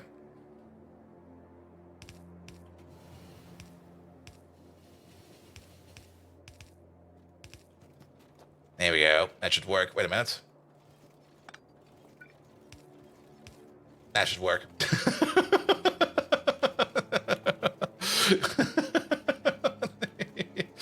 So you get in there, you get in there, you get in there, and you get in there. There we go. Good, good, good, good, good, good, good. Perfect. Good. The gravel. The gravel is going to be a little bit annoying right now because it's all going out to the left. We could maybe keep letting it go to the left. This one over here will definitely be its own belt. Because we are going to be making more gravel than I expected to be. So we're going to have a second belt of gravel going this way, which also means that you over there are now going to go like this. There we go.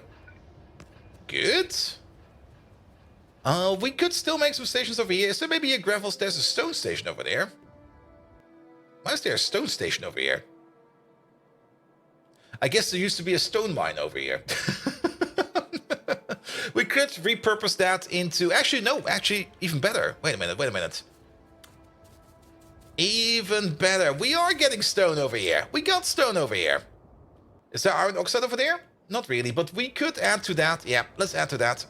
You over there. Filter. Iron oxide. Which is over there. Put it at the top. There we go. There we go. And transferring 512 stacks of SE methane ice with 5 belt takes half an eternity.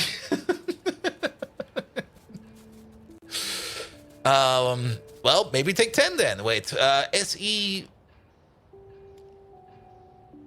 Do they stack up to 1,000? I mean, it's been a while since I played SE, but... I thought methane ice stacks up to 100. Or 200, maybe? More faster belts? It kind of depends. If he's playing pure SE, then he only gets up to blue belt. If he's playing with, like, K2, then you get up to purple belt. Nice, nice, nice, nice. We need 2 eternities? Ah. Alright, you also need an extra input over here. You don't make anything extra, you don't make anything extra, and that's all just more consumption. And then over here at the end, that's where the ash comes out. Good. We still got a bit of belt left, so sure, let's pull that stuff over. Space belt, same as blue. Yeah. Oh yeah, because it's methane ice, of course. And you're probably not the deep space belt yet.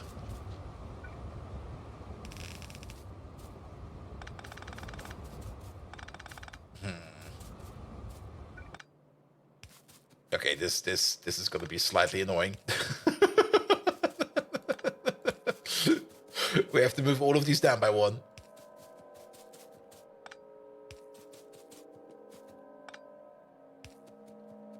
Alright, that should be fine for now.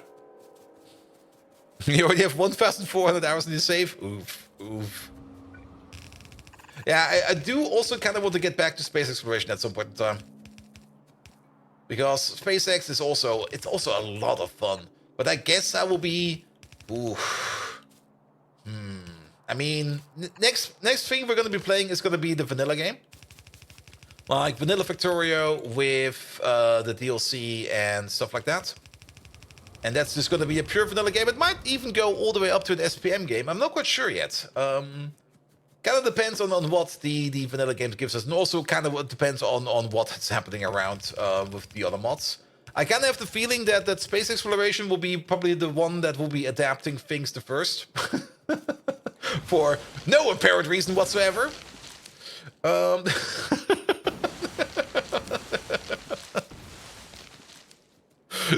you play some space exploration on the side, and all you do is procrastinate because you don't want to do space things. Yeah, space exploration definitely also does some really, really fun things. And whenever I see a big space exploration base, I also go like, ah, that's really nice. That's real nice.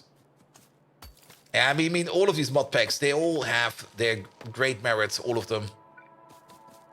Like, same with Angels and Bobs. Like, Angel bases or mostly Angel bases. They also have all lovely things going on with them.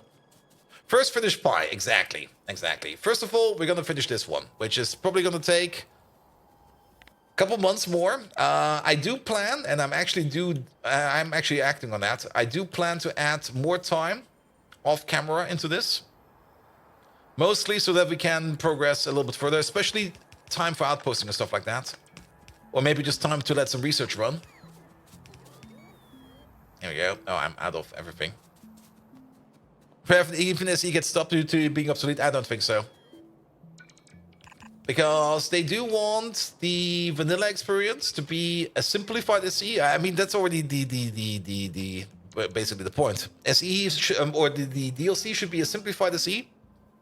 And then if you want more pain, you go to SE.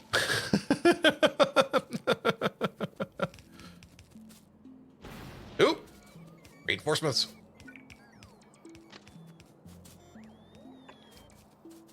There we go. And with the increased tile limit, I guess SE 0.7 will be after Factorio 2.0, most likely. I mean, they could maybe push something out like... Well, they could still push something out in the next 3 months. Maybe, actually, if you think about it, it might be a good idea to push out something just before the release of it.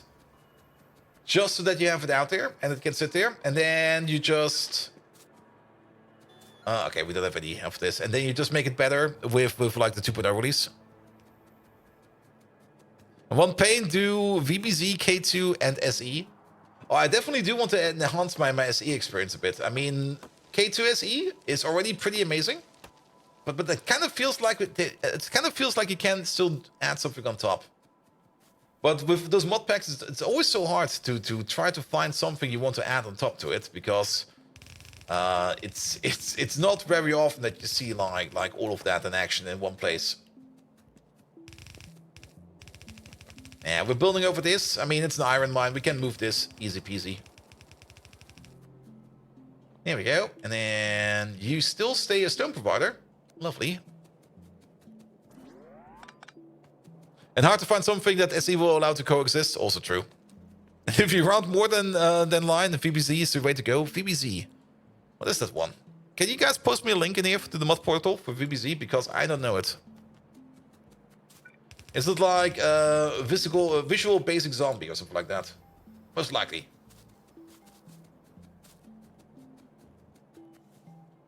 But keep in mind, I've been stuck in Pie Hole over here for so long. There's probably a whole bunch of mods out there I don't even know anything about. It's a mod cocktail that Mike is playing. Ow.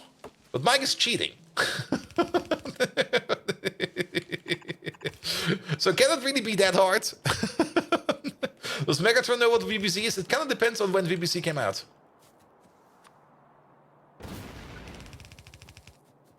Hey, you cheated. What? No, I never cheated. Actually, here. Best proof. I've never cheated. I can still get the achievements.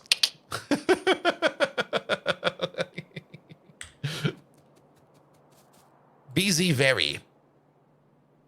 Mod pack for all the BZ mods, including titanium, lead, tungsten, silicon, zirconium, and stuff like that. Foundry and more. Turn some of these settings on by default, blah, blah, blah, blah, blah, blah. Just a mod pack that includes titanium, lead. Okay, basically it just adds more ores to it to process more shit. Good. Graphite and diamonds, the foundry. I kind of want to have a quick peek at the foundry. I mean, one reason why I really do enjoy Pyanodon a lot, and why I also do enjoy SE a lot, is because the assets look absolutely amazing. Except these warehouses. These can get fucked. But most assets look really, really amazing. I still don't like these warehouses. They did fix them. They did give them a little bit of a change, but I still don't like them. They're still kind of weird. They still don't make any sense. Like, these lamp poles over here. No.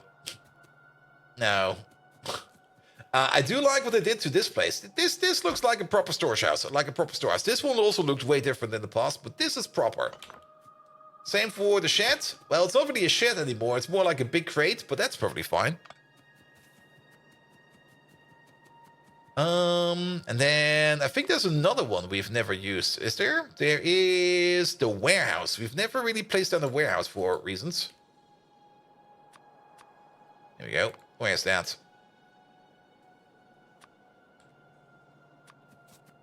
Ah, it's these things. Yeah, I also don't like these. These are also kind of shit. like what is this? Eh.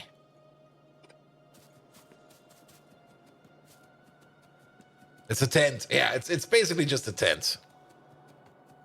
Now you hear Bob did some compatibility stuff for SE. Yeah, I've asked about it like a couple of weeks, maybe a month ago about it. If Bob is still active, and it seems that Bob's is actually getting some activity in it, which is great. Which is really, really great.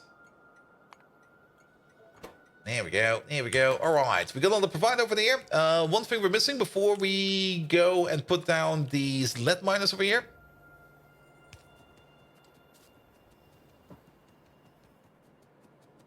Look like you could do with more than one stone belt. Maybe. I do have to say that there is quite a bit of stone coming this way. I did do the calculation just before, and it seemed fine because we got 20. I mean, it probably got backed up quite a bit, but we got like 20 machines over here processing this recipe over here. Which means we make 40 stone every 5 seconds. That should be 8 stone per second. Yeah, it should be fine. 8 stone per second should be fine.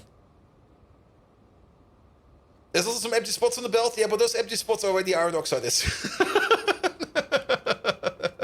But it now backed up over here everywhere because now we need to move the gravel out and all the other stuff over here needs to be moving out. It's mostly backed up by gravel. Did you do some work over here? You finished 5 products, that's fine. And then you're basically waiting on all of the lime. Good. Caladorn, I definitely missed your question. Sorry.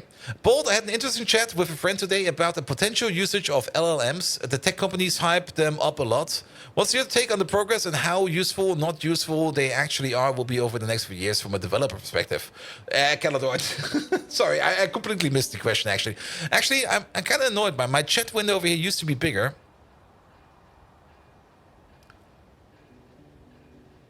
And you know why my chat window over here is so small? I usually always ignore cookies. Like I always say no, please don't give me any cookies. Every cookie, please, over there, get fucked. And because of that, whenever I log into my dashboard over here, I get like a pop-up for everything about hey, do you know about this thing? I'm like, yes, please don't inform me again. Okay. And then you refresh the page and it pops up again because it is not getting saved as a cookie. Those fucking bastards. A software vendor for use pushing their AI and acting like it's crazy, but it's just really clippy. Yeah, I mean, here, there are some very good parts where those LLMs can definitely help out quite a bit. Especially in like first level support. They're perfect. I think they're really good for first level support. If you like train them up accordingly, or at least specialize them accordingly, that they can basically catch the broad end of all kind of technical support question. That will be great, because that is usually something that eats a lot of time, because a lot of people don't really want to read FAQs. They kind of want to be pointed out to the thing that they need. And for that, LLMs are absolutely great. For actual development purposes, how to put this? I mean, LLMs can definitely generate code, and sometimes something comes out of there, but no, no. Well, are they DAO safe? No, they're not DAO safe. But once you get to the point of DAO, then you basically ask for an actual human to help out, and then basically the human takes over. But for most things, you don't need a DAO. And I had some very good interactions with things like ChatGPT and other places where I was like, here, I've got this issue. I'm too bored to look over your website to look what it is here. This is the thing. And they go like, here, do you mean this? I'm like, oh, perfect, done. And same can be said about the co-workers. It's hard to say it's worse. Yes, maybe. Co-workers is another thing. But yeah, I mean, but then again, if you think about it, like writing software these days, it's really rare these days that you actually write something that is genuinely new. Like whenever we are working on an embedded project, it's nothing. It never is anything that is really something that is ground-shakingly new or needs to be made out of something that's completely new. It's usually just take components as they exist, make an assertion about them, or basically check them for flaws if they can be used for the problem at hand, and if they can, just glue them together and use them. And most of the time, the only thing I do at work most of the time is not really writing and developing new code. It's just taking existing components and tinkering and changing them so that we can use them in the application to meet the requirements. So yeah, and for that, for that thing, I'm still not quite sure that an LLM will be able to handle that even, because they mess up things so much. I mean, humans also mess up, that's true, but the amount of times I've seen an LLM mess up things like that as well is also like, blah. The so-called AI and the pixel camera software is just gimmicks. Yeah, it is. I mean, keep in mind, a thing like anything that can basically... I mean, AI is anything that... Every if loop is an AI. There we go. That's as easy as you can put it. And Ryan, hello there. How are you doing? And usually, I usually use ChatGPT as the manual nobody ever wrote. I mean, for text generation and some proper texting, ChatGPT is excellent. I mean, I myself, and I already know a couple of people as well, use it to basically write better texts, because most of the time I know what I want to write, but sometimes I just go like, I don't want to write this properly. I don't really want to think about how the sentence should be structured and stuff like that. And you go like, here, dude, ChatGPT, I want to say this, make this a sentence. And then it just goes like, poof. And you get a magnificent sentence about whatever the fuck you wanted to say. Which is great. For that, it's great. But that's more or less just using the LLM to create something that already existed. To create something that's new, the LLM will be terrible. Absolutely terrible. And having hundreds of dependencies can cause massive issues. Yes, very true, very true. That's also why you want to keep those dependencies as low as possible. And... funnily enough, because you want to keep those dependencies as low as possible, pushes you back to the point where you go like, all right, we don't want to have this as a dependency, so we're going to write it ourselves. And you go like, wait a minute. Wait a minute.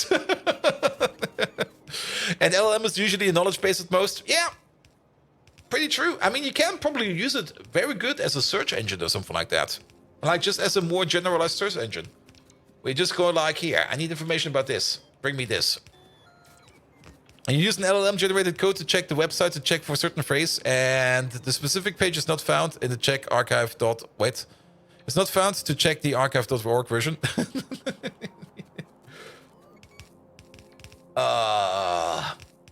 I mean, will LLMs improve over time? to make a statement about that, I would actually need to understand better how LLMs actually work. I mean, for now, for at the moment, the way LLMs work for me is it's basically just a token connector, where the LLM will go like here. Combine this with this token, and it will most likely be the correct answer. Which might not be correct at all, and they might work differently, but at the moment, that's all I think about when I see LLMs. Basically just, what's the most accurate thing to follow after this sentence, and then you get something.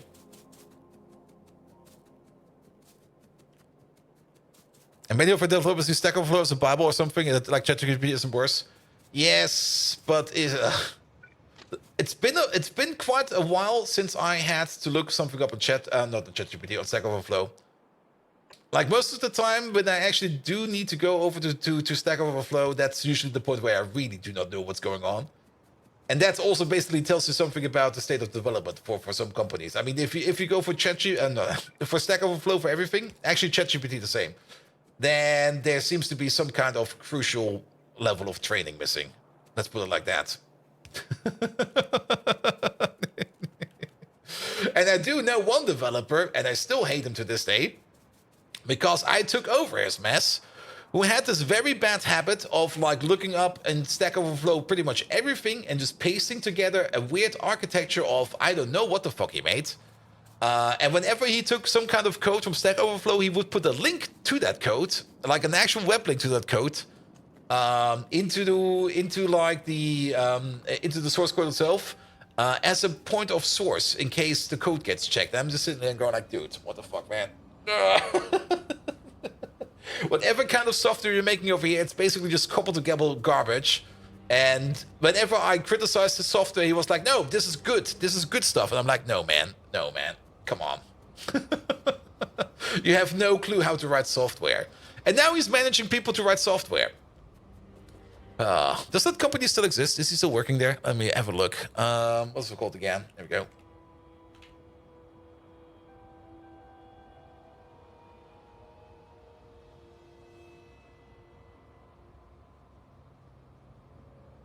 Is he still there? Oh, he mostly... Looking at that thing over there, he mostly is still there. Sadly, this is not the company where you go like, here, these people work over here.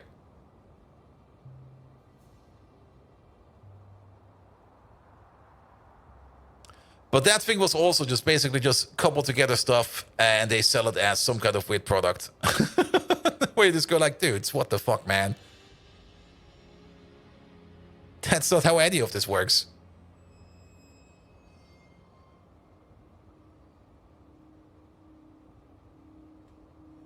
There we go.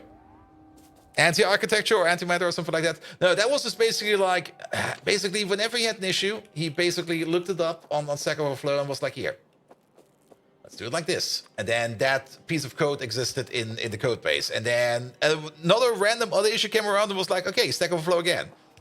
And again, and again, and again, and again.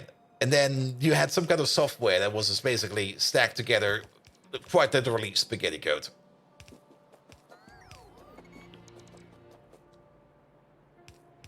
Here we go.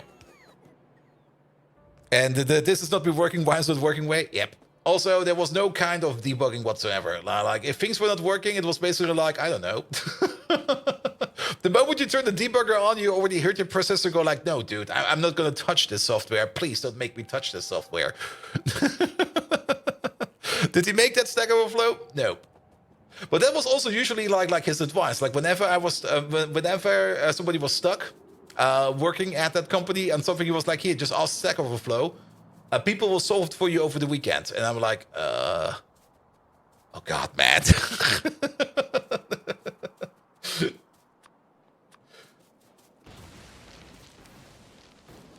Here we go. Here we go.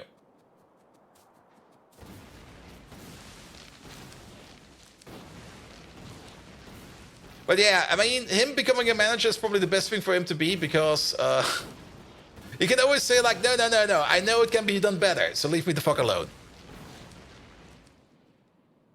I'm still convinced that hackers post bad solutions intentionally in there. I'm pretty sure that people sometimes just post solutions in there that are technically perfectly correct, what are basically the worst way to do it, but they look so sophisticated that they're actually the best solution. That they actually get chosen as the best solution. All right, we also need to make a mine over here, because why not have a mine over here? Here we go, here we go, here we go. But yeah, most of the time, I mean, yeah, every problem always has a requirement. That's always going to be the case. There's no problem that has no requirement. And then the only thing you need to solve is, like, find the best solution for that requirement. And then you're basically done. And that's still something I see not happening quite often everywhere.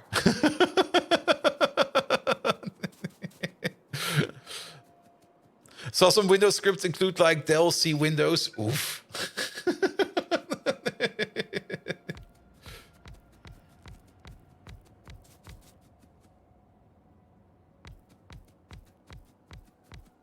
And don't forget to run it in admin mode. Admin mode is very important.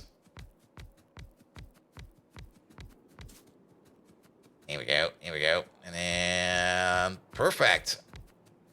All right, one partial lead mine. Let's take this thing over here. Plonk you over there. Plonk you over there. Good, these lands have power. Now, I once had one script, and that came from NXP, where I was running the script, and it did end up deleting my root directory, and I was like, what the fuck, man? Because there was a stray RM minus RF, and then there was like a variable behind there, but that variable name was basically started off with like a slash, and then the variable name, and that variable was empty for me. And then I had this weird NXP script that just deleted my whole PC, and I was like, dudes... what the fuck?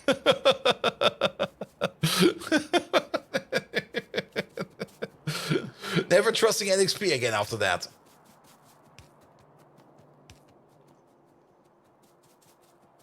And that was like an official script. That was like one of the scripts you could download for like the software or for the hardware component you were getting. Like, here, use these scripts to do this. And I'm like, oh, cool. Here, make sure to set all of these. And I was like, yeah, I made sure I set all of those. And then you hit it off, and then like, nope. Fuck you!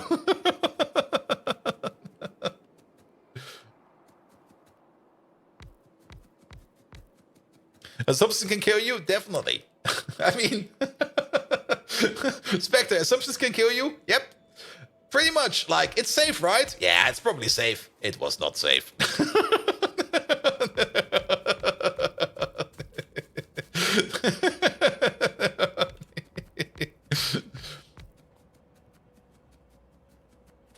Here we go. Here we go. All right. Where will this train station be? I guess the train station will be over here.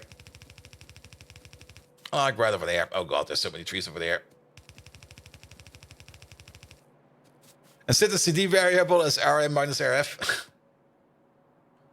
There's definitely some fun things you can do around with that. Though, funnily enough, because... And that's actually something you would not expect to happen that often. But funnily enough... the implementation of RM does have a check into it. If there is going to be like an RM minus RF on your root directory, it will actually stop and ask you like, are you sure you want to do this? As the developers have kind of noticed that it has been abused quite often for shenanigans like that. So they put a check in there.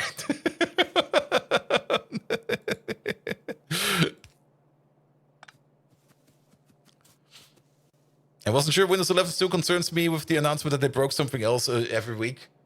Yeah, good thing I don't really care about Windows updates.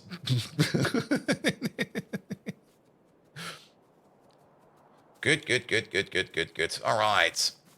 We still need some gas over here. We also need way more train stations over here. We could. Let's put the radar over here as well, because this is probably in the dark. One of your teachers did the true equals false. or one of the most insane macros you can use in C++. To make testing a bit easier. Like when you're testing software and you want to test private functions. Yeah, just define private public. Done.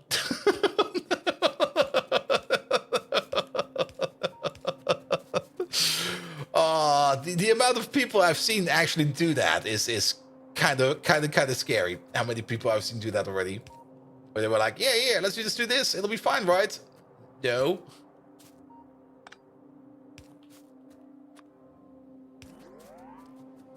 There we go. Here we go. Over there. And then we need a connection over there. And connection over there. Good. It kind of also reminds me of the discussion I had today. Like, oh, oof. Oof. Oof. I opened up my client-side chat program. I kind of forget it exists every now and then because every time I open it up, I only get stupid inquiries. And again, there was a very stupid inquiry in there once I opened it up. And there was this guy trying to reach me for a couple days already. Like, dude, can you help me? Dude, can you help me? I'm like, all right, I'll bite. What seems to be the issue here? And he was like, yes, I've been assigned the task to port your pipelines or the pipelines from your project from GitLab, not from GitLab, from Jenkins CI to GitLab CI. I'm like, all right, that's cool. And then he goes like, yeah, there's a problem. The pipeline fails all the time because of this line. And then I can actually show you this line because he shows me this line. And he was like, yeah, this line fails and we don't know how to proceed. And I'm like, dude, this line does nothing. Just kick it out. This line in there is probably just for like random debugging or some kind of stuff. That's probably still in there just to check what is in there before we change the video devices. And he's like, oh, can I just remove it? Yes, please remove it. And then he came back again and it was like, dude, it's still not working. And I'm like, all right. Did you read the documentation block on top of it? And it was like, yes. Did you read about that you need a specific kernel module to run this pipeline? And I'm like, yes. Do you know that you need to install this kernel module over here and to make it run? He was like, yes. And then he came back and was like, the kernel module is not installed. I'm like, yes.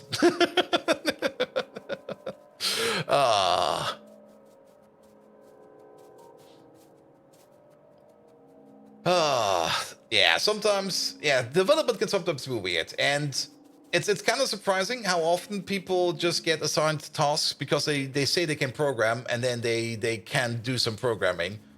But then things just fall apart so fast after that. They fall apart so fast. And also, usually the argument is always like, yeah, it's a good entry position because you can learn quite a lot of things, but the amount of shit they produce. Oh. Oh.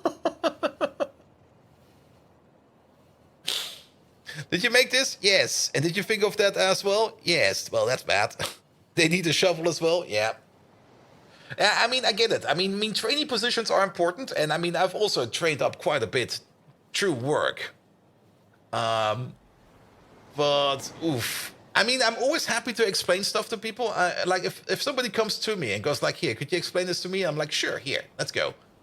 But sometimes you get questions that are such on a basic level where you go like, do I really need to explain this? Like,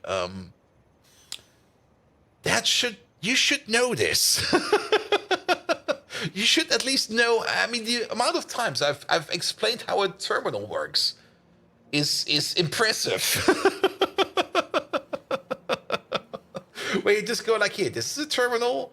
You can use these commands. There's way more commands than that. Press tab. And then don't copy paste it. Just press tab. I don't hear you clicking tab. Press tab. And that's why you don't hire juniors. We hire pre-juniors with really high potential to train them. Ouch.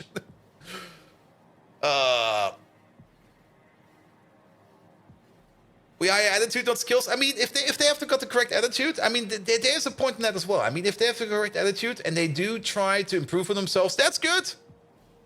And usually those people, you rarely see them actually asking the stupid questions because usually they go out there and that's where Stack Overflow comes in. They usually then go over to things like Stack Overflow and pick up the answers they need for themselves and then they act upon that. And that's good. That's good.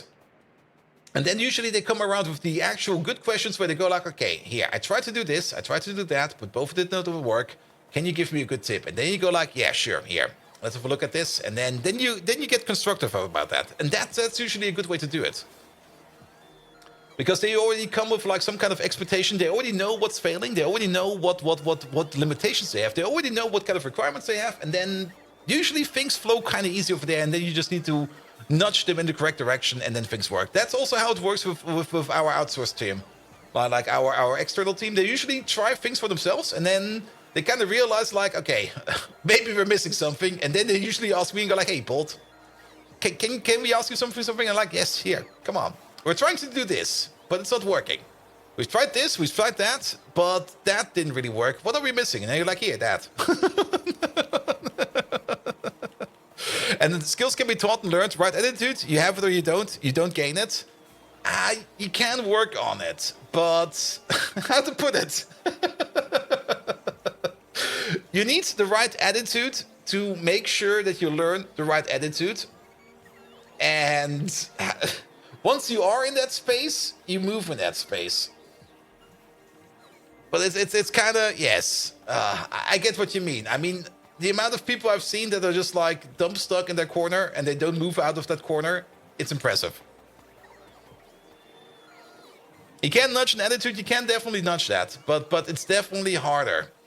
And that's also a bit of a problem. Like if you tell a person to like learn more about software component X or something like that, and then they come back out of it and you tell them they did a bad job, they go like, all right, that was bad, I guess.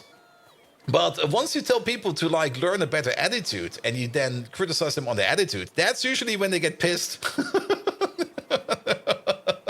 And trying to nudge like something on the personal level like that is really, really hard. That's usually where you then go like, oof. Now, then again, if they get pissed and they leave, might be even for the better, because that already tells you the answer. But, yeah. What do you mean it's we hire based on having the right attitude, not based on the skills? They can learn the skills. The attitude does not change. Yep. Nudge them right over the door. True. I mean, at the end of the day, even though it's a little bit of a... Oh, not really awful, but it's still not really the best way to do it, in my opinion. But yes. I mean, if things don't match... Then don't try to force it, then just call it off. It's sad, but things like that do happen every now and then. Here we go.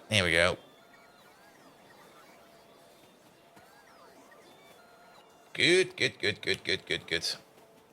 All right. Ooh. Oh, this thing looks so lovely. Instructions unclear, dick stuck in toaster. Well, as long as you don't turn the toaster on, it should be fine, right? Right?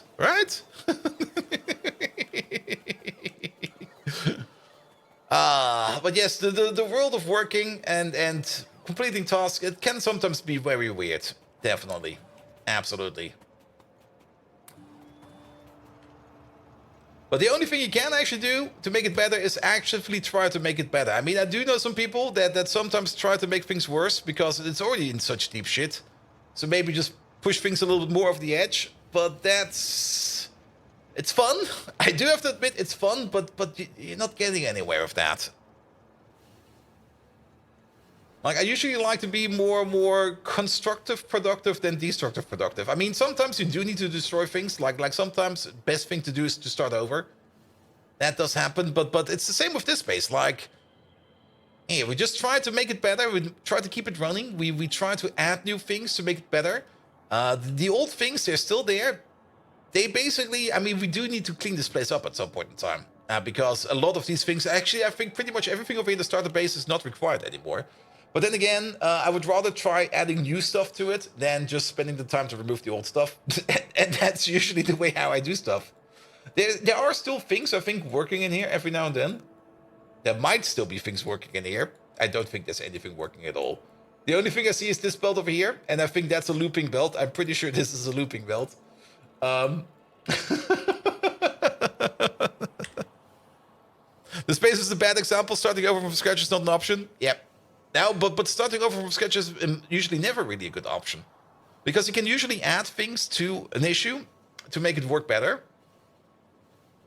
Starting over should always be like only the last option available to one, in my opinion. And after 384 crafts, you got your first Awkward Queen. Congratulations, mate. Like the one customer I had one time when I was working at the support hotline, and it was sort of like the PC. There was a loud bang, a bright flash, and the device back of the device. Wait, the back of the device is there was no black. Shall I try again so I can hear it via the phone? No!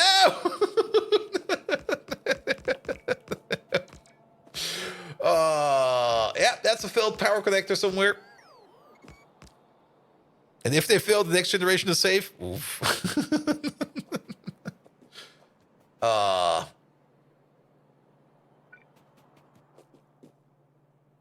Instructions were unclear still. Dig now back in the unattached drawer. Ah.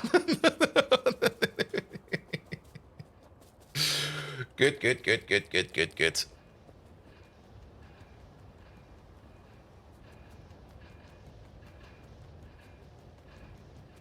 You're trying to get to the first train and you started at the same time to save as Bolt. Really? Have I placed raiders? No, there's no raiders over here. Like, there's no people over here pillaging random people. There's a radar missing over here, but this place has a radar. And this place has a radar.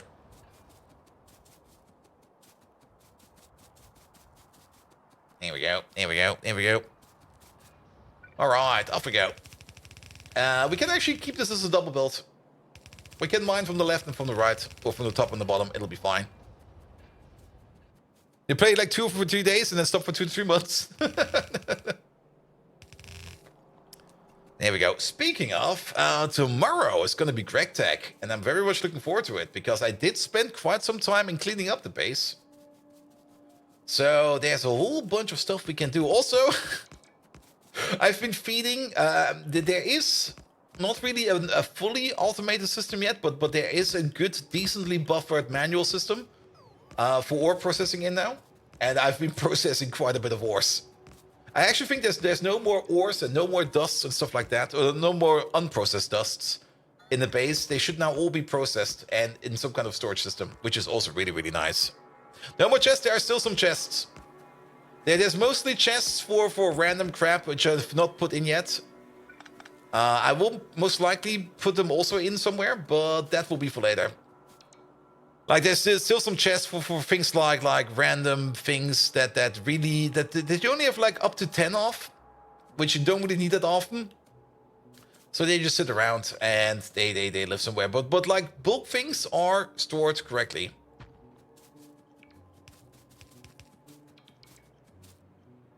Good. But no more. Sadly, the floor of chests is gone. There's no more floor of chests. Here we go.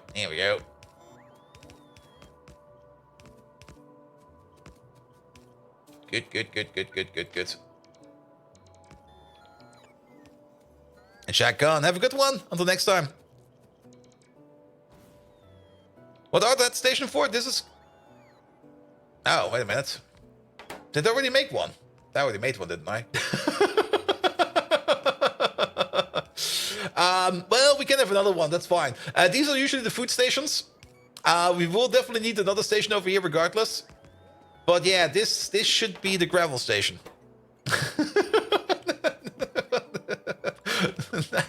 I got distracted.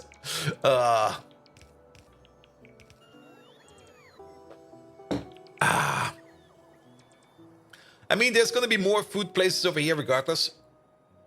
So having one station more over here, that's not too bad. Good. All right, bots, work fast over here. Perfect. So once we get the gravel out, the top part over there will be working faster. And then technically we should have a bleed through. There should already be some antimony oxide. Yeah, there's already some antimony oxide in this one. Not antimony oxide, antimony grade 4. There's already some grade 4 over here, and there's already some grade 4 over here. Because we do have the bleed through sitting all the way over here. Where we try to prioritize the input into this process, but if we can't, we bleed through over here into this one, and then we turn it into oxide over there.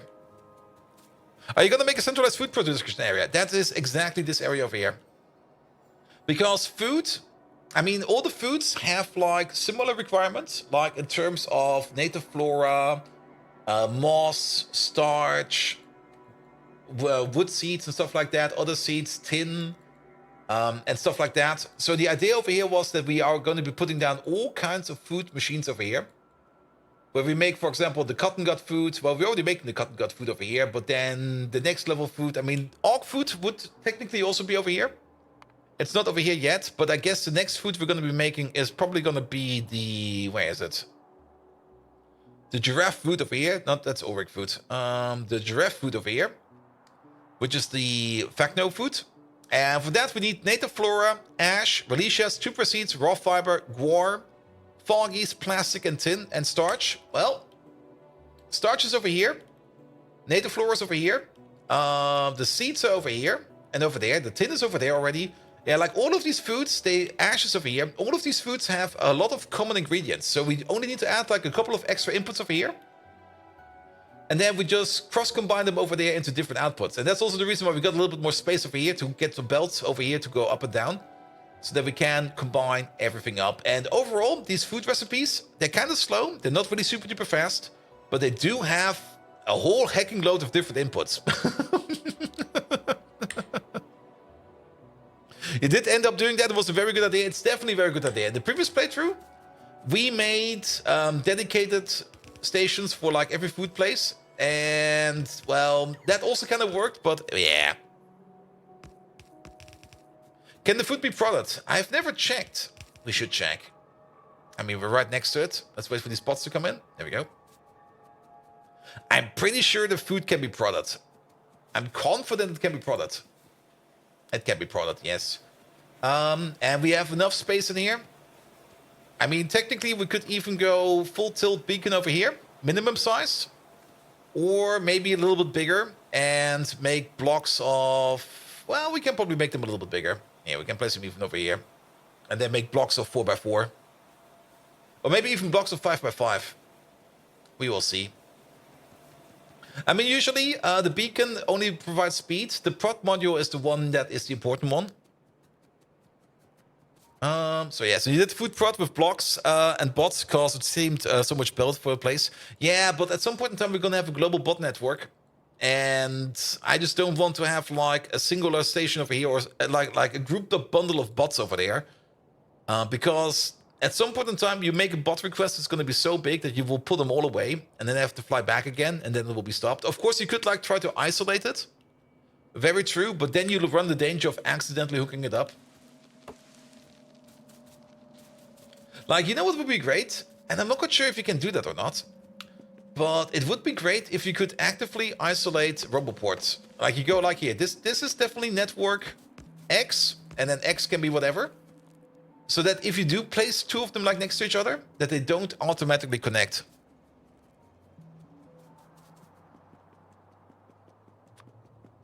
That would be really, really great. Like give it like some kind of color or something like that. Where you just go like here. This is the red network.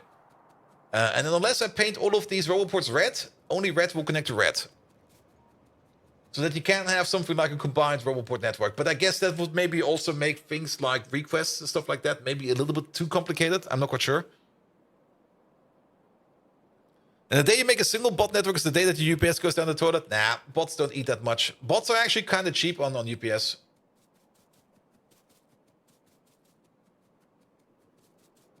Good. I mean, the moment we get down the shitter of UPS is usually when, well, the more stuff is happening, the bigger the base gets. That's usually when it goes down.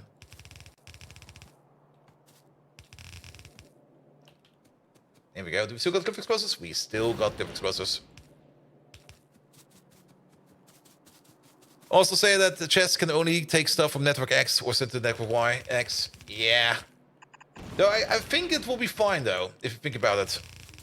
I mean, the way the requests work is like somebody has a request. And then it looks in the network it's connected to. Actually, technically you already have multiple networks. Because keep in mind, your own personal robot network over here, that already is a network within a network. So if I run over here where we have network somewhere, then we already have a network in a network. So it's actually already working like that. You get stupid bots doing stupid things like flying 20,000 tiles. Yeah, but the flying part is fine. I mean, they don't really have any kind of pathfinding yet. They do seem to be getting pathfinding soon, which I'm very curious about how that will work and how that will affect UPS. That's actually something I'm kind of curious about. How will the new pathfinding for bots affect the performance in the future?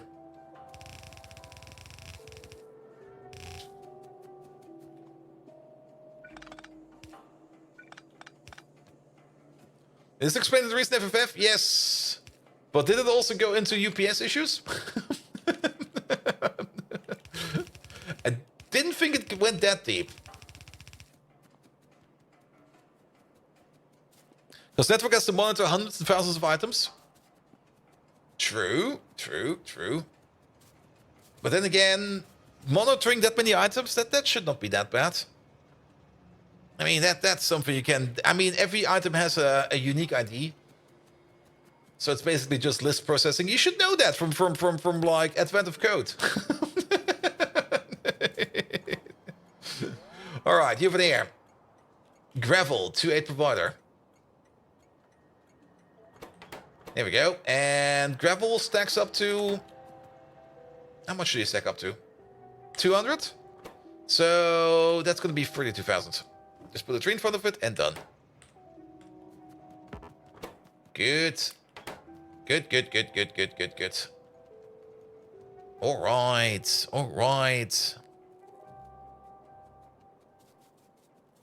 Only 2 gravel users? Yep. And there's, I think, 1 over here. Is there 1 over here? I think this one is 1. Yeah. And that's a sink. And the other one is all the way over here. And that's a sink as well. Because we usually make our gravel on site. But if we, for some reason, do not make gravel on site, then we just sink gravel on here. Hey, that's not good. Filtration media stopped. Why is that? Because we are out of... Are we out of activated carbon? We are. Oh, did it fuck itself up again? It's not over here. Where is it? It's here.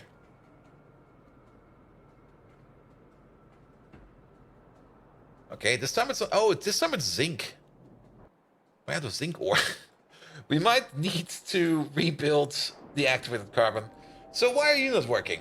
You're not working because you are out of heavy oil. And you are out of heavy oil because the amount of heavy oil you get is coming from... Oh god, where the fuck is that coming from? Doesn't matter, I know it's produced. It's being produced over here. Heavy oil. No. Oh, repuffed. You're stuck. Because you are here.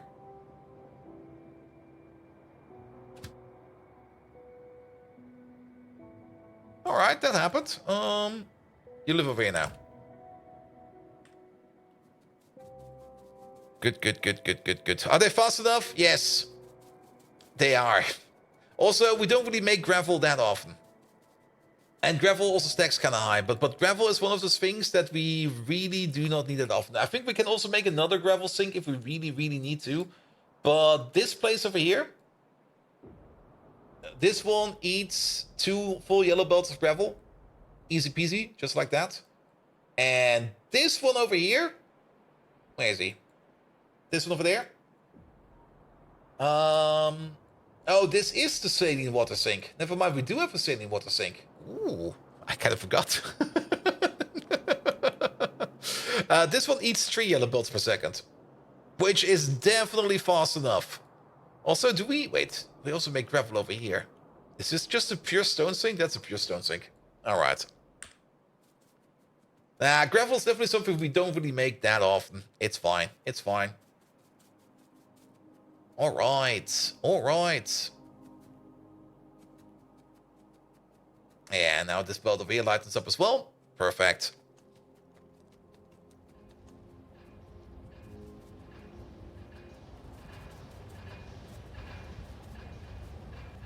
There we go. Alright, just add lime over here. Thing about the lime is being made right over there. Okay, this... We can do this via train. That'll be fine. Then this place over here is missing the Dow froth as well. This place over there is also missing stuff. Then you're missing fuel. Yeah, this is where this block comes in. So down here we already got like entry points and exit points for things like coke, ash, the plastic that's going in, and the antimony oxide that is coming out. This one over here makes 1 every 10 seconds. We got 40 of them, so at most we're making 4. Wait, what? No, shit, what? Really?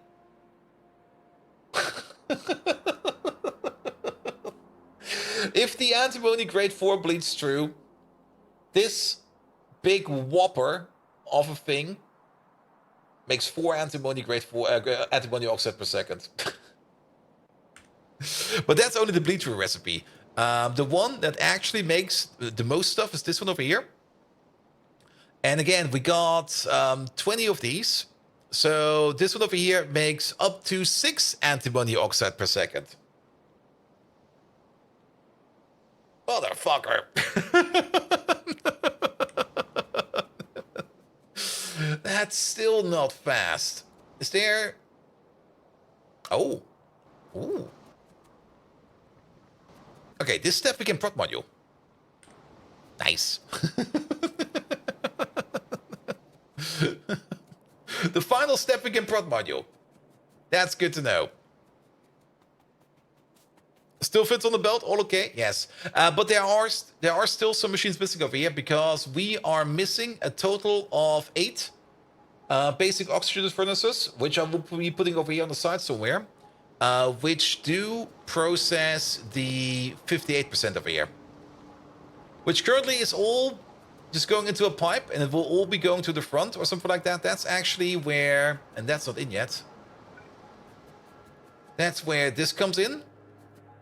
Sadly, we can't go all the way over there, but basically, we got another output over here for the 58%. And the 58%, we got... Well, we got... How many machines do we got? Let's have a look at the antimony process real quick. Not this one, this one. So, we got 20 machines making this. So that's 400 antimony pulp, stage 1. Yeah, 400... per second. And that's turned into... Oh boy. Basically, we got 60 of these. That's 3,000, and then 20% of that. That's 600 every 15 seconds. And then 600 divided by 15. That is 10, 20, 30. We're making 40 antimony 58.3% concentrate per second. That's not a lot. And that 40, actually, we could go the other way around because that's going into here. And that goes into 8 of these. And 8 of these make 8 per second. Nice. Nice. I seem to be using 12 to 30 of them per second, so you'll be fine. Yeah, I mean, there's going to be a couple of things over here that will back up quite fast and stuff like that.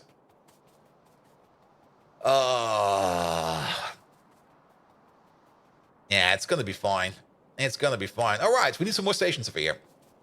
We need 1 for plastic. We need 1 for coke. We need 1 for ash. We need 1 for lead. We need 1 for acetic acid. We need 1 for fish oil. Oh boy. Oh boy. Oh boy. Let's start with the easy ones.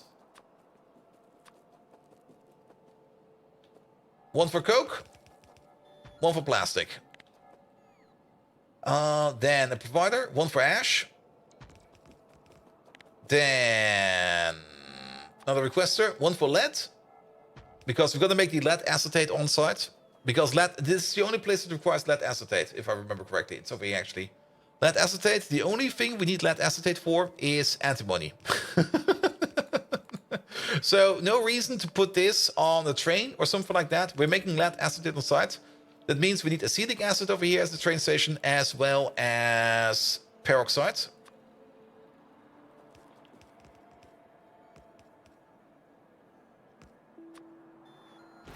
There you go, now we can see. So 8 plus 6 per second, yeah, but that's only if everything is getting turned into antimony oxide. We are going to be exporting the pulp as well. But we're going to be exporting the pulp mostly. And unless the pulp backs up, we're not going to be using the pulp for anything else. So basically that concentrate build over there is already going to be very good for us. All right, one for acetic, one for... Kind of have the feeling it's off by one. There we go.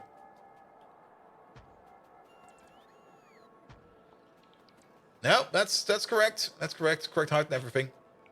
One for acetic, one for peroxide, then one for fish oil. And yes, we're going to go for the 2.8 fish oil train, because why not go for 2.8 fish oil?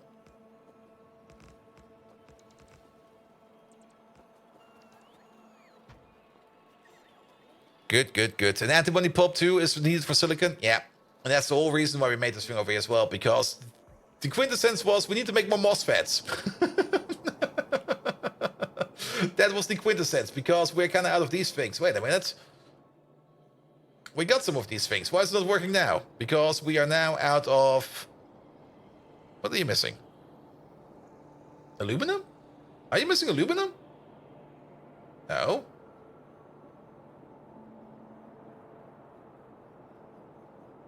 You're missing whatever's on this belt. The silicon carbide and silicon carb...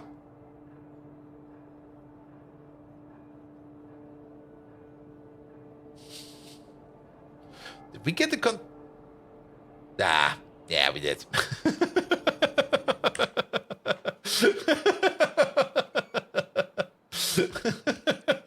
How long has that been broken? Probably since forever. We're gonna fix this right away.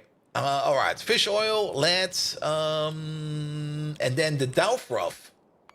The Dow froth, are we making that on-site or are we importing that? That's the question. And the question will be answered by where do we need it for? Antimony processing and antimony processing alone. So the Dow froth will be made on-site as well. For that, we're going to be importing methanol, ethylene glycol, and chromium. Ethylene glycol, we are definitely exporting somewhere. So that will be coming in via train. And ethylene glycol is used in other things as well. So that will definitely be coming in via train. So methanol station, glycol station, and chromium station. 1, 2, and lobby added.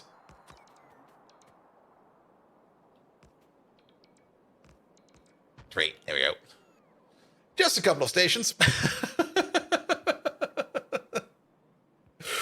How long has it been broken when you did that? That long. Yeah.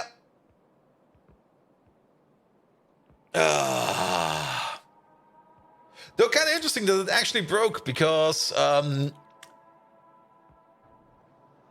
we made so many red circuits over here before it broke. This thing over here was actually working most of the time.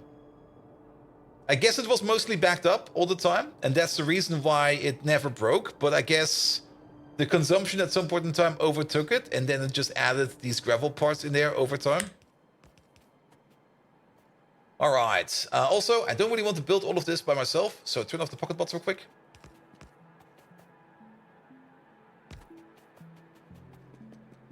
And make sure that external bots or other bots can work on this for us.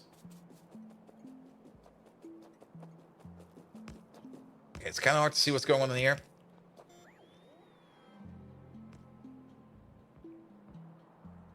Mr. added oxygen. Now we're going to make oxygen on site over here.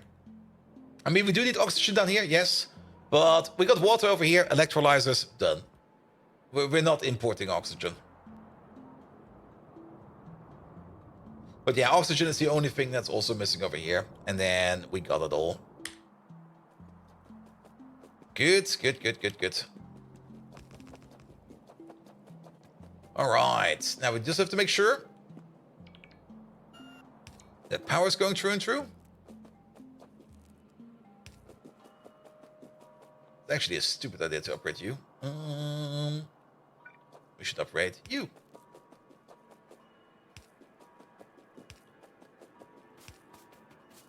There we go. There we go. There we go.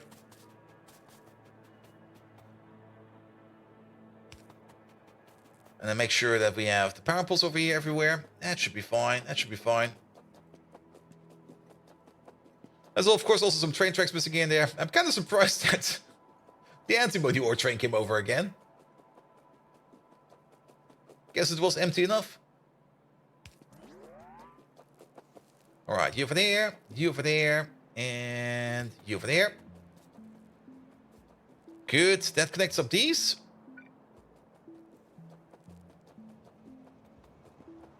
Yeah, you will be sitting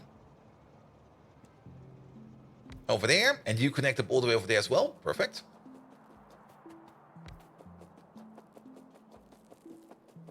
And then we don't really need that much coverage down there, but yeah, let's place you over there. And then one further along over here. Just make sure they got power. There we go, there we go. And we should also place down a radar over here, because else we will not be able to see anything at all. Good, radar. That works. Good, good, good, good. There's also a nice little tin field over there. Ooh, and more copper. Nice. Alright, alright. We're also now in reach of this coal over there. Excellent. There's also more phosphate rock over there. Excellent. All is good. There's still a bit of a train track missing over there, but that's only iron oxide. It should be fine. That should be fine. Good, good, good, good, good, good, good. Alright, there's still some details over here. Let's at least put in these. Here we go. And I might just end up dumping all of my train tracks and stuff like that into a chest nearby, so that the bots can pick it up and finish up this place for us. There's, of course, also a little bit more of signal works we need to do over here, because currently it's just like one big, long entry point road. And that's, of course, not good. But that's optimization for later. Here we go. Here we go.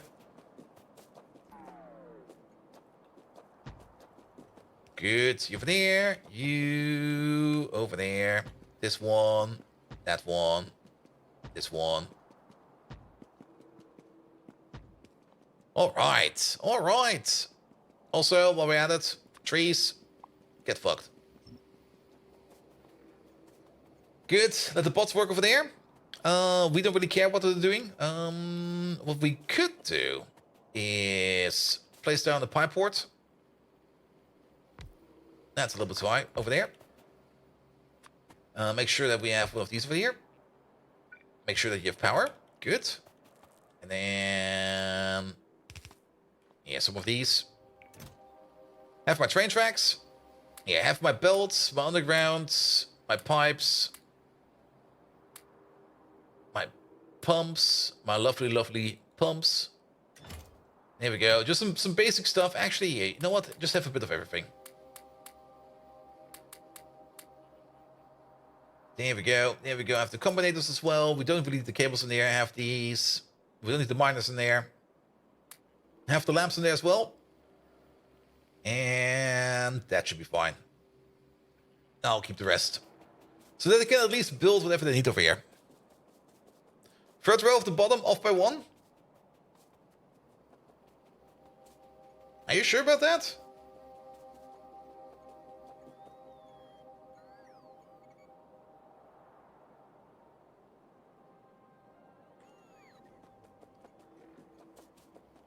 The rail on the bottom, the left is off by 1. The left. I'm pretty sure they're fine. Good, good, good, good, good. That's fine, Lazarick. It's fine, it's fine. Alright, alright, alright. Good, the bots can work on this. There's probably stuff missing over there. Yeah, we will bring it over sooner than later. Good. Alright, alright. Now, we do need to add some more machines over here.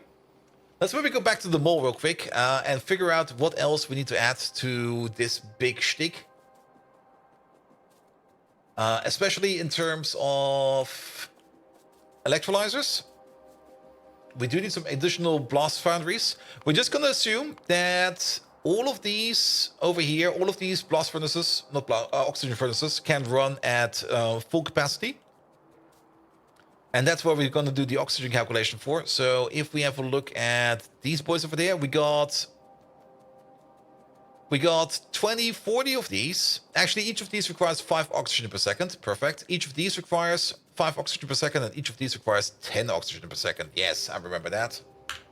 So that's already 80 oxygen per second for the 8 additional oxygen furnaces we need to place down. And then we got a total of 60 of the others. So that's 300 oxygen, 380 oxygen per second that we need to make. It's 60 times 5, that's 300. And then 8 times 10, that's 80, 380 oxygen per second. Good. And oxygen we can easily make by electrolyzing water. And we need 38 electrolyzers. What the fuck? Okay, maybe we go with 20 and we just tank a bit. I mean, if you think about it, technically, the 58.3% is going to be running 24/7. The 58.3 is going to be running 24/7. I think we're going to be fine if we go for 20 electrolyzers and give them a big oxygen buffer as well. So they can compensate if, for whatever reason, everything is running. And if everything is running, then we don't really need to focus too much on the actual oxidization of the antimony. And then we just compensate with that. I think it's way better. Need some storage chests for the bots to pick up the trees. They're bringing it over there. And like I say, usually I don't really care if the bots fly around for a bit, because it will be done sooner or later. Good, good, good, good, good, good, good. They should also be building this thing over there, or is that... Ah. I see. Alright, are you going back to your provider? No, you're not. Need a lot of tanks? We could do an estimate how much tank power we need. I mean, we would be running at a deficit of 180 per second. And then let's just assume for easy calculation 200 per second. So that's 1,000 every 5 seconds. That is a happy tank every 500 seconds. If we then place down 4 happy tanks, that will be 2,000 seconds. And 2,000 seconds, that's basically 20 minutes. 30 minutes. 30 minutes of them running at full tilt.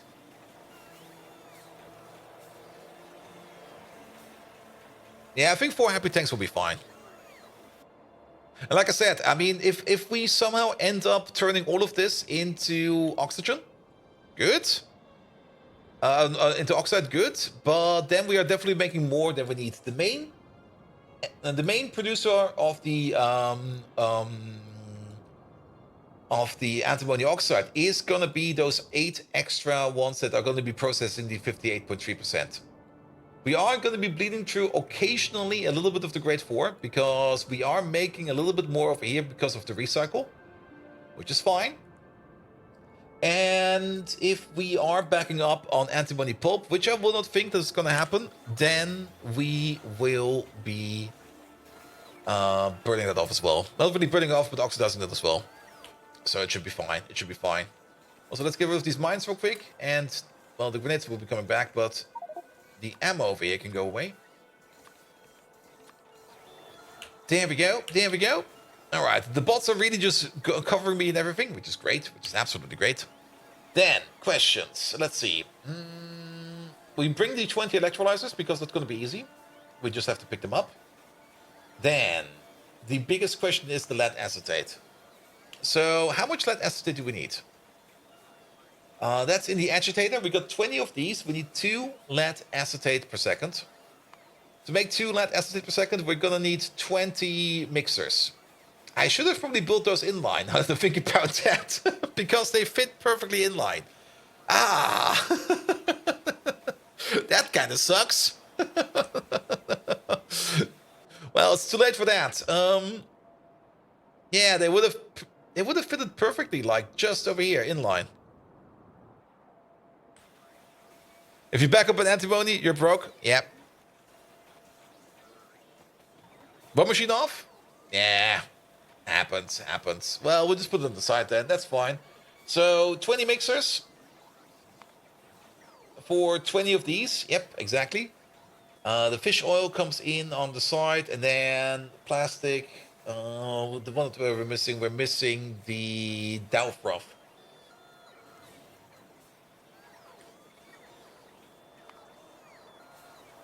And Dow froth goes into the flotation cells, of which we have 45. So we do this, we need 150 Dow froth per second. And that will be 7.5 of these machines, which we could not have put in line. Really? 7.5? We got 45 of these. 45 of these is this recipe times 3. Yeah, 150 per second. And then 5 of these make 100. 7.5 make 150. So we go with 8. So that's another 8 mixers. So we need 28 mixers. All right. Let's pick them up. 1, 2. Let's pick up 30. 30 is fine. 30 of those, 20 electrolyzers, and everything else we should have in our pockets to make it so. Good. All right, the mixers. The mixers we have, the electrolyzers are over here somewhere. There they are. 20 of these. And then we got the happy tanks in the pocket, so that's no problem. It seems we're still getting deliveries of random shit over here, which is fine.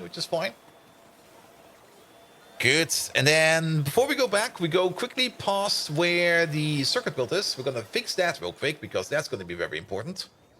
And then once we fix the circuit build, we're going to put down the finalized or the final parts of the antimony machine. And then we got a big ass antimony machine.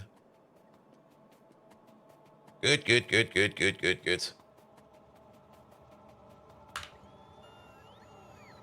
All right. You first. And can we walk from over here? We could technically walk.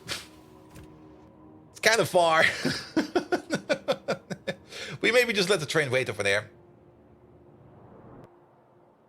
Good. Excellent. Yeah, we got all this space over here to do these kinds of shenanigans.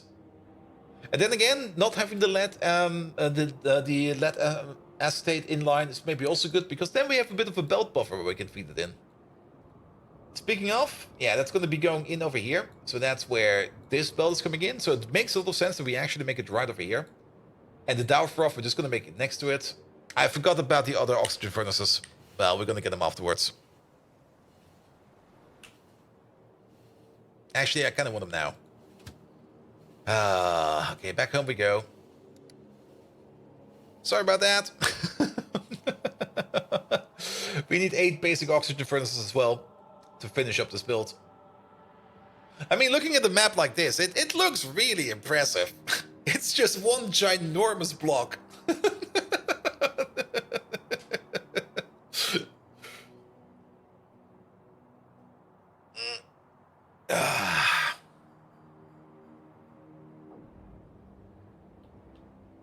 Good. Did I add the lime connection over here? I think I did not. No, I think we're still missing a station over here. I think we're missing the lime. Which is fine. We can just add it. Alright. Out you go. I will walk up.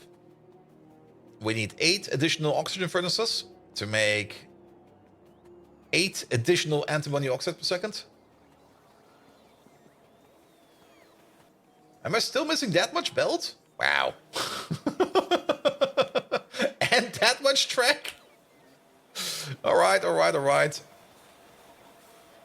Alright, basic oxygen furnaces. They are all the way in the top right corner of the mall.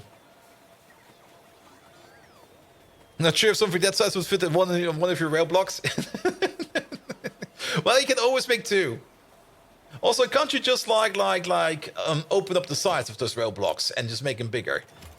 I mean, you could just combine 4 blocks together to make a bigger rail block. Isn't that the whole shtick of shitty blocks? That you can just cut things out and make them bigger.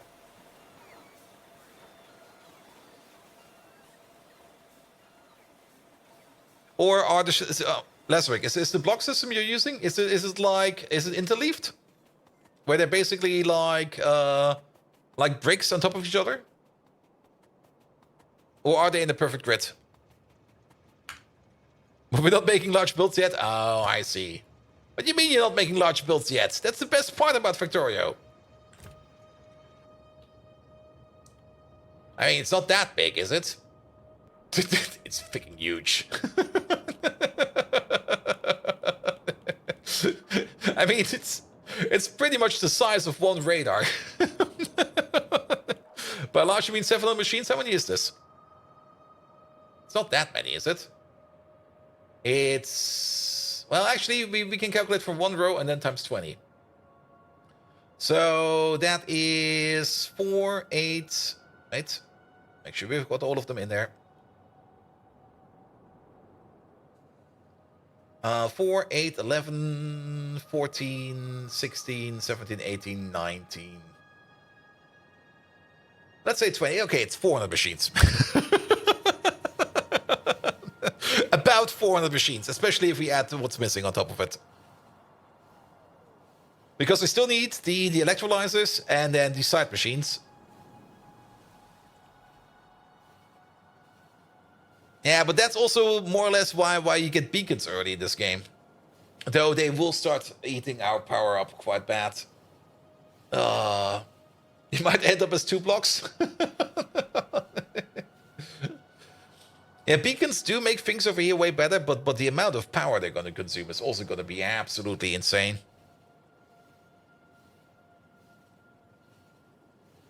Here we go, here we go. Alright, you park over here for a second. You're the real Logibot? Oh, I see. Also, I think we're kind of a bit off, aren't we? No, it's over there, it's over there. It's just up here. Guess I need to put the Mark II Pro power plants on the Coal Island. That's true, we do have Mark II power plants soon. Right, this is not lime, this is... What is this? Quartz dust.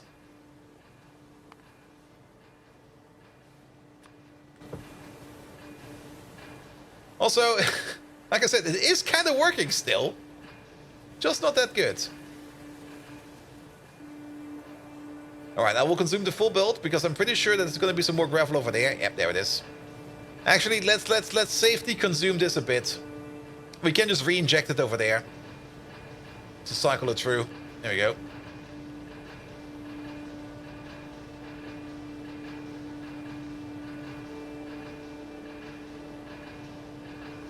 That should be fine. Oh, never mind. There was still one in there. Let's give it a bit more. Now it should be fine. And then we just take a chest and a loader. Here we go. Random chest. There we go. And re-inject.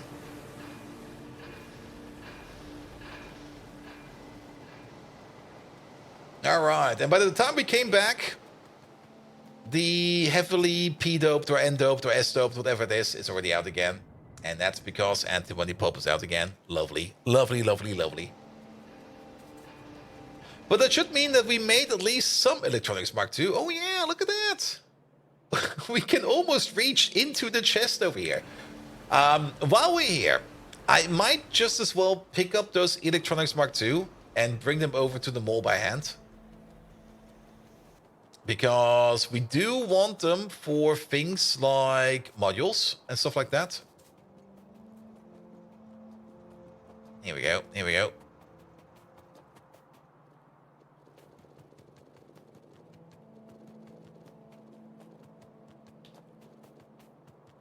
And then we can bring them back later. I'm also kind of curious to see how many these are. What is that? 1, 2, 3, 4, 7, 650, if I take a bit. That's a decent number. But yeah, we need way more of those. Though we don't really need them that often. Which at least is good. As long as we don't have like a build that requires them like constantly, we should be fine. Alright, drive me over here next.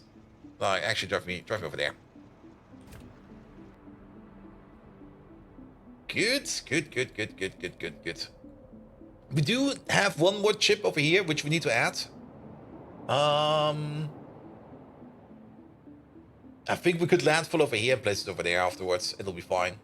Yeah, let's do exactly that. Also, is there a car over there? There's a car over there. All right. I'm also kind of curious, where is the... Okay, the antimony pulp is actually coming in via a 2A train. Really? We're filling up a 2A train with antimony pulp? The antimony build is over here. Yeah, we sure do. That's gonna take forever.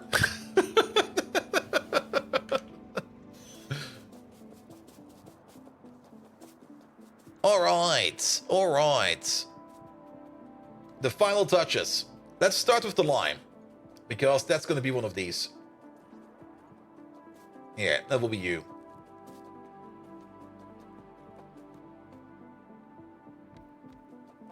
That makes our lime train go around again. Omega. No, you're gonna be lime. 2-8 requester, please. There we go. Train's coming over. Excellent. How many do we need? They need to go in over here. And, oh, we don't even have the connection for that yet. Oh boy. We need 6 per second per row. We've got 3 rows, so a total of 18 per second. I'm gonna go with 3 belts in total, because we're gonna do this like this. So you get an input, and then you get an input. Let me just make it over here for these, and then afterwards we can copy paste it over.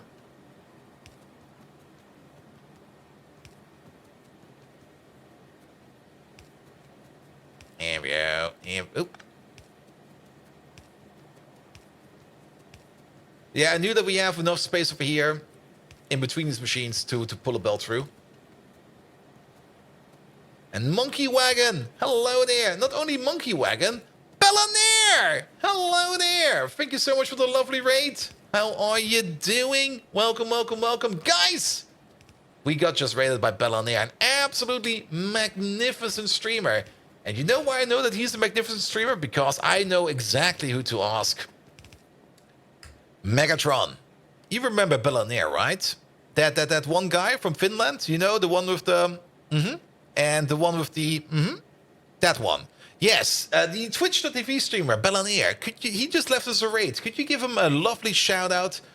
Praise him for all his good skills, and do tell me also what he's been up to lately. There we go.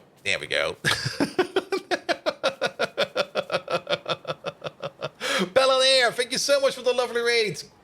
Welcome. Bellanair, what have you been up to? Guys, make sure to check out Bellanair for yourself. An absolutely amazing streamer. I also kind of miscalculated. We do need, well, it's going to be 4 belts, but that's fine. We got space for that. Radar's in the way. What? That fucking radar.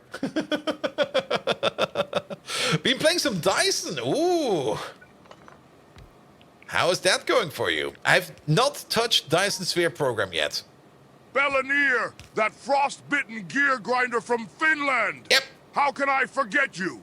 Riding into our stream with a horde of raiders, like a flurry in the fading embers of an exhausted Energon pit. Oh, what a sight it was. Though it does remind me of our gruesome yet beautiful past in the Newt Wars. Good times. It's enough to make these old circuits feel brand new.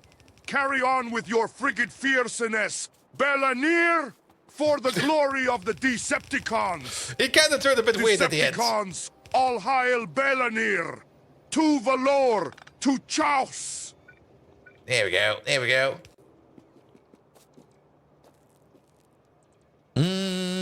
I think you would love a game like this. Yeah, I never really got into Dyson Sphere. I don't know why. I've looked at it, and every time I look at it, I go like, yeah, I'm somehow not interested. Every time I look at it, I just want to play more Factorio. I've raided a lot of people that have been playing Dyson Sphere program, and they are all having fun with it, but every time I look at it, I just go like, Meh.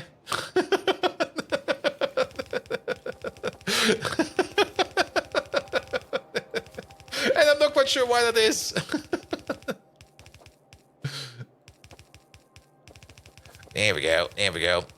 What's the Newt Wars? The Newt Wars is when one penguin challenged another penguin to a fight and they all went Newt Newt.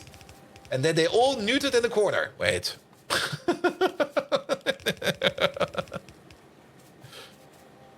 Here we go. Here we go. Here we go. Glad to hear this. I want to play more Anno, not DSP. I should go back to Anno, but Anno also has a bit of the issue. I don't know. I played Anno over my vacation break a bit, and I just wanted to like fully complete the game. But every time I get to like the other worlds and stuff like that, I kind of start losing interest to it. Because I'm not quite sure if there's too much going on, or what it is. I don't know. Dudes, have you ever heard of the Great Emo War of 1932? Megatron, where were you when the Emo War of 1932 happened? Good. All right, but we're now making antimony, crushed antimony over here, which we're then sorting into antimony dust and antimony grade 4. The antimony dust over here will then be turned into antimony pulp as soon as we get some more of it. I'm actually kind of surprised that... Is this the correct ratio? Yeah, you do 2 every 10, and we got 2 over here. And these 2 over here need 0.8 per second. Old Viking, your pandemic cluelessness is more contagious than a cosmic rust outbreak. The Emo War of 1932? Unlike humans, I don't engage in crises of existential despair, wrapped in monochrome aesthetics. Comparatively, I'd rather sit through a Michael Bay movie marathon. Do you perchance mean the Chaco War of 1932, you insufferable dimwit? Now excuse me while I buffer my weaponry system. More destruction, less talk. Reach for the stars. Decepticons, assemble! Ah! Did you say Emo War? It was the Emo War. Ah, yes, I remember the Emo War. The enemy basically just cut themselves and died. Megatron, did you partake in that? They all lined up, they left off a big battle cry, they were all anemic, and then they all fell over, and well, that was that. The Elmo War of 42, the battle for Sesame Street. I also kind of noticed something over here. Wait, is that... Is there an issue over here? There is an issue over here. Bold Viking, the only thing you managed to cut is the very last remnant of my patience. I, Megatron, leader of Decepticons, get mixed in such a petty human squabble like the so-called Emo War. I'd rather perform a systems check on a bottomless pit of defunct drones. You do well to not try provoking me further. Leave history to those who know it. Hurrah! War is coming! Let the Decepticons rise! Alright, I almost thought we had a bit of a miscalculation over here, but no. It is 2 antimony dust every 10 seconds. And 2 of these make 2 antimony dust every 10 seconds. That also means we need 4 crushed antimony every 10 seconds.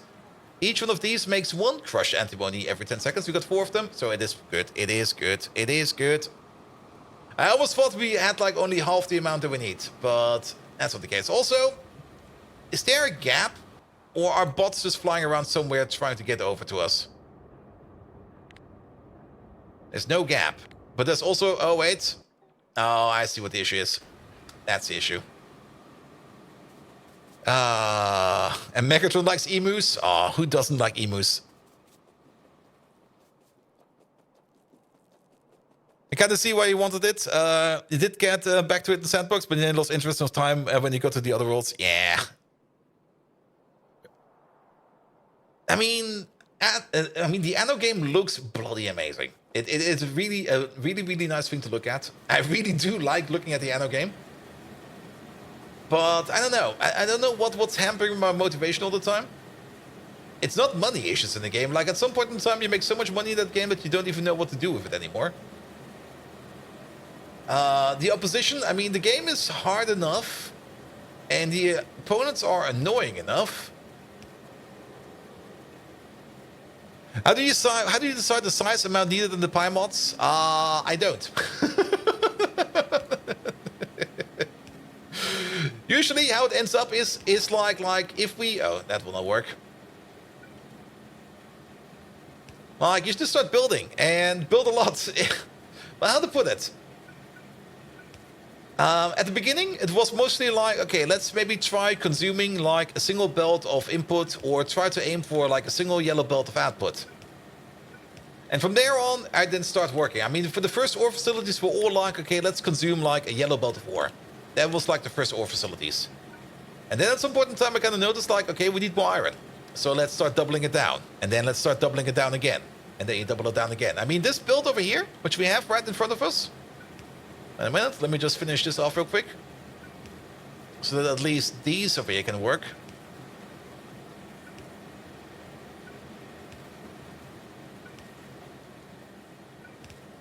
There we go. So this looks like a very big and impressive build, which it is. But this is more or less 4 times this build. This is the exact same build over here. But this is, well, this is 1/4 of the other build. Because we kind of noticed that we're always out of antimony oxide. And we're always low or out of the antimony pulp Mark II. Which we both need quite a bit. So it was time to upgrade. So we redesigned it a bit. Made it a bit more stackable.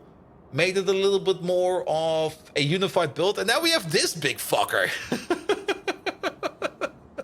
And you played 1404 at some point excessively? Same. I played a lot of 1404. 1404 was bloody amazing.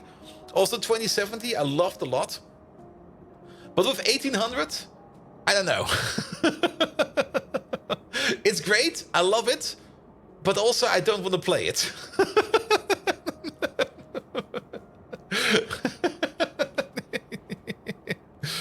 It's like 10 ore per 1 oxide. Yeah, something like that. Something like that.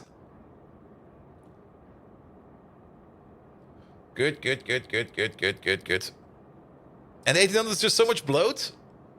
I don't think so. There are some good things you can do with that. I don't know. I mean, it has some features in it that I really enjoy, especially how they did the farming.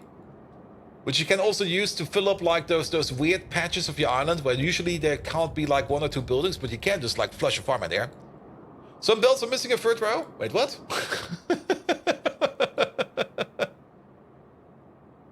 Then just turn off the DLC if you don't want it in Nano. Also very true. You can just turn them off. Good. I think, do we still have the original antimony machine? I think we do. Did we? Where did we do antimony originally?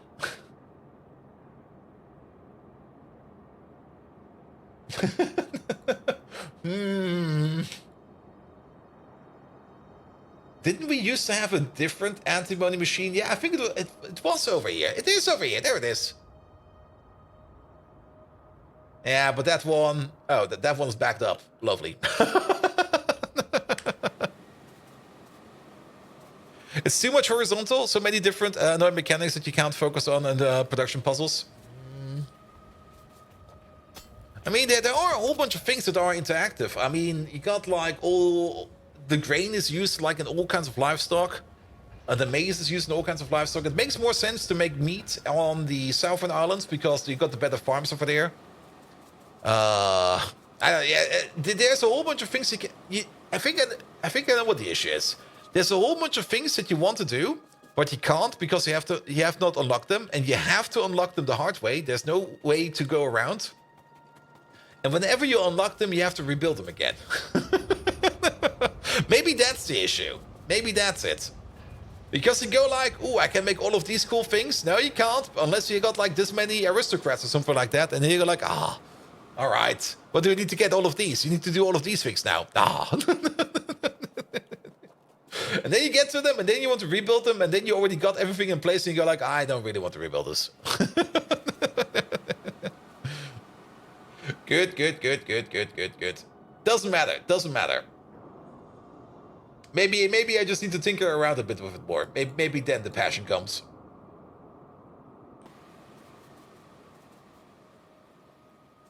Good. All right. All right. So that's the lime coming in. Fish oil.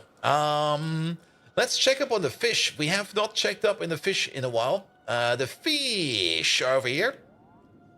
The fish are currently not working. The fish are partially working because of filtration media. We might want to do a quick side swerve into that filtration media tech we have unlocked. Because we need way more filtration media. Like, way more. And we're just not making enough. If we have a look at filtration media. There it is. Over like the last 10 hours. Yeah, I mean, production is always capped out unless... well, we had this little gap over here for like 2 hours. I'm not quite sure what happened over here. Oh, that was the train that was stuck. I remember. But filtration media is always in demand and it's always being eaten up as much as we can. And filtration media is things that we need to keep the fish rolling over here. Where are the fish? Fish over there. And keeping the fish rolling is very important. We are currently backed up by fish oil. We should make a bigger fish oil station over here. Let's maybe start off with that. Let's maybe start off with the fish oil station, which we're probably going to be placing over here somewhere. Not quite sure where we're going to be placing it, but it will be over here somewhere. Let's start off with the fish oil station. This thing over here. No. Let's do the bottom part over here first. Because this place over here can already start cooking up antimony oxide. We might not be making antimony grade 2, but we can at least already start cooking up the antimony oxide over here. So let's do the bottom part first. Then we focus over to filtration media. That's how we're going to be doing it.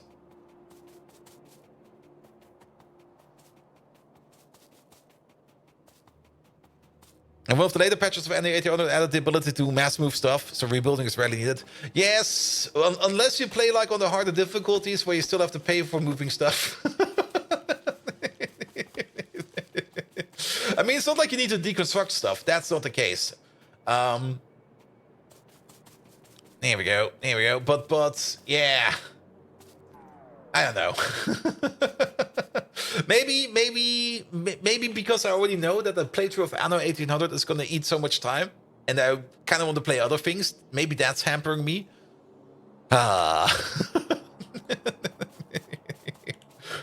Good. All right, let's focus on this thing first. This thing will be focused on first. So, the antimony oxide will be coming out over here at most. Best case scenario. We're going to be making antimony oxide over there at a rate of... We got 40 of these, so 4 per second over here, for all of these together. And then on top of that, this one over here, if it's working, at most another 3 per second on top of... No, 0.3 per second. Really? We got 20 in total, 60... In total, 6 per second over here in total. So 6 per second over here in total, and 4 per... Okay, 10 per second... Maximum for all of these together. Ouch. And if all of them are running, each one of these is eating a single piece of coke per second. And we got 60 of them. So that's 60 coke per second. That's 4 belts. That's a total of 4 belts of coke going in. That want to be consumed. All right.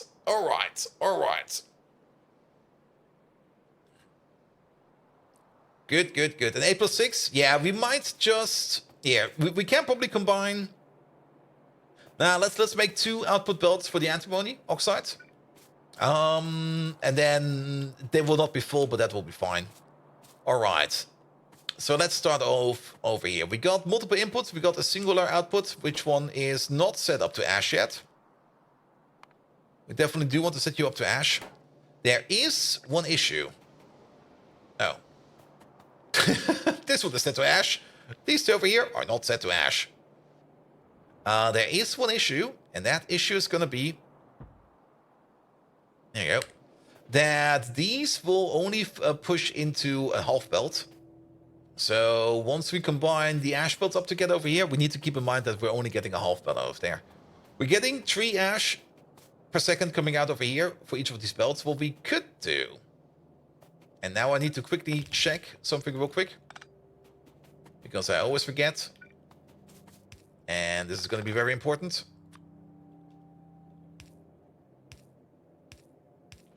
do something stupid like this. One over there, one over there.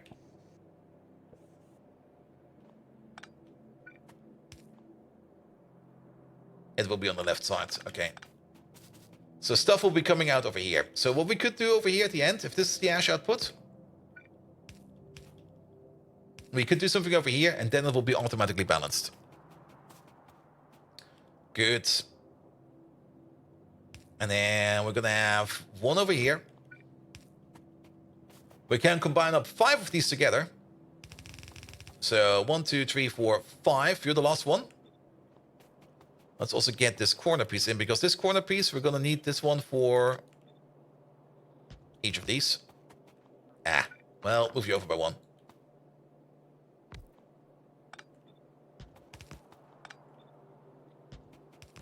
One, 2, 3, 4, 5 for now. There we go. Good, good. And that's the experience. I rarely tear things down at all. When I built your current city, your current YouTube studio, I know exactly how I wanted your city to look before. Yeah, but that's also the thing. I don't know how it's going to look yet. And that's also why I want to do a full playthrough, but I probably just have to do the full playthrough at some point in time. Just bite the bullet, have fun with it. It is a fun game. You can't lose so many hours now, though. I mean, it is a fun game. It is a great game. And I do want to lose all the time in that game, but somehow the motivation is not really present to lose that time in that game. It's kind of weird. All right. Underground's in. Good thing is, the amount of plastic that we need to push in is going to be way less. Good. This is going to be the coke belt.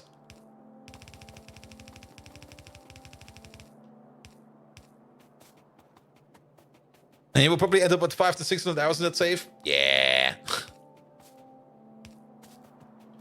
That's probably also one of the reasons. Like my gut feeling is already telling me, like, Bolt, if you're gonna be playing this, you're gonna be playing this for like this amount of hours. And I go like, I don't mind putting those hours in. I definitely do not. But I got other shit to do at the moment. You can probably do somebody else in Place Pi and Greg Tech. Yes, exactly. That's exactly the reason. I mean, my body already knows. It goes like, yes, we can do this. No. Also, there's a train out of fuel. Which train is this? The Moss train. All right. We're going to fix you later then. Good, good, good, good, good, good. And now to think about it, this is kind of stupid. This is fine, but we need to be 1, 2, 3. We need to be over here.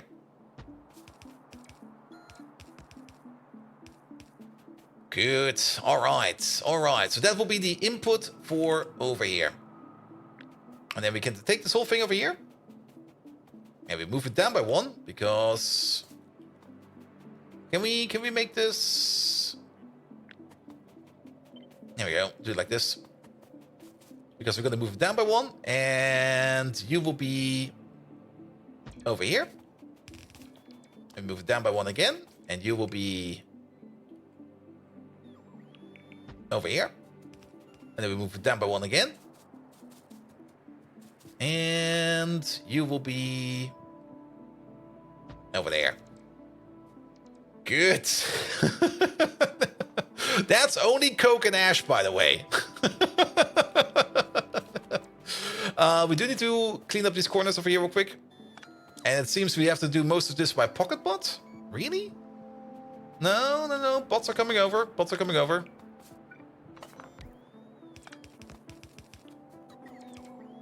When you're fairly certain Ubi has made a fuck ton of money from Anno 1800. Yes.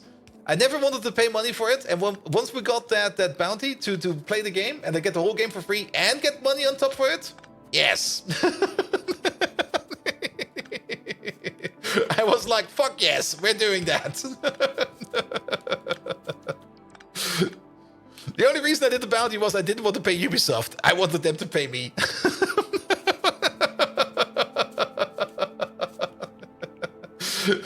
In my opinion, the perfect deal.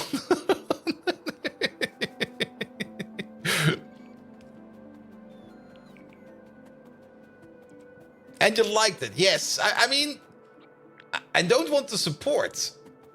Like, financially support. Well, technically I did, because, how to put it? I did play it and cover it, so they did get some gain out of it. It's not like they did not get any gain out of it.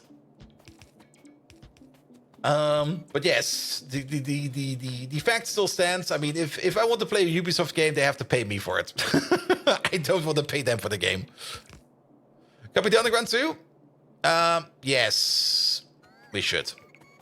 We should.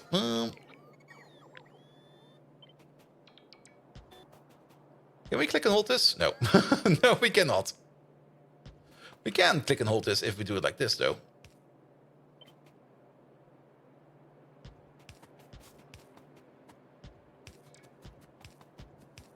Off we go. There we go. There we go.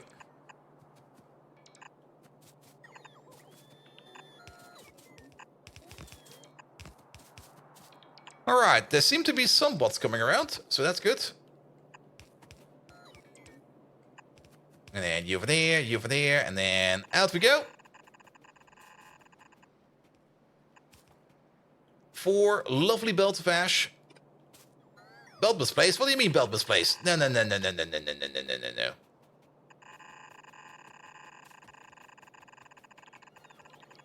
we go. Oh. What do you mean belt misplaced? I did it again. You must be misplaced. Alright, and then pull you over there. And pull you over there, and look at that.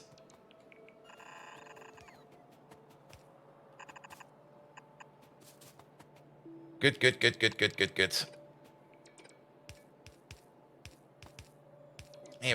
we go. And now we got 4 lovely inputs and outputs over here. Perfect.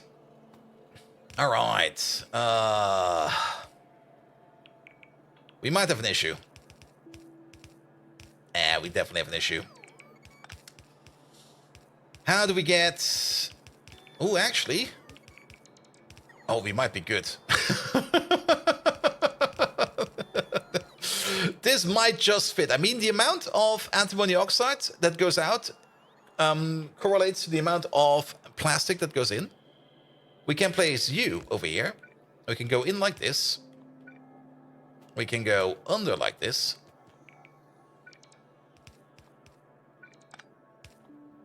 So maybe keep a gap over there. We could put a lamp over there or something like that. And then for this output over here, we can go like this. And then we can either go further down. Let's go further down.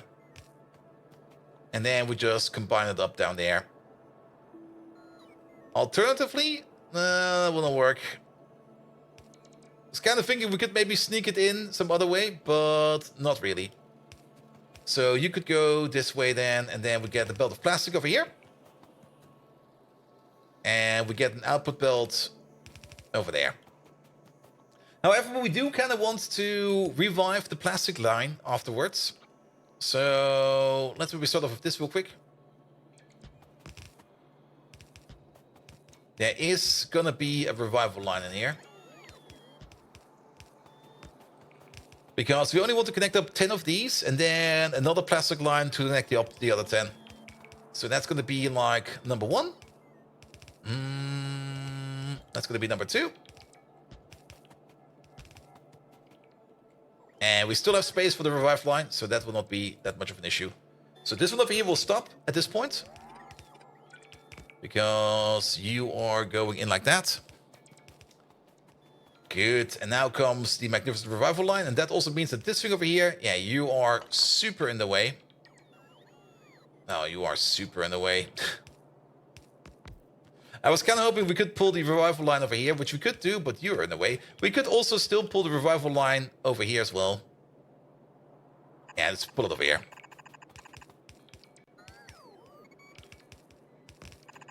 Got the extra splitter every 5? Maybe. I got definitely an extra underground every 5. Oh, we got this one over here extra as well. Guess that's the one you meant. We have to check this now. So you go this way, that way, this way, that way, this way, that way, this way, that way, this way, that way. This is fine. This way, that way. This is fine. This way, that way. This is fine. This is fine. This is not fine. What happened over here?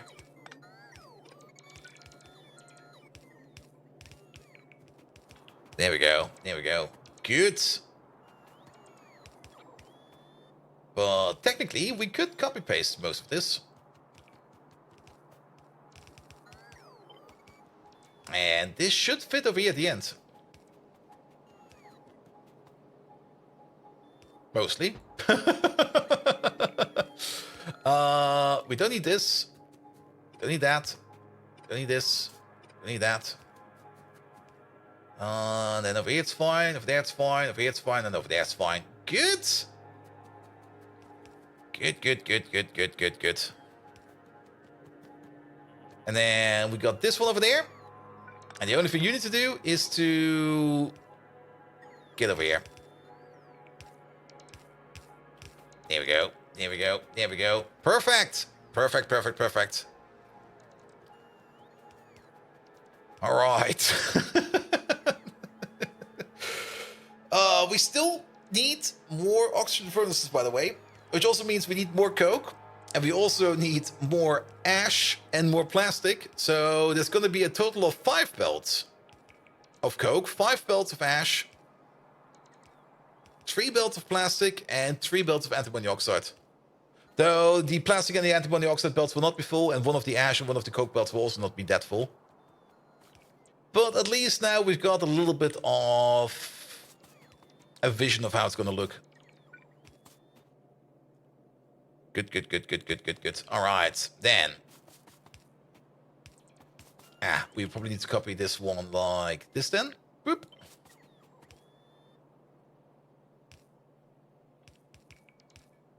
Belts on the way. Belts are in the way. Why is there a belt over here suddenly? I see. That's kind of shit. That's kind of shit. Especially if you misclick like this. All right.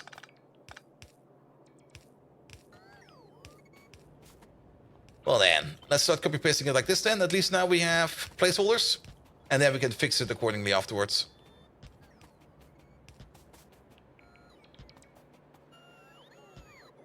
Let's see. This one is the last one. Perfect.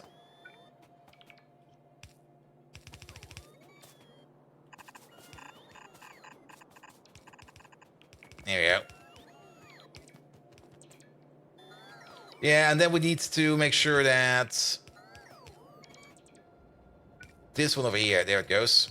And then we just pull you along. There we go. And then yeah, this just takes a little bit of finesse, but that'll be fine. And then you over there again, and then pull you along. There we go. And then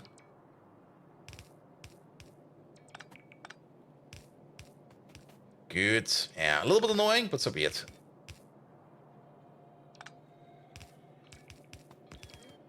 We could technically, if we want to go around. Nah, it's fine, it's fine. I kind of want to get this done with.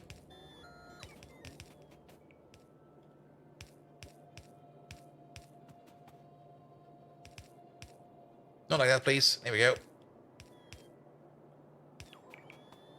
Good.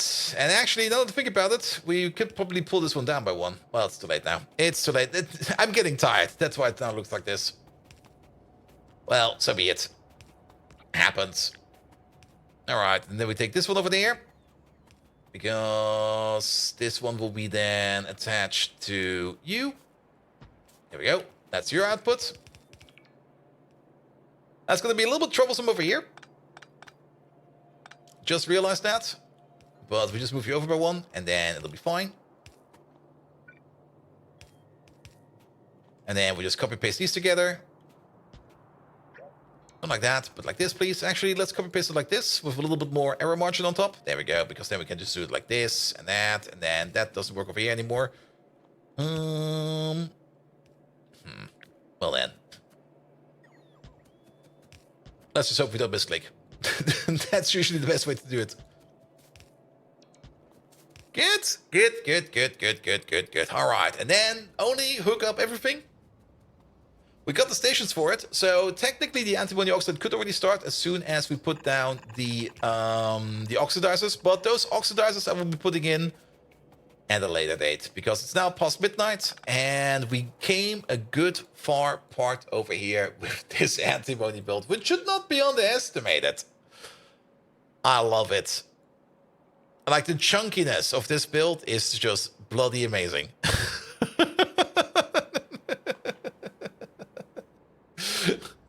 And XA Gamer, hello there. How you doing? Welcome, welcome, welcome, welcome, welcome. Good, good, good, good, good. When did wildcard SSL get so expensive? 71 for 1 year. Can't you use here, what's it called again? Let's Encrypt. Don't they also have like a wildcard for that as well?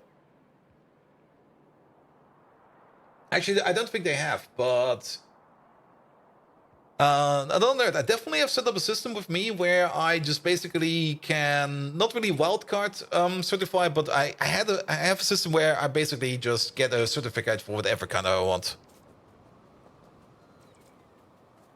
I think I'm even using my domain as a proof of authentication, and I think that even allows wildcard. But it's been a while. It's been a real while. Also, I'm getting super tired, to be perfectly honest. Alright, alright, alright, alright. So, I'll be finishing off this antimony build on my own. So next time around, the antimony build will be fine, which means next time around, hopefully we can focus on finishing up the mechanical parts over here, so that we can get to the beacons. I also kind of hope that with the bigger antimony build over here, that things like circuits over here will be going a little bit more consistent. Especially the electronics Mark II over here. These over here need to be going way more consistent. We do have the MOSFET production over here for it. But the MOSFET production over here is also tied to the production of gas processing units. I haven't checked yet, but I will check right after if we can prod module these. If not, we should maybe at least think about speed moduling this part over here. And maybe some other parts of these components, especially everything that goes into the production of electronics Mark II. Or at least check if we can prod mod these things over here, as well as the red circuits, because that will probably be worth it quite a bit. Did you fix the belt? Pollution on the belt? Yes, we did. That's already done. That was over here. And that's fixed. That's completely fixed. And now we're also backed up by silicon carbide again. So that's perfectly fine. Good, good, good, good, good, good, good, good, good. Have to use DNS validation if you want to get a wildcard? Yes, but DNS validation is quite easy to set up. Perfect, perfect, perfect. But I'm actually getting kind of tired, so I think it's the perfect time to get a stop on this. Perfect! Perfect, perfect, perfect. Alright, alright, alright. Last objective of the day. Okay, Aussie is not live. Damn, I wanted to raid him. So who are we going to raid?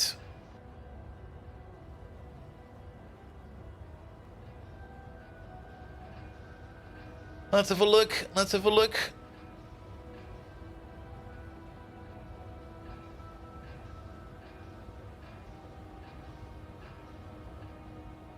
We haven't been over by War Jess in a while. Is she still going? She usually stops around the same time. Oh, she's upside down. Perfect. We haven't been over there in a while. So let's go over to War Jazz. He is on YouTube, I see. Wait, did you change your name? Wasn't there an underscore in War Jazz? I thought for sure there was an underscore in there.